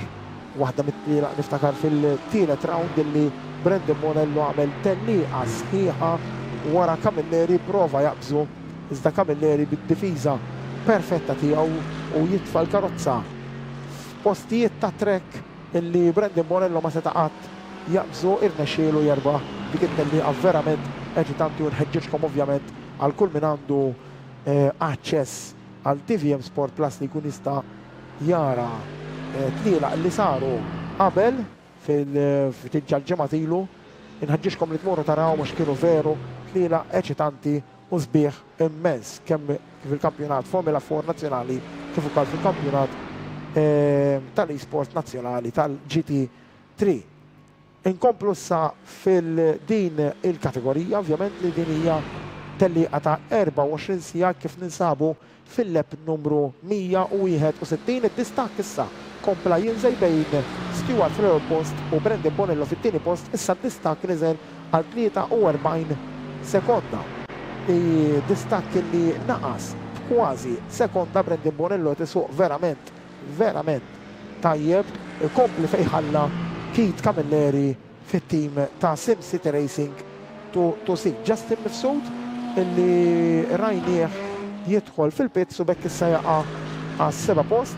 Justin Mifsud illi bħalissa reġa' qiegħed on track u qiegħed issa fis-seba' post. Ovvjament drivers jitlu biex jagħmlu kemm refueling u ovvjament change of tires. Stewart inkwadrat issa fil-ewwel post b'distak ta' 43 sekonda kif bdejna l-lep numru 162 għaddew 4 sigħat u 50 minuta f'din it-tellieqa ta' 24 sija. Chris Stewart illi bħalissa jidher li m'hemm xejn xi jtelfu ħlief Bonello illi jista' wkoll inaqqas id-distak. It-tellieqa hija twila, fadal ħafna kilometri u leps xi jsiru. Timothy De Bono bħalissa nkwadrat bin-numru 2 bil-Porsche ħadra hawnhekk Porsche GT3 ħadra l-istess ukoll Porsche li qed isuq ukoll Justin Mifsud illi kif konna ngħidu ftit ilu wkoll saba kemm xejn komplikata għas-sewqan. Justin li forsi ma kienx imdorri jsuq karozza daqshekk tqila tista' tgħid fejn karozzi open wheel, fejn karozzi tal-Formula 4, Formula 1, Formula 2 u saba kemm xejn tqila biex isuq din il-karozza għamel ħafna sigħat ta' practice għal din l-attività ta' 24 sija attività imtella brisq għal Puttinu Cares u għaldaqstant tara id-differenza wkoll ta' sewqan bejn karozza u oħra tal-esports. Nfakkarkom li qegħdin nużaw pjattaforma iRacing li qed nimmaġna taraw ukoll isfel inkwadrata fuq l-screens tagħkom iRacing.com. Din hija l-pjattaforma li ġdida tista' tgħid tal-World Pro Racing għax ma konniex qed nużawha qabel iżda f'dan il-kampjonat, anke fil-kampjonat nazzjonali li kellna tal-GT3 u Formula 4, skużaw tal-Formula 4 anzi, konna nużaw l-iRacing hija pjattaforma verament tajba u nek nirringrazzjaw anke l-iRacing li tawna għad-dispożizzjoni tagħna wkoll xi ċertifikati b'xejn li iktar tard ngħidilkom fuqhom ukoll naraw bħalissa Glenn Buttigieg illi jagħmel żball u hemmhekk waħda mill-affarijiet illi beda jgħid ukoll Justin Mifsud kemm hi verament komplikati din karozza biex issuqhom dawn karozzi tal-GT3s kemm huma komplikati biex issuqhom u l-inqas żball jitfak off-track kemm Glenn Buttigieg fi 11 post ma l-Lajzar Buttigieg Racing hemmhekk jiżbalja u fortunatament għalih ukoll ma ħabax mal-ħitan u għalhekk jista' jkompli sewqan tiegħu kemm inaddaf it-tires l-ewwel tliet kantunieri li jkollu u lest jista' jkompli bil-racing speed tiegħu. Justin Mifsud nerġgħu inkwadrati fuqu qegħdin fis-seba' post u dan huwa Brendan Bonello bit-numru 226 ovvjament huwa l-istess numru li huwa msemmi t-tim tiegħu li Sim City Racing 226. Brendan Bonello li ħaover minn Keith Camilleri u issa hemm id-distak bejnu bejn Chris Stewart ta' 43 sekonda. Ħanħallikom ftit żgħira, pawża qasira, nkomplu naraw it-telliqa, nerġa' niġi lura magħkom fi ftit tal-minuti oħra hekk kif fadalli sija oħra magħkom u mbagħad jidħlu il-kummentaturi internazzjonali u mbagħad nerġa' niġi lura magħkom jiena fi 11 sassija ħalli nkompli nikkummenta mal-kummentaturi internazzjonali. Fadalli sija oħra magħkom però sas-seba' pawża qasira u nerġa' niġi lura magħkom għall-aħħar sija.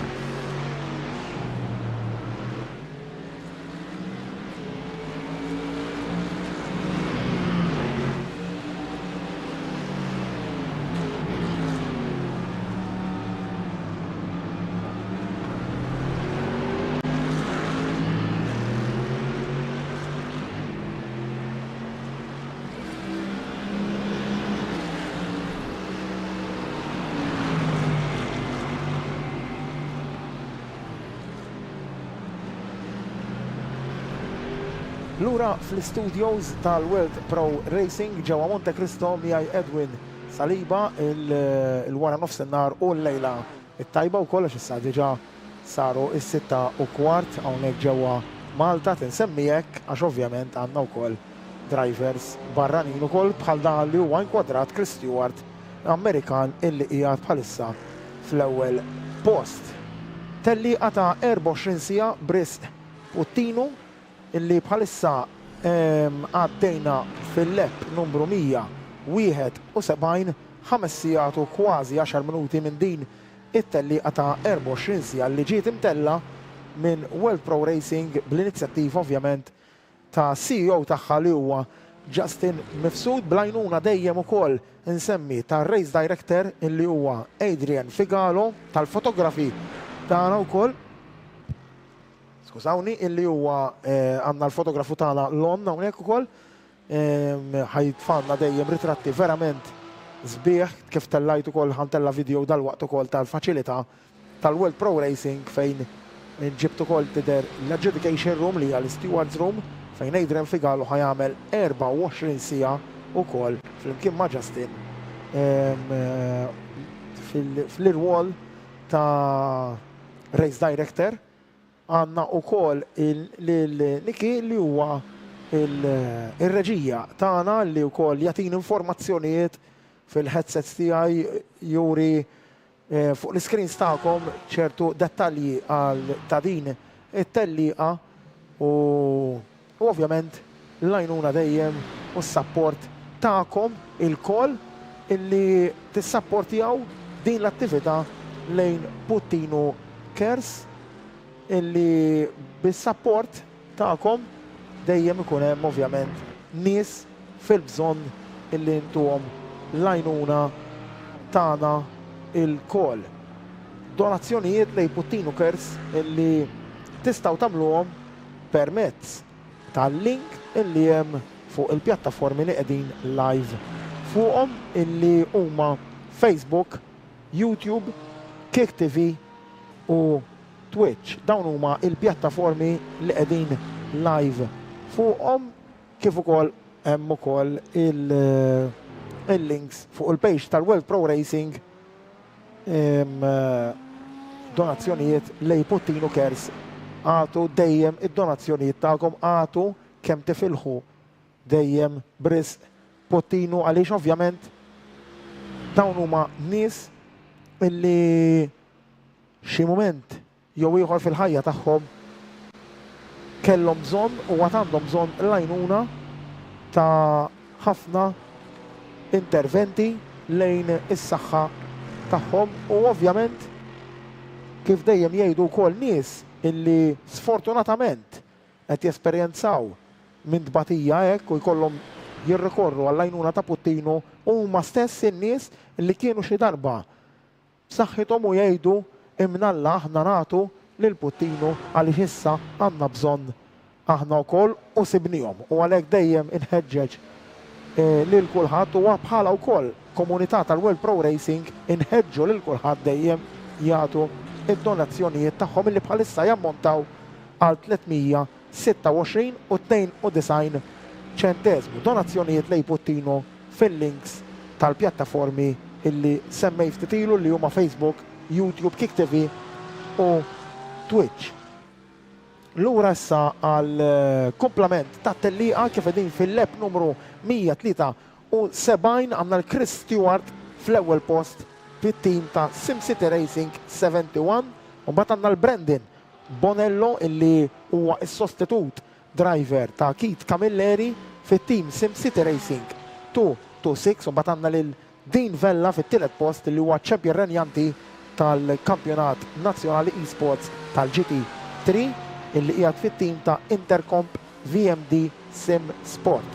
Miguel Kassar fir-raba post Apex Racing Dynamics u mbagħad għandna lil Odin Sammut fit-tim tal-Boost Brothers, mbagħad għandna Timothy De Bono fis-sitt post fit-tim ta' NMT Performance, Justin Mifsud fis-seba' post illi qiegħed fit-tim tista' tgħidlu ma qiegħed waħdu li fit-tim tal-Puttinu 24 infakkarkom ukoll kif bdejt ngħid ftit ilu wkoll Justin Mifsud ħajmel din it-tellieqa kompletament waħdu, 24 sija ta' sewqan waħdu.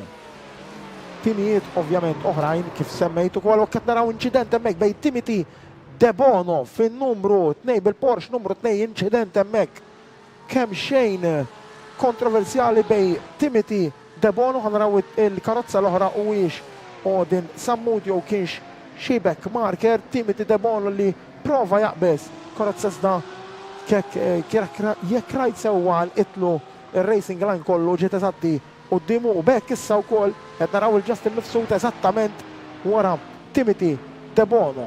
Justin Mifsud li jinsab fis-seba' post kif kont qed ngħid issa jinsab eżattament wara Timothy De Bono ta' NMT Performance u bekk huwa iċ-ċans hawnhekk għal Justin Mifsud illi jipprova jieħu l-slipstream ta' Timothy De Bono u jipprova jidħol hawnhekk juri daqsxejn fil-mera l-karozza tiegħu iżda Timothy De Bono hemmhekk jibbrejkja kemm xejn tartu jżomm l-apex tiegħu iżda hemmhekk qed naraw il-Justin Mifsud qed jipprova jidħol fil-kantoniera fuq ġewwa ta' Timothy De Bono. Timothy De Bono jħallilu spazju biżżejjed biex Justin Mifsud jieħu din il-pożizzjoni. Hemmhekk jitla' Justin Mifsud fis-sitt post. Timothy De Bono fis-seba' post wara dak li żball u dak l-aċċident illi kellu ma' avversarju ieħor illi għad iridu naraw min huwa għax ir-reġija eżattament dawritna fuqhom u ma laħaqx rajna dik l-azzjoni u hekk Timothy De Bono jitlef dak il-ħin kollu hemmhekk jiżbal jerġa' u għalhekk il-konċentrazzjoni ta' Timothy De Bono xi kemm xejn jew ieħor qiegħda tonqos hekk kif għaddew 5 sigħat u kważi kwart minn din it-tellieqa. Timothy De Bono issa jaqbżu wkoll Tjaxan Moodley fit-tim ta' Throttle Junkies. Justin Mifsud hemmhekk b'overtake verament sabiħ fuq Timothy De Bono. Justin Mifsud fuq Puttinu 24 u Timothy De Bono fis-seba' post NMT Performance. Eżattament kif konna qegħdin nitkellmu daqsxejn volum baxx tista' tgħid jurina daqsxejn il-kapaċitajiet tiegħu Justin Mifsud u rajna azzjoni verament sabiħa bejnu u bejn Timothy De Bono li tajjeb illi ngħidu Timothy De Bono żamm ħafna it-tellieqa ir-racing korrett tal-ispazju lil Justin Mifsud f'dik l-aħħar kantoniera u Justin Mifsud mill-ewwel sab l-opportunità biex jaqbes lil De Bono għas 6 post u bekk ovvjament ikompli l-progressjoni tiegħu għal din it-tellieqa. Tajba ferm ukoll din dan l-overtake ta' Mifsud għaliex fis-seba' post fejn kien qiegħed kien daqsxejn il-bogħod minn De Bono issa qiegħed reġa' f'nofs l-ordni ta' din it-tellieqa fis-sitt post.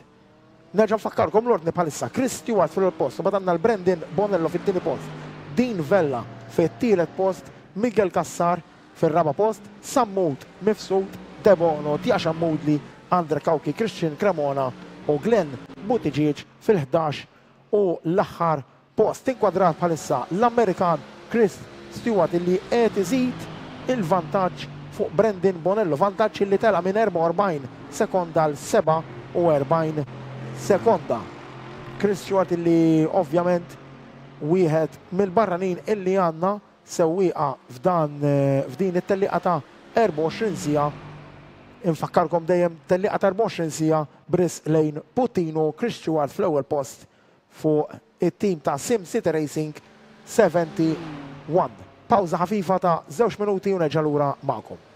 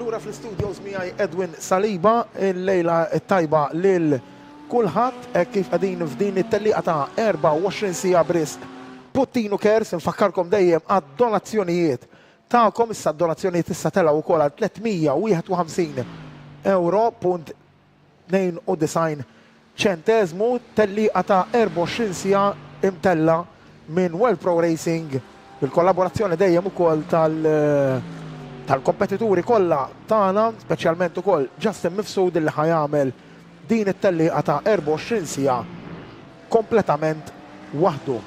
Justin Mifsud li kif semmejnieh issa wkoll qiegħed fis-sitt post wara illi għamel overtake spettakolari immens fuq Timothy De Bono wara li kellu aċċident ma' avversarju ieħor ma' karozza oħra.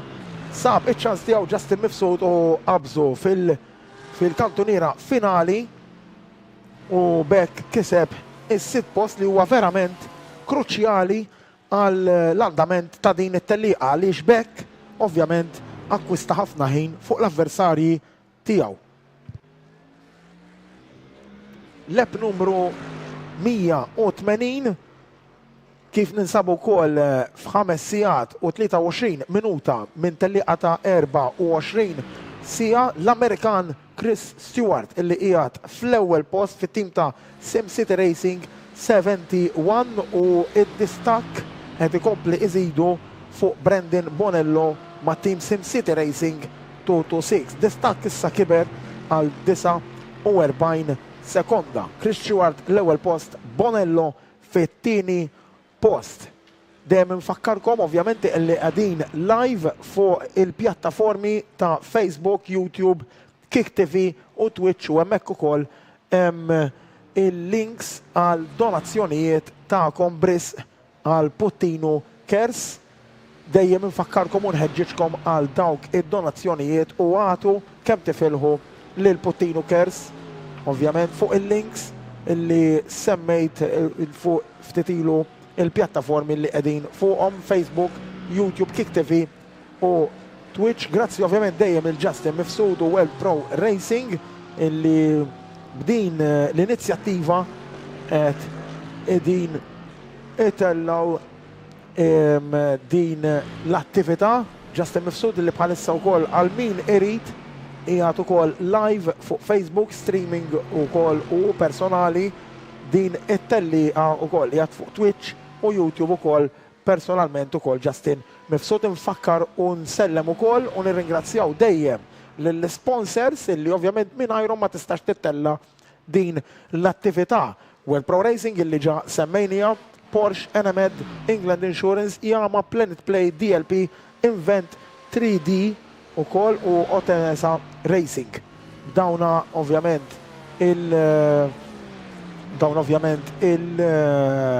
l-sponsors ma tistax tittella din l-attività illi għamla bris Puttinu Cares, attività ta' telliqa 24 sija. Dejjem għatu id-donazzjonijiet tagħkom fuq il-links tal-pjattaformi li semmejna Facebook, Twitch, Kick TV u YouTube. Qegħdin hemmhekk live bħalissa naraw inkwadrat din Vella li huwa ċ-champion renjanti tal-kampjonat e-sport GT3 li sar ftit ilu, spiċċaw kol ftit tal-ġimgħat ilu. Nħeġġiġkom dejjem kif kont qed ngħid qabel illi terġgħu taraw it-tliela illi kellna fil-kampjonat e-sports nazzjonali. Kellna żewġ kampjonati, wieħed minnhom merbuħ minn Keith Camilleri, dak tal-Formula 4 e-sports National Championship, u dak tal-GT3 e-sports National Championship merbuħ mit-tielet post bħalissa din Vella bil-karozza Mercedes bin-numru 54. Din Vella li kellu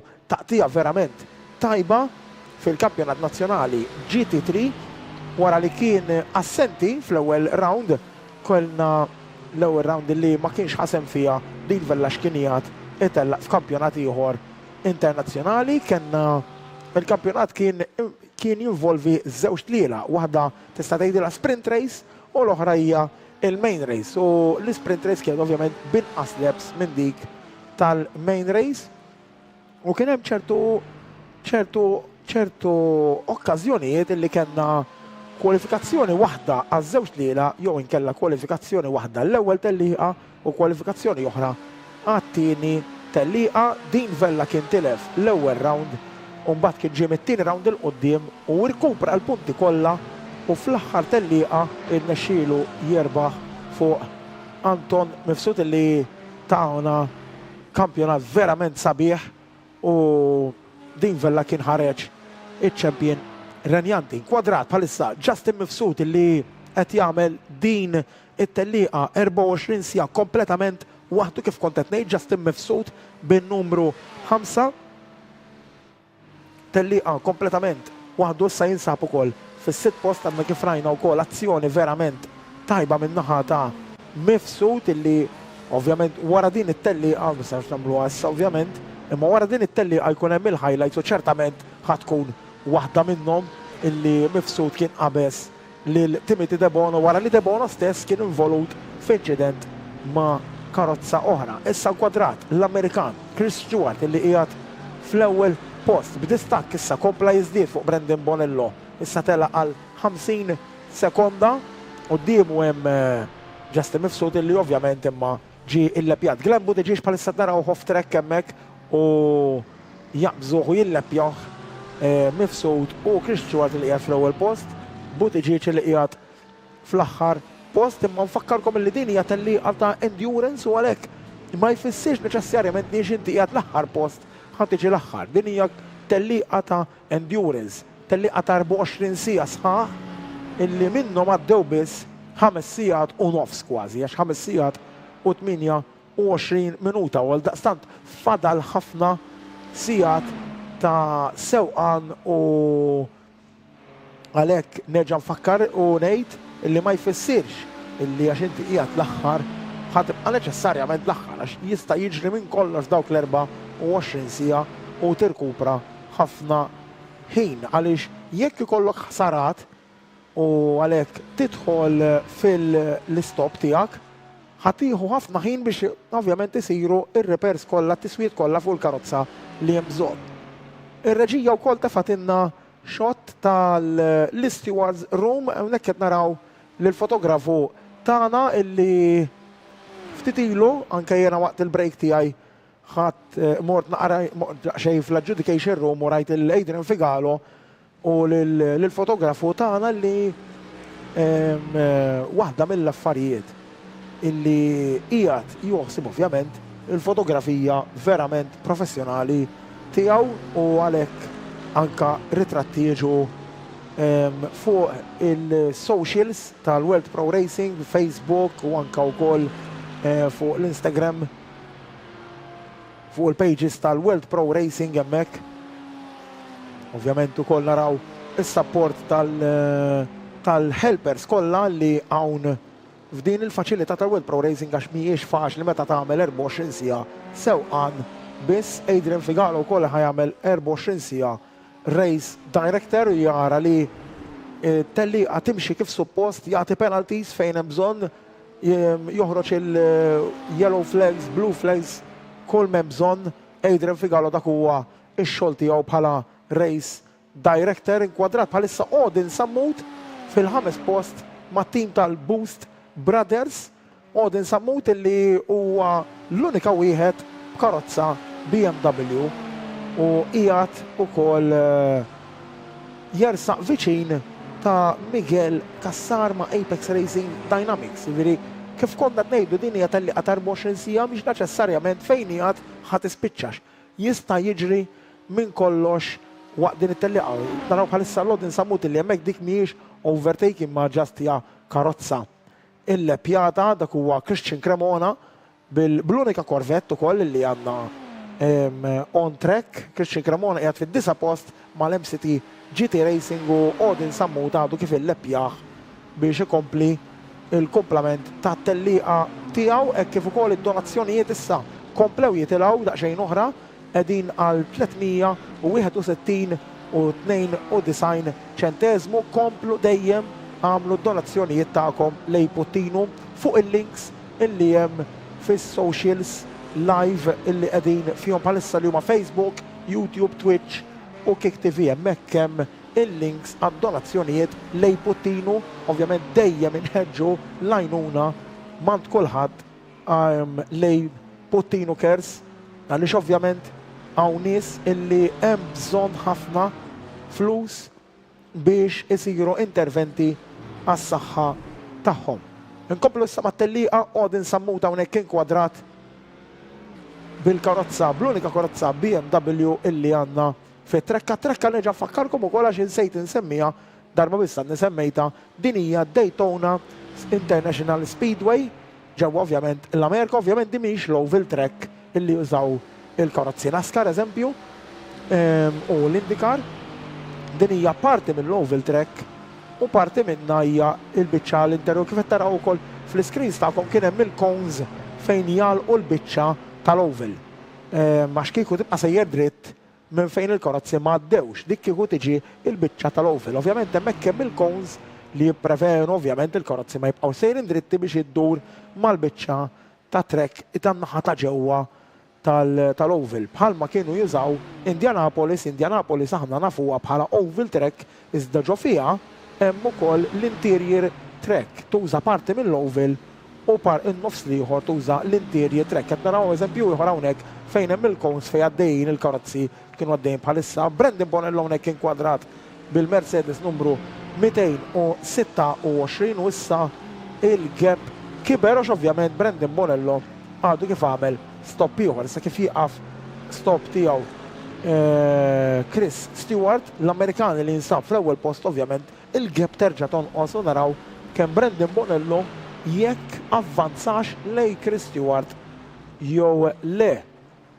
5 sigħat u 33 minuta minn 24 siegħa tellieqa lep numru 186 miegħi ħadd terġgħu tkunu aktar tard ukoll, jiena ħanerġa' nkun bejn 11 u sija ma' kummentaturi internazzjonali, ovvjament b'lingwa Ingliża, però bħalissa tinsabu miegħi waħdi bejn il-5 u fadalli hawnhekk 20 minuta sa' 7 miegħi biss bħalissa, iktar tard neġa' niġi magħkom bejn 11 sa' sija. Neġa' nfakkarkom l-ordni bħalissa kif edin Chris Stewart, Brandon Bonello, Din Vella, Miguel Kassar, Odin Sammut, Justin Mifsud fis-6 post, Timothy De Bono, Tjaxa Moodley, Christian Cremona, Andre Kauki u Glenn Buttigieg. Inkwadrat ukoll fil-grafika tagħna il-temp bħalissa wkoll kif edin il-riħ baqa' tista' tgħid presso poco kif kien qabel ukoll 13 km fis-sija jitla' 16 km fis-sija bħalma kienu ukoll tista' tgħid sija ilu. It-trek ukoll niżlet però daqsxejn għax kienet 30 gradi kif qed naraw ukoll hemmhekk kellna off track ta' karozza minnhom inkwadrat bħalissa Miguel Kassar.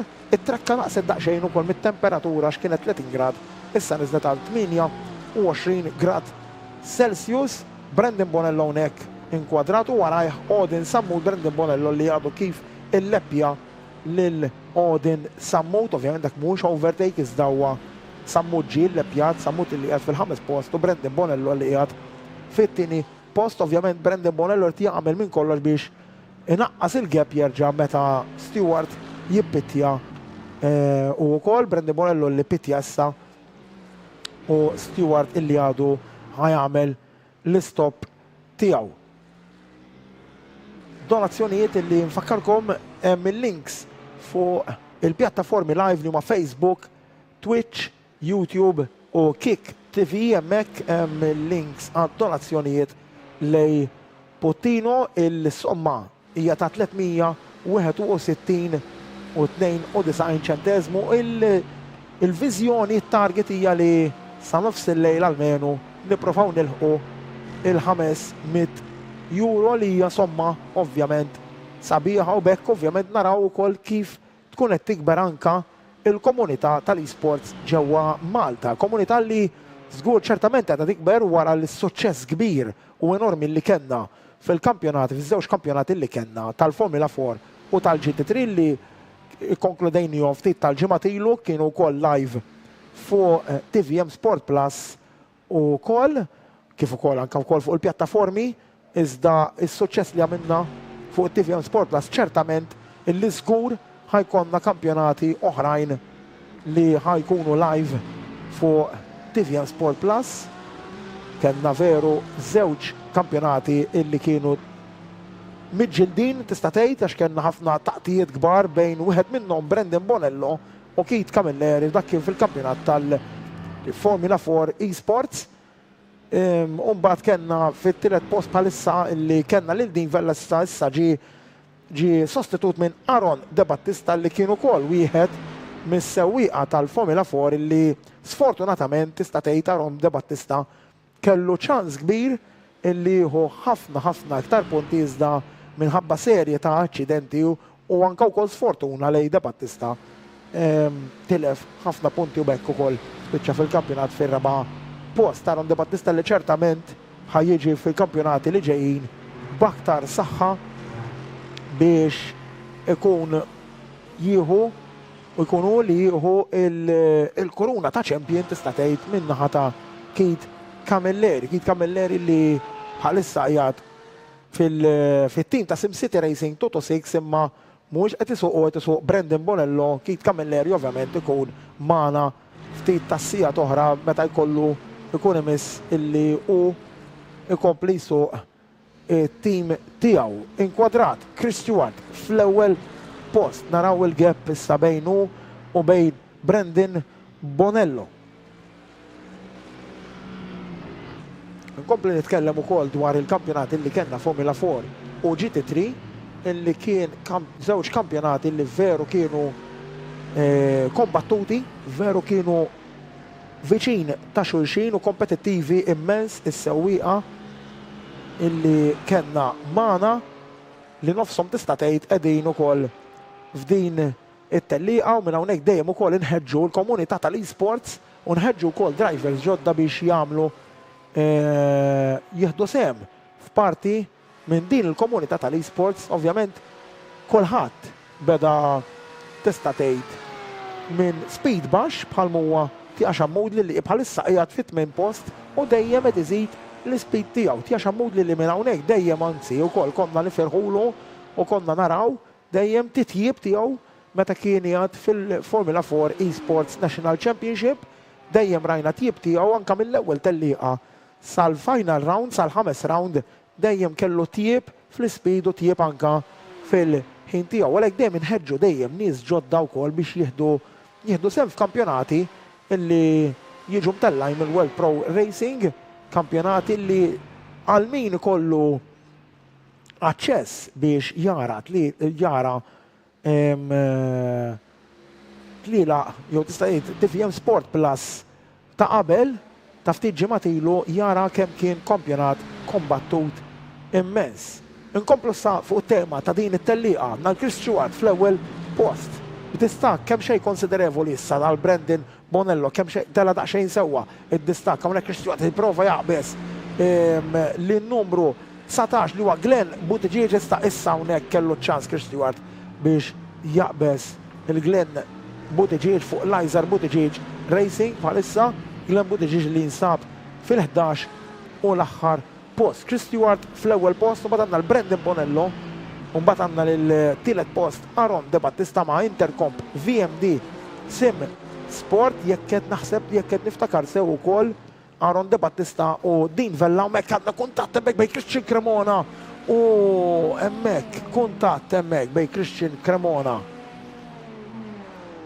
Ovvjament nagħmlu minn kollox biex kemm jista' jkun lis-sewwieqa intuhom indikazzjonijiet illi hemm karozza ovvjament backmarker warahom. Odin sammuta hawnhekk inkwadrat u Miguel Kassar jekk qed nara sewwa eżatti qudiemu u allura hawnhekk qed naraw hemmhekk Christian Cremona eżattament ħajitlef kontroll tal-karozza tiegħu eżattament dorna fuq Christian Cremona hemmhekk jitlef daqsxejn konċentrazzjoni hekk kif qegħdin f'5 sigħat u 41 minuta minn 24 sija l-konċentrazzjoni wkoll tibda tonqos xi daqsxejn għal Christian Cremona bl-MCT GT Racing. Christian Cremona li jinsab fid-9 post. Inkomplu inkwadrat issa Chris Stewart, skużawni, li qiegħed fl-ewwel post. Kenna wkoll lil Miguel Kassari li bħalissa qiegħed fil-istop tiegħu hawnhekk Chris Stewart ħajjidħol issa fil-pit stop tiegħu għalhekk nistennew il-Chris Stewart qabel ma morru għal daqxej ta' break ħafif, nistennew Chris Stewart il-pit stop tiegħu ħanaraw lil Brendan Bonello eżattament fejn ħajspiċċa distakwa ta' 2 minuti u sekonda minn dak ta' Chris Stewart. U hekk ukoll ħajamlu change of drivers hemmhekk, is-Sim City Racing 71 ħajidħol Mark Andre Garon li huwa wkoll driver internazzjonali u hekk Brendan Bonello jagħmel minn kollox biex inaqqas id-distak mimma Mark Andre Garon fuq Sim City Racing 71 u Brendan Bonello Sim City Racing 226 inkwadrat bħalissa. Brendan Bonello li tisuq verament b'saħħtu għax ovvjament jaf illi Mark Andre Garon issa u Chris Stewart għamlu driver swap u għalhekk Chris Stewart jistriħ daqsxejn u Mark Andre Garon issa jimiss u xott hemmhekk ukoll fl-inkwadratura isfel fl-isfel tal-screens tagħkom kif ir-reġija wkoll issa tatna l-screen full shot tagħha din hija l-faċilità tal-World Pro Racing. Ovvjament Justin Mifsud mhux qed jidher għax jgħid f'kamra oħra għalih. Iktar tard ukoll intella video ta' x'inhu jiġri ġewwa l-faċilità. Mark Andre Garon issa Kanadiż hawnhekk fl-ewwel post minn flok Chris Stewart. Mark Andre Garon illi qiegħed fl-ewwel post b'distak konsiderevoli fuq Brendan Bonello. Jidher li din ma kienx stop twil, kull ma kien hemm driver swap probabbilment change of tires u refuel tal-karozza. Id-donazzjonijiet issa komplew jitilgħu hekk kif qegħdin 421.92 ċentesmu. Grazzi hemmhekk tassew tas-support tagħkom telgħu għal 421 euro donazzjonijiet lej Puttinu. Bravi hemmhekk, proset tassew ta' din id-donazzjoni. Nkompli ngħidilkom għatu dejjem id-donazzjonijiet tagħkom kemm tifilħu għatu minn fuq il-links illi hemm fuq il-pjattaformi live illi huma Facebook, Twitch, Kick TV u YouTube. Grazzi hemmhekk, proset tassew ta' dik id-donazzjoni illi tajtuna. Lura għal din it-telliqa Mark Andre Garon bin-numru 71 fl-ewwel post, mbagħad għandna l-Brendan Bonello illi issa id-distak kompla jikber għal 59 sekonda minuta issa wkoll bejn Mark Andre Garon fl-ewwel post u Brendan Bonello fit-tieni post. Iżda xejn mu assolutament lest għax jista' jinqala minn kollox. Għadhom għaddejjin biss 5 sigħat u 3 kwarti minn 24 siegħa telliqa. Infakkarkom li Justin Mifsud illi tista' tgħid u kien il-pionier ta' din l-attività bris Puttinu ħajamel l-24 siegħa mingħajr driver swap, ħajamilhom kompletament waħdu. Kif ukoll anke trekkassa wkoll tibda tinżel daqsxejn ix-xemx fuq it-trekka wkoll u naraw kulħadd jixel id-dwal tagħhom. Ovvjament ukoll tibda tinżel daqsxejn it-temperatura kemm tal-atmosfera kif ukoll dik tat-trekka. Kienet fil-bidu li bdejt nikkommenta ta' għal 30 grad u issa niżlet għal 28 grad. Anka t-temperatura tal-atmosfera kif qed taraw ukoll fuq l-screens tagħkom niżlet minn 28 grad Celsius għal 26 grad Celsius. Ix-xemx issa ovvjament tibda nieżla u kulħadd jibda jsuq bil-lejl u din hija ovvjament test qawwi għal drivers illi forsi minnu ġdid u qatt ma saq bil-lejl. Dan huwa test qawwi għaliex m'intix ħatara it-trekk kollha. Ovvjament inti ħadd kollok tafda fuq id-dwal tiegħek għandhom De Battista hemmhekk itibteb id-dwal tiegħu għaliex ġej biex jaqbeż wieħed mill-back markers hemmhekk.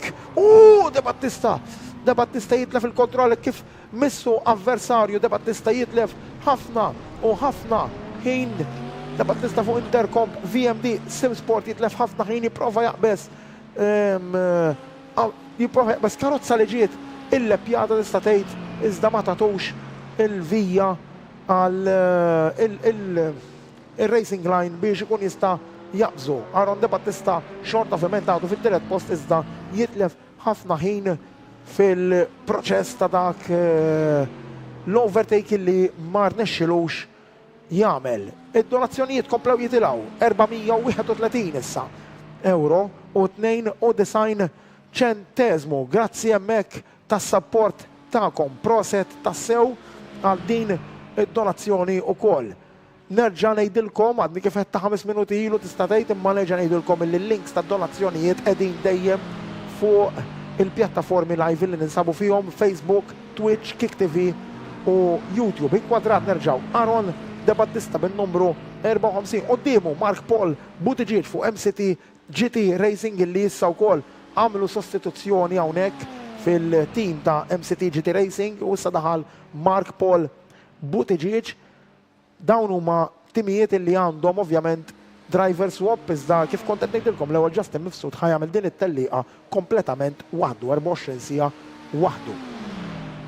Naddu għal qudiem tista' tgħid ta' din it-tellieqa Marc Andre Garon għadu fl-ewwel post, id-distakk issa fuq Brendan Bonello kiber għal minuta u sekonda punt 65. Hawnhekk qed naraw ukoll Aaron De Battista li issa jirnexxielu jaqbes fuq l-karozza il-leppjata dik ta' Mark Paul Buttigieg u issa ovvjament ikompli il-tellieqa tiegħu iżda nerġa' nfakkarkom li din it-tellieqa dawn l-ordni ma jfisser xejn qabel l-24 siegħa. Fadal ħafna kilometri xi jsiru f'din it-tellieqa kif ukoll qed naraw ukoll id-dlam illi ħajibda jaqa' fuq din it-trekka li ftit għandha dawl ovvjament id-drivers iridu jafdaw dejjem fuq id-dawl tal-karozza tagħhom. It-trekk tkompli tnaqqas ukoll mit-temperatura issa niżlet għal 27 grad Celsius u hekk ukoll id-drivers iridu jieħdu konfidenza aħjar ma' trekka li tkun daqsxejn temperatura baxxa u anke ħabba kif jaħdmu fuq it-tajr speċjalment meta jidħlu fl-istopp u jibdluhom meta jiġu biex joħorġu f'dik l-outlap irridu joqogħdu attenti li il-kelma propja bil-Malti qasanna fil-verità, imma isek tqanqal-tajr tixelu biex jibda jaħdem u jikdem it-tarmak kif suppost. M'għandniex terminoloġija probabbilment Maltija, sa jom kellek kemm ma nafix jiena, ma l-Ingliżi jgħidu tire biting the track, jiġifieri tittixelu titqanqlu biex ittellawlu temperatura ottimali biex ovvjament tagħmel ħinijiet kif suppost.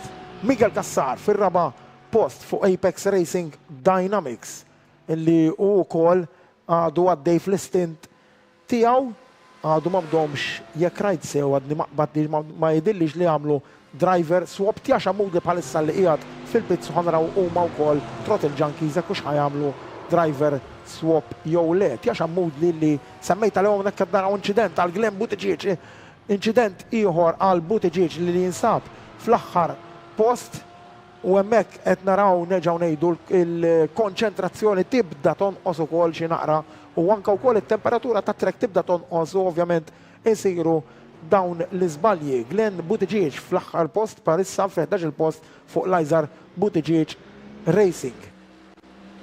Inkwadrat bħalissa Odin Samud fil-5 post bl-unika BMW li għandna fuq it-team tal-Boost Brothers fuq l-app numru 105 u disajna kif għaddew 5 sigħat u 50 minuta. Glenn Buttigieg li issa jidħol fil-pits ovvjament biex isewwi il-karozza tiegħu għax ovvjament ġarbet xi ħsara dik qed naraw ukoll quddiem ġarbet xi ħsara anke wara wkoll. Aaron De Battista hawnhekk fit-tielet post bin-numru 54 li għadna kif rajna l-Aaron De Battista wkoll ikun daqsxejn hesitanti hekk lejn opponent tiegħu, lejn avversarju tiegħu li kien ħajġi il-leppjat u prova jagħmel move li tista' tgħid kienet b'nofs qalb kważi u spiċċa ħażinu għamma qed naraw ukoll karazza oħra qiegħda barra hemmhekk Tjaxa Moodli li jagħmel żball żgħir hemmhekk meta ħalla l-bib miftuħ biex iħalli karazza oħra tgħaddi biex iħalli l-Odin Samud jgħaddi jagħmel żballu stess Tjaxa Moodli. U bekk ovvjament spiċċa off track ukoll.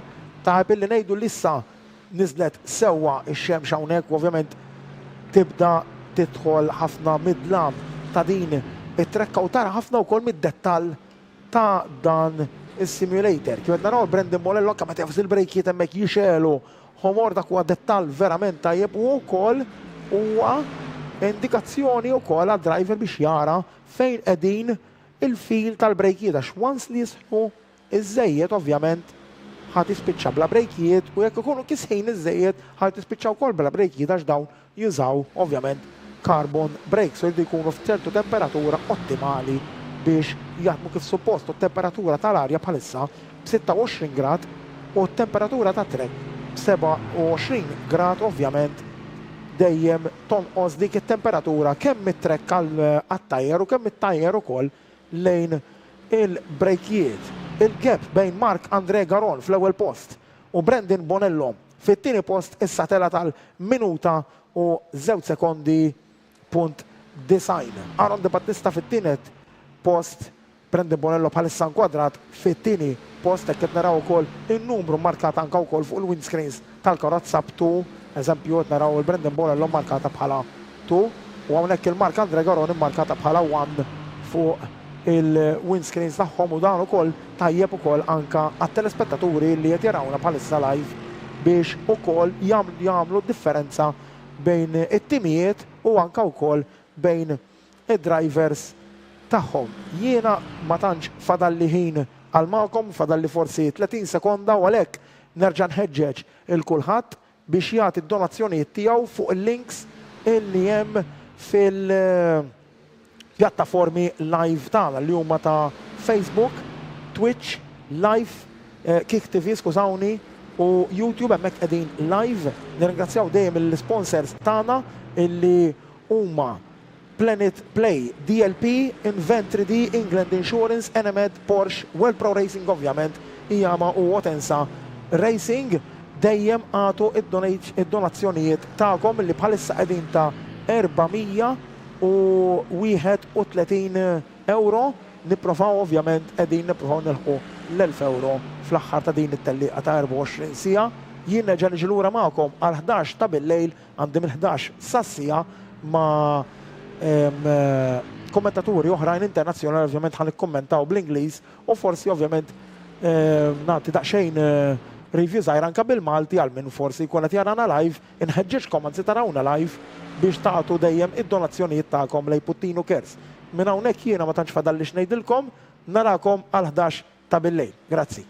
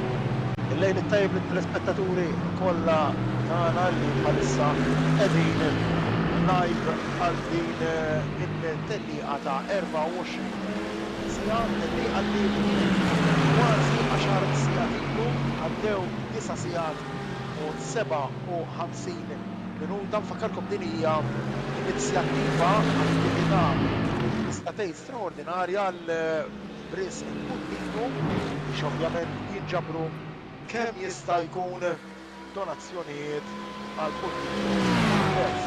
Hija attività li hija organizzata mill-World Pro Racing u l-Executive Complement u għandastant minn hawnhekk insemmuhu ġastin nawgurawlu dejjem l-assortelli għal jista' jkollu li bħalissa hija fija Justin ovvjament beda mill-bidu ħajkomplija tal-aħħar Justin Mifsud li m'għandux tim miegħu iżda ħajsuq l-24 siegħa f'daqqa. Nsemmu wkoll ovvjament lil dawk kollha involuti fil-World Pro Racing, għandna wkoll il-Adrian Figalo illi huwa il-Race Director u ħajkun il-Race Director għal dawn l-24 siegħa wkoll sħaħ mingħajr ebda break xejn, mingħajr ebda sostituzzjonijiet. Ħajibqgħu dejjem kemm Justin u kemm Adrian 24 siegħa sħaħ. Justin isuq it-tellieqa u Race Director Adrian Figalo.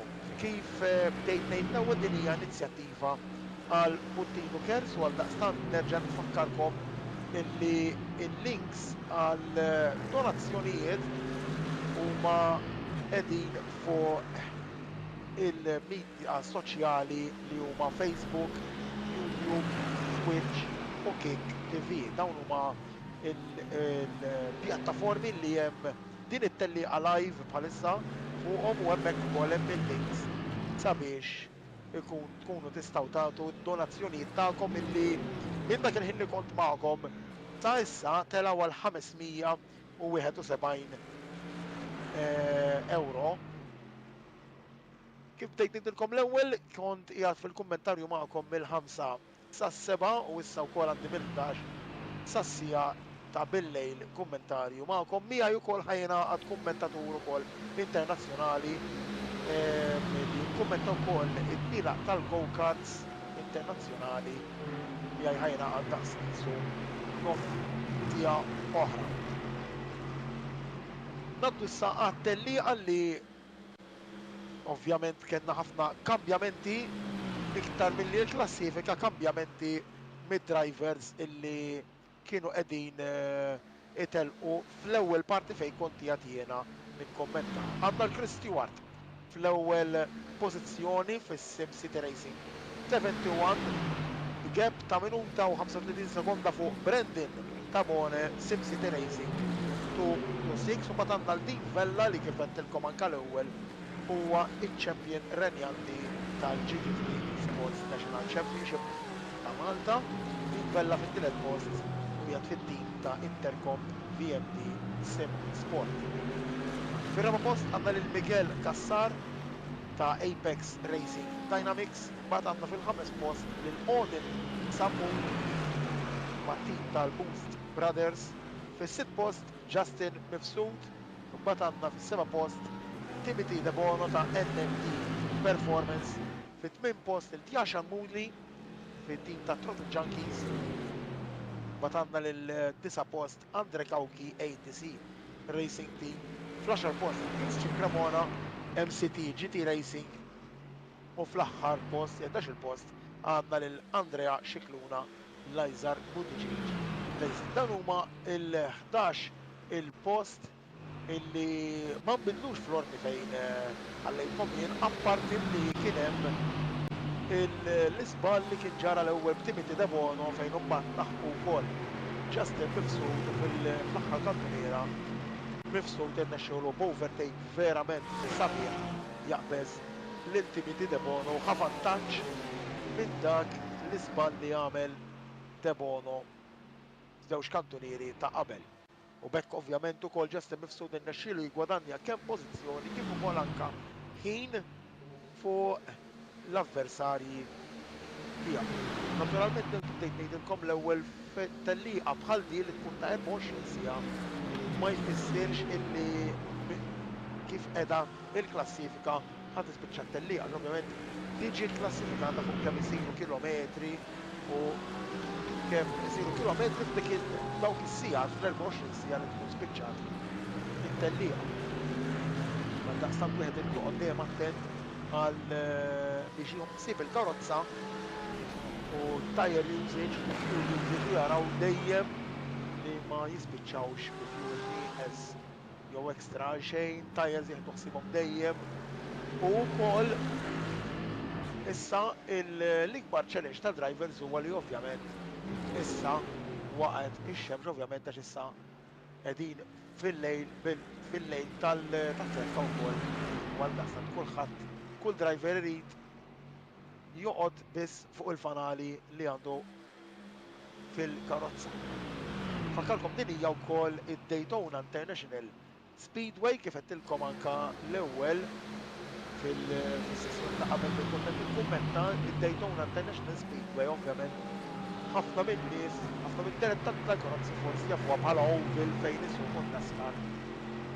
U l-IndyCar iżda ovvjament għandha parti miċ-ċirkwit illi hija nofsu ovali u nofsu ċirkwit bejċi normali bħalma nafuh tradizzjonalment biex jakkomoda karozzi bħal dawn il-karozzi mhumiex magħmulin biex ikunu italqu f'ovals f'ċirkwiti ovali biss imma huma ddisinjati biex itelqu kemm f'serje ta' kantunieri u għaldaqstant qed jużaw iċ-ċirkwit nofsu bħal-ovali u nofsu l-ċirkwit internali bħalma huwa Indianapolis Speedway ukoll. Xi li ilu għal dawn l-aħħar sija attwal stat kważi mill-bidla t-tellieqa li kien jgħid fl-ewwel post u baqa' għaddej fl-ewwel post u ħarab tista' tgħid imma Brendan Tabone li naraw ukoll kellna off-track hemmhekk min-naħa ta' Christian Cremona l-unika korvett li għandna fit-traċċat bħalissa kif ukoll anke Odin Samut huwa l-unika il-Boost Brothers it-tim tal-Boost Brothers huma l-unika tim illi qed jużaw karozza BMW u l-MCGT Racing huwa l-unika tim li qed juża il-karozza Chevrolet. Għandna 6 Mercedes, 3 Porsche, għandna BMW kif ukoll Chevrolet li jużaw l-MCGT Racing kont qed ngħid l-ewwel fuq Chris Stewart illi tista' tgħid għalissa qed jidher kont dejjem li kif qed naraw f'dawn l-10 sigħat li għaddew 10 sigħat u 5 minuti Chris Stewart ħarab b'din it-tellieqa b'distakk minn ma' Brendan Tabone ta' minuta u 34 sekonda. Beda jidher li Brendan Tabone kif ukoll anke fit-tim tiegħu SimCity Racing 226 anke Keith Cavalieri bdew ishom inaqsu d-distakk minn ma' Chris Stewart iżda Chris Stewart bħalissa ishom kollox taħt kontroll. Chris Stewart li bħalissa huwa inkwadrat l-Amerikan illi jgħid fl-ewwel post wara jħemm eżattament Dean Vella li huwa fit-tielet post għalkemm fil-kwadratura tidher wara Chris Stewart imma ovvjament Chris Stewart il-leppja darbtejn lil Dean Vella daqstant anke għal Dean Vella li huwa champion renjanti tal-GT3 eSports ġewwa Malta tajjeb illi anke jsegwu naqal Chris Stewart anke jieħu idea ta' it-tip ta' sewqan, it-tip ta' stil ta' sewqan ta' dan l-Amerikan Chris Stewart ukoll Dean Vella li kif qed naraw anke fuq l-inkwadratura li bħalissa ovvjament qed jirnexxielu anke jilaħħaq ma' Chris Stewart. Veri tajjeb ukoll anke biex jieħu idea Dean Vella u anke wkoll iżid l-esperjenza jibqa' daqsxejn wara Chris Stewart ovvjament jiġbor kemm jista' jkun knowledge dik is-sabiħ tagħha li għandna f'ċertu drivers lokali li għandna qaċċ biex nitalmu u kemm jista' jkun ukoll naqbżu lil dawn il-barranin li ovvjament għandhom iktar riżorsi ferm iktar riżorsi minna. Din Vella li kif kont qed ngħid l-ewwel huwa ċempjon renjanti tal-National GT3 Esports u ħajkun qed jirrappreżenta lil Malta ġewwa Valencia fi ftit ġimgħat oħra wkoll ħajkun hemm l-International Championship li ovvjament wara kull nazzjon li għamel in-National Championships tiegħu ir-rebbieħ ta' kull kategorija aħna kellna il-kampjonat tal-esports GT3 u l-kampjonat tal-esports Formula 4 din Vella rebaħ il-GT3 u Keith Camilleri rebaħ il-Formula 4 dawn huma rebbieħa li jirrappreżentaw lil Malta ġewwa Valencia għall-International Championships xi ħaġa li ovvjament għandna l-fejn nkunu gburin tassew u naraw ovvjament qed naraw li l-esports dejjem qiegħed jikber ukoll. Semmejt l-ewwel ukoll il-Tjaxa Moodley li l-ewwel darba li ħasem f'kampjonat nazzjonali kien ħasem fil-kampjonat Formula 4 li spiċċa tit tal-ġimgħa ilu u wara iktar mill konsistenza anzi żieda fil-veloċità tiegħu u żieda fil-ftehim kif taħdem il-karozza tal-Formula 4 Esports fuq l-iRacing. U ovvjament, apparti il-veloċità li żied ukoll l-esperjenza u der sew mill-ewwel round sal-aħħar round kemm żied veloċità u kemm naqqas id-distakk minn mar-rebbieħ u għalhekk ukoll dejjem għedna li dejjem nenfasizzaw anzi li sabiħ li jkollna dejjem drivers simulator racing ġodda. Fakkarkom nerġa' wkoll fuq id-donazzjonijiet illi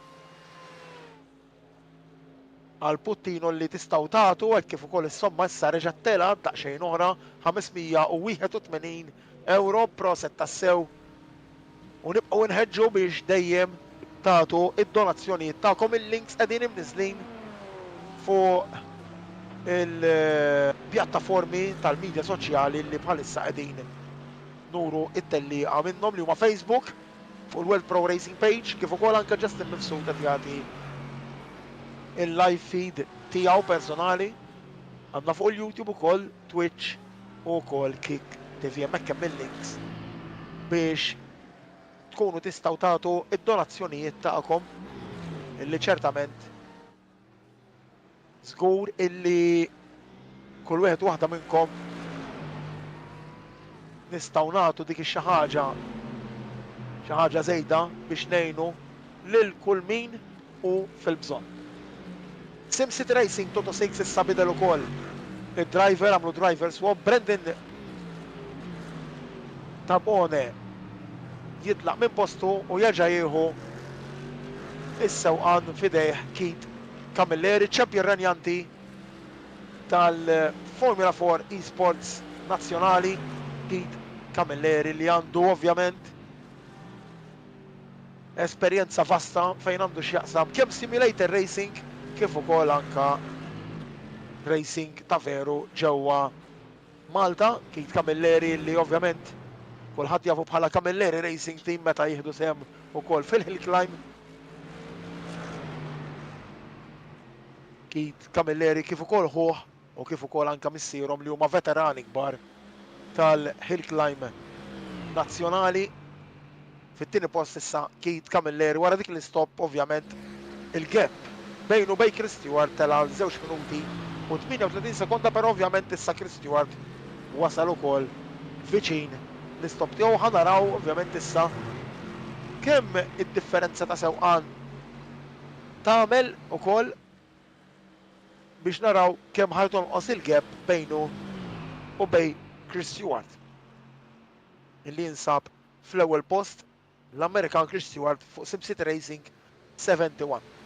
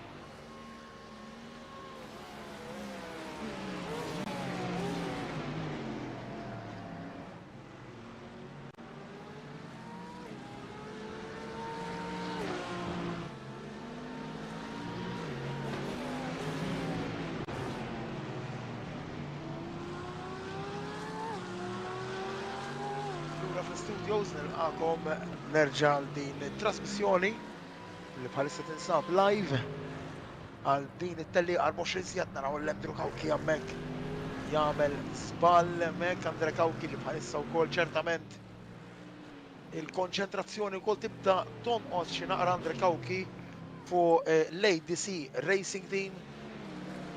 Ċertament anke l-konċentrazzjoni tibda tonqos xi naqra Andrea Xiklun issa inkwadrat mal-Lajzar Buttigieg Racing u Odin Sammut bl-unika BMW illi għandna bħalissa bit-traċċat. Infakkar dejjem nirringrazzjaw dejjem l-sponsors tagħna illi huma NMED, Porsche u Pro Racing ovvjament. Għandna diversi oħrajn ukoll illi ħanipprova nsib il-listax minn dak il-ħin law jiena kont hawnhekk sas-7 u s-saħdex ta' bil-lejl. Għaldaqstant il-lista qarbitli wkoll għax warajja kien hawn kummentari oħrajn.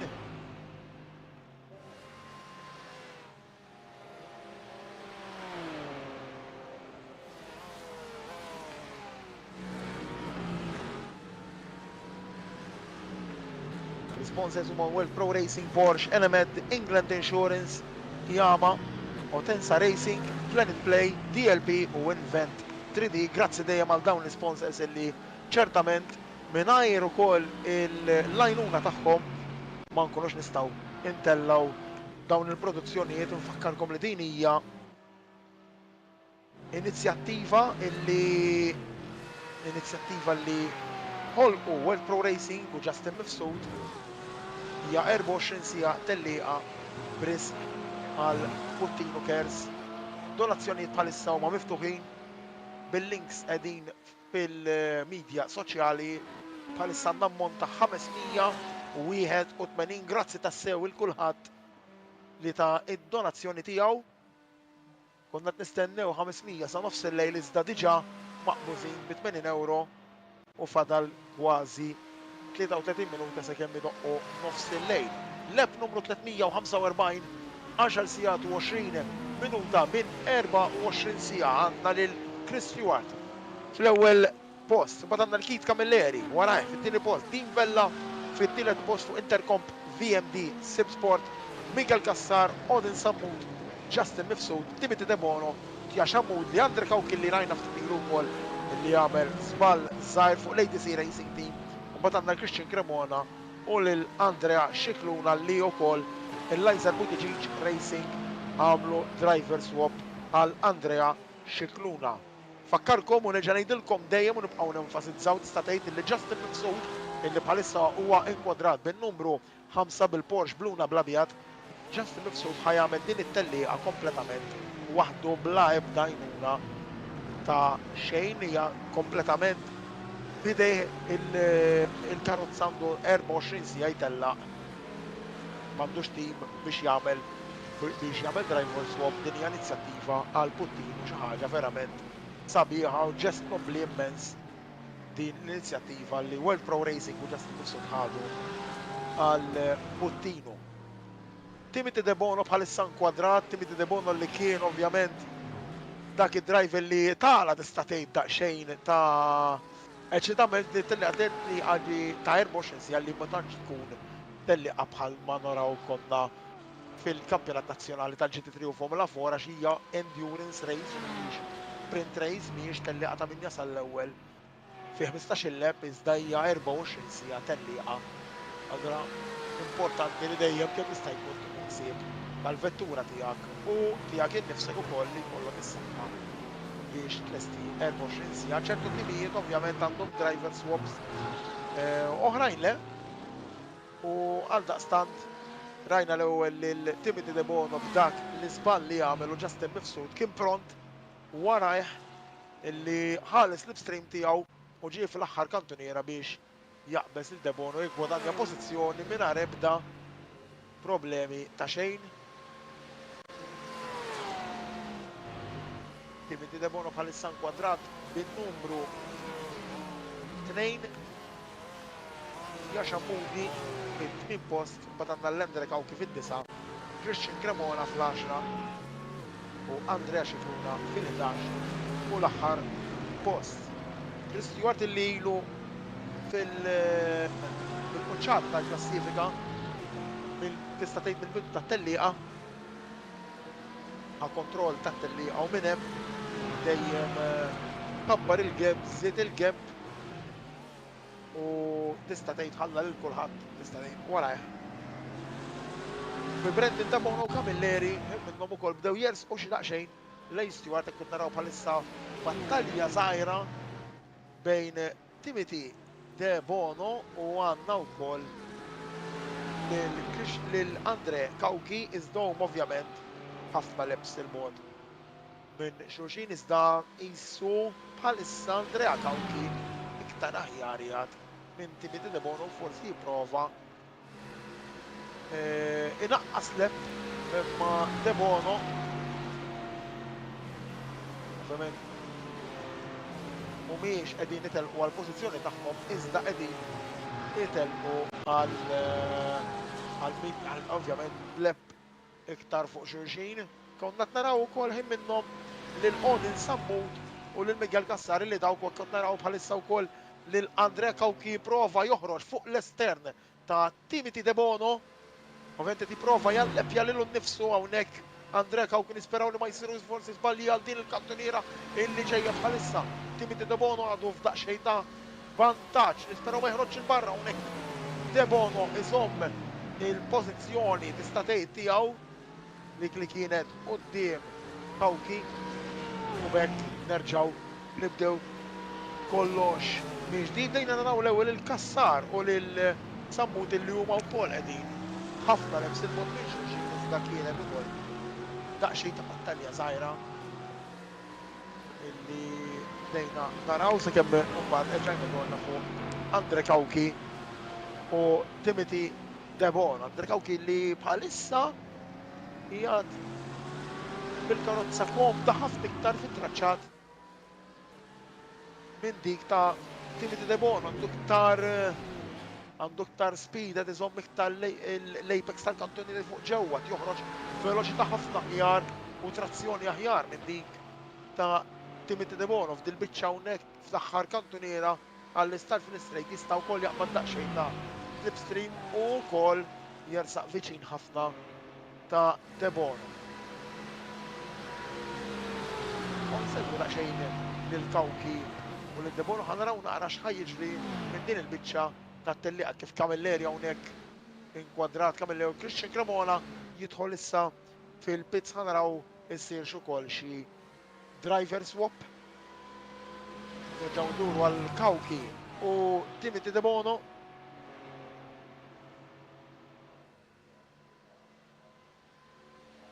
Timothy De Bono li veru ħareġ ħafna aħjar minn anzi skużawni, Timothy De Bono jipprova jiddefendi mill-ħruġ aħjar ta' Andre Kawki li ħaj jipprova jagħmel minn kollox fuq l-estern tal-kantuniera hemmhekk. Timothy De Bono jżomm il-karozza tiegħu quddiem Kawki dawn it-tnejn li qed jagħmlu hekk ovvjament din forsi wkoll jitilfu xi daqsxejn mill-avversarju tagħhom hemmhekk Andre Kawki jersaq viċin ħafna ta' De Bono kważi jolqod il-karozza ta' De Bono ma tantx kien hemmhekk forsi kien hemm ċentimetri bil-bogħod minn xulxin bejn De Bono u Kawki. Ċertament li bħalissa nimmaġni li Kawki qed jagħti xi daqsxejn hemmhekk reġa' firixħa viċin ħafna ta' De Bono Andre Kawki illi ħaj jipprova minn kollox biex jipprova jiġi viċin ħafna ta' De Bono. Issa De Bono jiddefendi verament tajjeb il-pożizzjoni tiegħu hemmhekk. Cremona daqsxejn ma laqatx wara ta' De Bono magħhom ukoll jidħol Miguel Kassar li titebteb il-brajt biex jgħidhom speċi jiena qiegħed blep qabilkom u titensquli għax dawn huma ovvjament blue flags.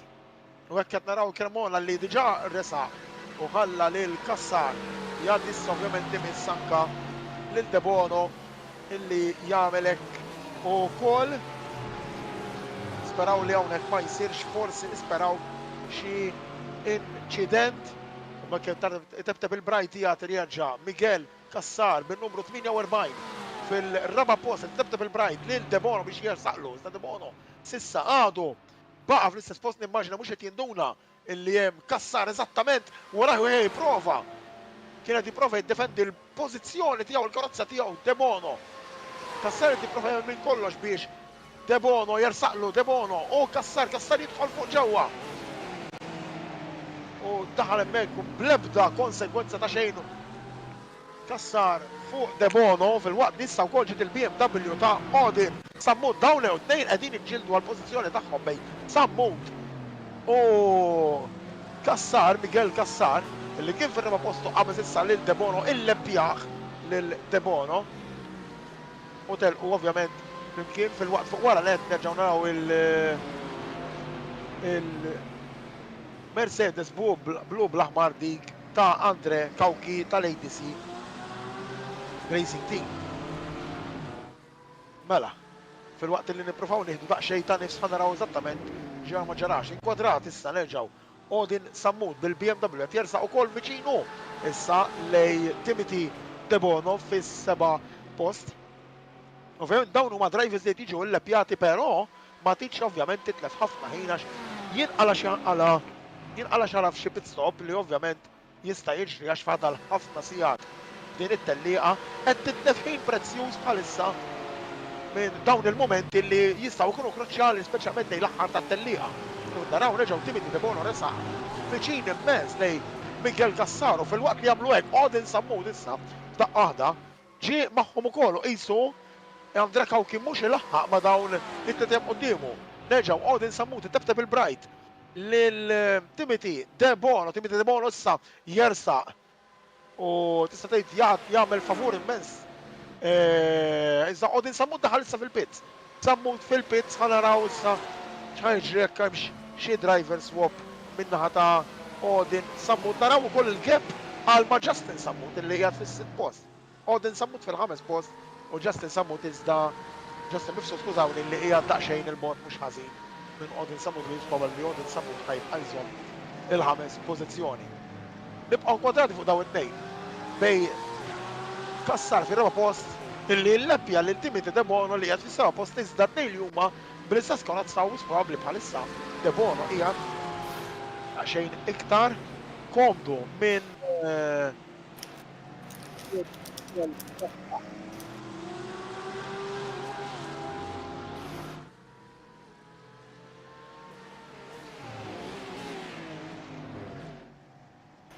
numru 351 għaddew 10 sigħat u 31 10 sigħat u nofs minn din it-tellieqa ta' 4 sigħat. Nippruvaw nieħu nofs li nfakkarkom nerġa' fin-donazzjoni inizjattiva min-naħa ta' World Pro Racing u Justin Mifsud bris Puttinu Cares. Nerġgħu naraw bħalissa lil Timothy Debono li għandu s-seba' qed jipprova biex jerġa' jaqbeż lil Miguel Kassar li bħalissa tela fir-rapport so ġaru xi ħaġa fil-pits għal Kassar issa qiegħed fir-raba' post. Odin Mifsud fil-ħames post u Mifsud post Debono li qiegħed bil-Porsche il-ħadra qiegħed fis-seba' post. U Miguel Kassar però il-leppja ovvjament il-gap kbir, però jisu iktar komdu Debono minn Kassar f'din il-fażi tat-tellieqa u jipprova jalleppja ruħu. Miegħi ukoll ħajnaqat kommentatur internazzjonali u daqstant minn hawn insellem issa lit-telespettaturi Maltin u ħajkonna naqilbu daqsxejn. Lingwa Ingliża forsi wkoll iktar mal-kommentatur ngħid xi ħaġa bil-Malti ħalli ovvjament kulħadd jifhem x'inhi jiġri u jibx. Hello and welcome everyone. We are racing again. And for our race, I'm joined by another colleague who is on the other side of the world to be honest. And we're very so hello to you again. Hello Edwin, hello everybody. Alex Goldschmidt reporting live from Germany. Real pleasure to be back on World Pro Racing. Was back with the team with Justin and our good friend Edwin Figalo a few years ago on motorsport.tv, TVM Sport, and what a great opportunity this is to give back to the community. And great to see that Justin Edwin has decided to put himself through the ringer for 5 24-hour endurance races, and one of the toughest that we're having at the moment at the Daytona International Speedway. Yeah, it is really special for the as we just seen the ball on second place, and Miguel Cassar were just watching this. They are left, Dimitri De Bono's left for he's left, I think, with 3 or 4 laps, but Dimitri De Bono right now is actually on the inside of Miguel Cassar, and he's trying to unlap himself again. So that's it. That's De Bono inside on the inside of Miguel Cassar. This one obviously driving the same exact car, and De Bono is right now. He seems really comfortable with this track conditions and car conditions and tire conditions more than 4th place Miguel Cassar. So sorry about that, Alex. Hi again, and well, come on, they're about to touch, and they touched each other. De Bono and Cassar. Yeah, through the Rodriguez International Horseshoe, and they're both in rear-engine flat 6 boxer engine Porsche 911 GT3s, producing north of 500 brake horsepower, and that's not a place you really want to have contact. And De Bono goes a little bit wide through the second of the 2 horseshoes on the approaches into turns 5 and 6 before they hit the steep 31-degree banking here at the Daytona International Speedway. But you know, I have to say, when Adrian reached out, Adrian, thank you very much, buddy. Been keeping an eye on what both him and Justin have been doing over in Malta, and how sim racing again is very much part of the infrastructure in this country. And you know, I've been a big advocate of sim racing now for 4-5 years, and you know, for raising good money for a fantastic cause with Puttinu Cares. And when Justin made the announcement, I thought, if there's an opportunity for me to jump on a stream and bring my voice that people will recognise from World Pro Racing back onto something, you know, that's going to do a lot of good for a lot of people, and really help those families in a lot of need, it's always wonderful to give back. And yeah, as you said, De Bono was very comfortable. The car looked very well set up. Cassar having that little bit of contact through into the International Horseshoe as they're heading through into turn 1 again, and under braking, De Bono just looks so much more comfortable. The car looks a bit more planted, whereas Cassar might be struggling with the colder temperatures, as you and I both know. And De Bono sends it up the inside into the International Horseshoe, narrowly misses the back end of the number 48 of Cassar, running for the Apex Racing Dynamics Porsche team. Again, just showcasing how they might not be on the same lap on the circuit, but battles can happen anywhere in sim racing, and what a wonderful thing to see, especially as we're just under an hour and a half away from the halfway point of the race so far. Yeah, and I just love these types of battles, and with 2 exactly same cars and 2 completely different styles. You can see, as you were saying as well, De Bono really hard on the brakes, and the car was so perfectly balanced, and Cassar really wide on an entry and literally all over the place on exit. So, and here there's Stewart again on the Mercedes. He's in 1st place. Stewart, the American, on the SimCity Racing 71, just lapping another Mercedes, which is that of Tiashan Moodley from Throttle Junkies. Tiashan Moodley, Alex, he's one of our newest entries, because he had his first entry at the Formula 4 Esports National Championship. He did really well, actually, to be honest. First race, he was a bit unsettled, but then along the way, till round 5, his gap to the leaders, I mean, he finished last, but the gap to the winner was shrinking down, to be honest. First it was like 30 seconds, but then it was really going down to 10 seconds, 9 seconds. So from round 1 to round 5, Tiashan Moodley really did a good job. And I think this is what really sim racing is all about: getting new people in the sim racing, getting new drivers in, not being afraid of ending last. All right, you need to win, but not being afraid of being last. Why not being last? Then you need to progress and see where you can go. Completely agree. I think anyone that that has the opportunity to get, like, say, a Logitech G29, a set of pedals, attach it to a wooden table, have one screen in front of you on a PC that can run iRacing, Assetto Corsa Competizione, other games as well. It's wonderful to see drivers progress and feel a bit outside of their comfort zone, because as you rightly said, every driver wants to go in and win, especially if you're in a multi-class race, but more to the point that you can have a bit of fun and get to meet new like-minded individuals who will share setups, who will as long as it's not in the same competition, of course, but it's a case of the sim racing world is a community, and that is the big word that we need to talk about here, folks. And it's not just about sim racing, it's about life in general. You meet new people on your journey, you progress, you mature as an individual on the racetrack from a virtual perspective, but as an individual in life. And you can always count on those people within that community that you've got to know and appreciate and be a part of to really enjoy what you do. And for a lot of people, that do sim racing, they do this as a hobby. They don't do it for the gratification of prize money or kudos or getting with some of the top teams in sim racing that we know of. As Tieshan Moodley having a little bit of a problem there in the 8th placed number 7 Mercedes AMG there. That was coming out of turn 5. I commentated on an R Factor 2 race, funny enough. The LMDH modifications. So we had the 963 Porsche Hypercar, amongst others, the Cadillac DPR, the Cadillac LMDH V-Spec. And one of the guys just completely smacked the wall on the inside of turn 5, wrote off the front and returned to garage.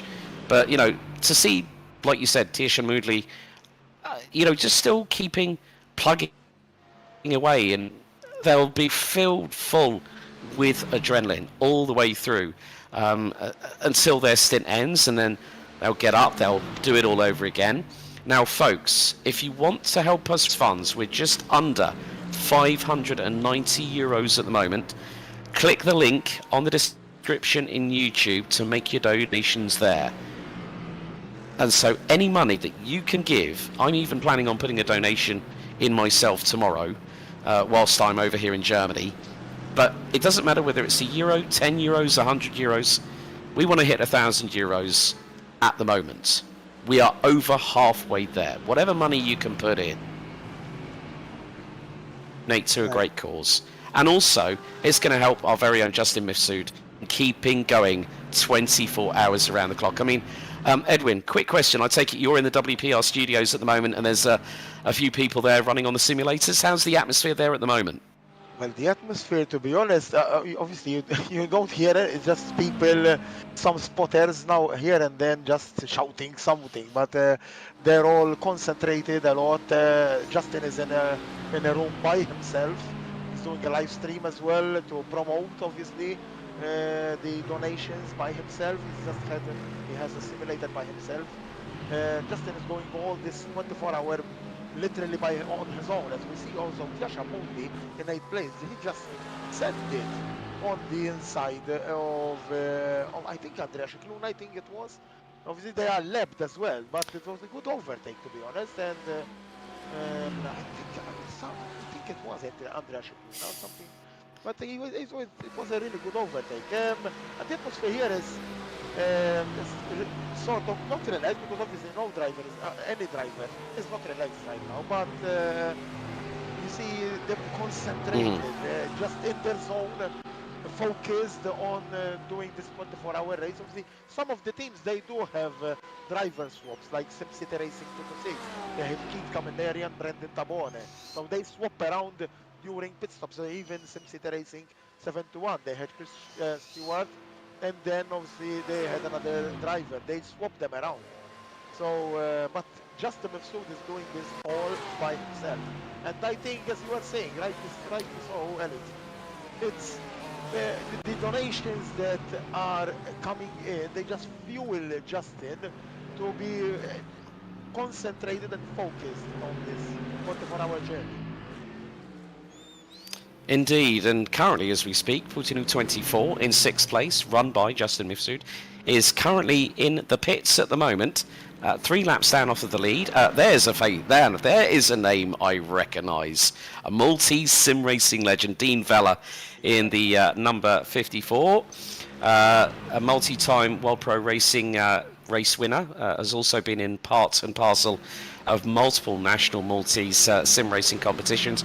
Great to see him along with the guys at Intercomp VMD Simsport, who are running P3 in the number 54 Mercedes AMG GT3 at the moment, a lap behind Sim Racing 226, who are effectively the best part of a minute and a half behind Sim City Racing 71. But Cicluna's just had a moment.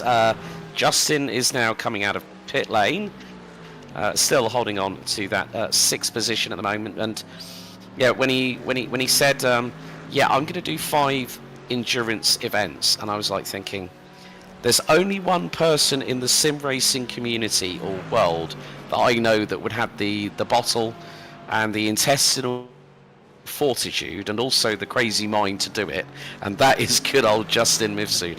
I'm really pleased that he's decided to take on a challenge that you wouldn't normally expect really, if I'm honest, Edwin. And that's the beauty of arranging people to, look, come along and race with me. I'm going to be doing this for 24 hours.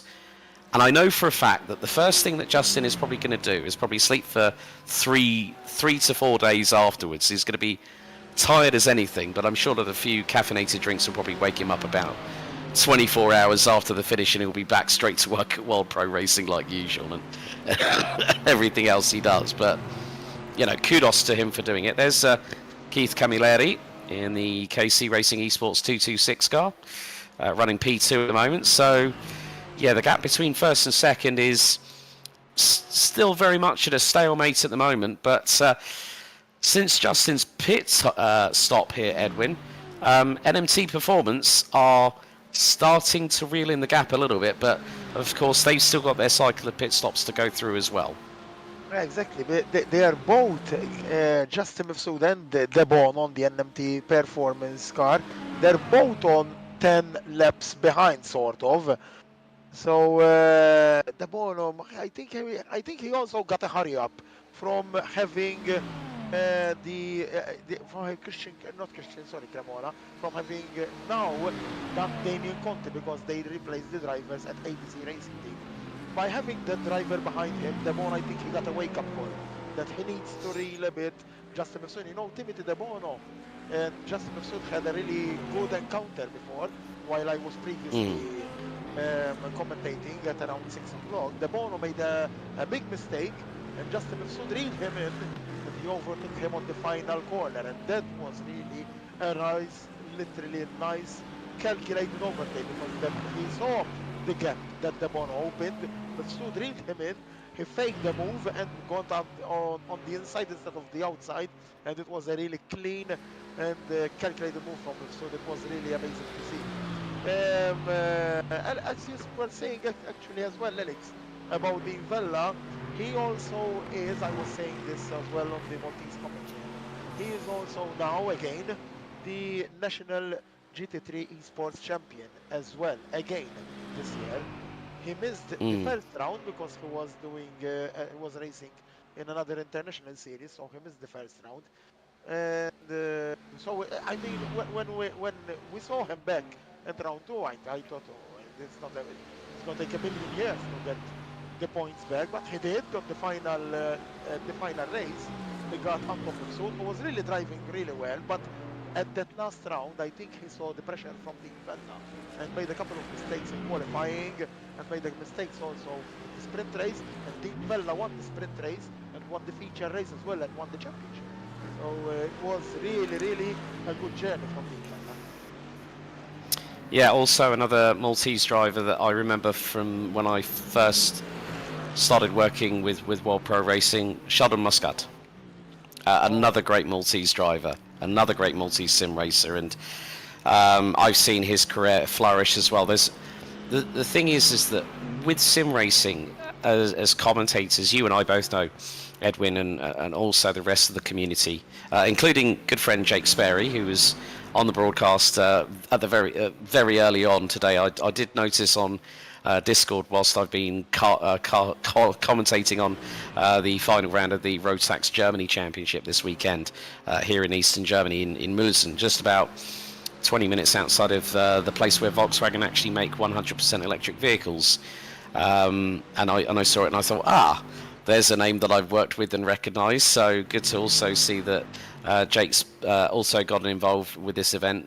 But yeah, it's just, as I said, the amount of talents that we have, and we're not just talking specific nations here, folks. There are tens of thousands, if not hundreds of thousands of sim racers globally that use the iRacing service on a regular basis. And it's so wonderful that you can jump on a Discord server, get yourself started, get yourself in a league, get the basic equipment that you need, and then build from there. And that's why you see people like Sheldon Muscat, Dean Vella, and so many other people ply their trade, get noticed in the relevant competitions, and just enjoy it. And that's what I love about sim racing, that it's sim racing is genderless.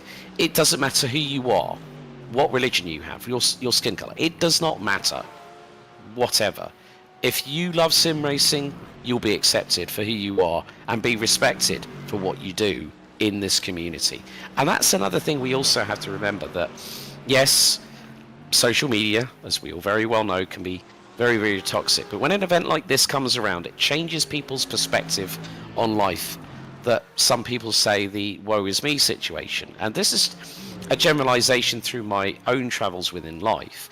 It's more a case of sim racing allows people not just to be in their bubble at home or be at a facility and be with friends and do some good work for charity, but also respect others and treat people as they would want to be treated. And, you know, have the banter, have the laughs, have the, you know, the poke, you know, the slight nudge in the ribs when you're sort of, you know, taking the mickey out of somebody. But that's part and parcel of life. And that's what we all have to really appreciate, of how this event is bringing so many of us together. I completely agree with you, Alex. And also, you don't even have to win to be recognized. You can also finish second, third. If you consistently get those valuable results, you can get recognized internationally. You can get recognized in other categories. You can get recognized in other big teams as well. You don't even have to win, so you don't need to worry that you're going to win, or you're going to be second or third or fourth. Just go in, drive, get consistent results, and hope for the best, obviously. But hopefully and surely enough, big teams will eventually reach out. So you don't even have, as you were saying, just get the basic equipment, get driving, get to know people, get to be. Obviously, you need to mature. Obviously, you get mature as well, mentally as well. You'll be mature enough to meet other people and, as you were saying, respect them, and get. Surely enough, you'll be in a big team. So, yeah, I completely agree with you there, Alex. I mean, I'm going to, if you don't mind, Edwin, I'm going to tell everyone a little bit of a story about my commentary journey within sim racing. Now, obviously, when we had the big pandemic back in 2020, I was at that point working full time in an office job, but I was still commentating in karting, and getting the opportunity to work as a sim racing commentator really sort of opened my eyes. And you know, from very humble beginnings, like I decided to go with an ACC league, and then, of course, then I joined World Pro Racing, worked with Justin, Adrian, and some great people, including Jake, including Kieran McGinley, Nico Hillebrand, who are names that people will know from the days of World Pro Racing when we used to host like Duo League. We had the Sprint Series. We had so many great championships. I even still remember we ended up having we had I think it was we had the kart simulator on R Factor 2. I think it was Kart Sim, and we had a race around karting Genk, which is a track I've I've commentated on thousands and thousands of races, and I've had the opportunity to work on some great platforms, World Pro Racing being one of them, and now here in 2024, I'm in about 6 weeks' time. For those, now I'm trying not to make this an advertisement for an event, but I'm going to be the lead commentator for the ADAC Sim Racing Expo at the Dortmund Messe, 18th to the 20th of October this year. Now, never would I have thought, being with a Bluetooth headset and a plug-in 3.5mm jack microphone in my hand on World Pro Racing, that if someone was to say to me, you're going to be a lead commentator for one of the biggest, a big LAN event, and I would have said, I don't believe you. But I'm proof that if you work hard enough, you don't necessarily need to be a driver. You can get yourself a cheap headset, get yourself a computer where you can get onto Discord, watch calls on vMix where you can see the on-track action, and you look at the people that are in sim racing at the moment, that some of the top tier commentators, like say George Morgan, Lewis McGlade, Ewan O'Leary. Jake will know as well through his experience. He's also commentated at the ADAC Sim Racing Expo, I think, in the late 2010s. So, folks, it just means that it doesn't matter if you're a driver, a commentator. You might be someone that likes to do the broadcasting, changing the camera angles, bringing the audio streaming via Twitch, YouTube, via a different plethora of technologies that are available nowadays with the strength of PCs and the GPUs, the CPUs, the graphics cards, all that kind of stuff. You can be a part of sim racing. You don't necessarily have to be what these people are doing that you're seeing on your screens right now, which is pounding laps around one of the most iconic 24-hour venues known in global motorsports. Yeah, I completely agree with you, Alex. Just you have to also be always be respectful in life, and I think that's what this is all about. You have to always be respectful, and because when you respect, people will respect you back. As you were saying, you never thought that you were going to end up in a big event. You just went on with your business, respecting people, and obviously, even when I started with Justin. I only started with Justin to do, as we just seeing here, in Cremona, on the MCT GT Racing, just having an off-track excursion over there. It's the only Chevrolet we have at this racetrack, like Odin Samut, in 5th place, is the only BMW we have at this racetrack. The other teams are using Mercedes and Porsches. But like I was saying, I started with Justin. I didn't even know Justin who he was. I just went to him one time and said, "Hi, okay, I met Wayne." I didn't even know about anything about commentating, nothing at all. And he just offered me, just told me, "Isma, why don't you come and try something new?" I don't know how to say, I don't know how to drive these cars. So that was why not? I ended up with him not all the time, but he asks me many times to contribute with him at his events, and ended up also on the VM Sport Plus Live many times as well. So it's a lively journey, and when you respect people and give back your 100% to them, and not just come here just for fun and not doing anything, and come here and when you give your 100% or maybe a bit more, rest assured that people will you have priceless moments with these people when you respect them and give your more than 100%. Yes, again, another great point there made there, Edwin. I think the thing is that we all have our path in life. We all know how to go about navigating certain situations. And Christian Cremona again at the International Horseshoe in 10th place. That car's not tracking well. I'm wondering if Christian might have a problem with the rear tyres, because if that's happened again twice, or if he's coming to the end of a stint, might be getting a little bit fatigued. Or, you know, the thing is that we are literally just over 60 minutes away from 12 hours completed. And thank you so much for joining us here on the relevant World Pro Racing streams on Twitch, on YouTube. Great to see the comments coming in, and thank you so much for everyone that's donated so far. Keep that money coming in for Puttinu Cares. You'll be doing some great work and helping us raise money, and keep Mr. Mifsud constantly motivated. As soon as he sees another ping, as there's Dean Vella getting through at the International Horseshoe. That was Skikluna going off again in the number 19 Laser Butt Geek Racing Mercedes. But yeah, even though, and as Edwin rightly pointed out, you don't necessarily need to finish first. You know, Skikluna and the teammates will probably be thinking, yeah, we might have finished X amount of laps down off of the leader, but we got to the checkered flag, we made it. And that's one of the big things about an endurance race. You have to crawl before you can walk, as they say, whereby you start small, you gain experience, you gain racecraft,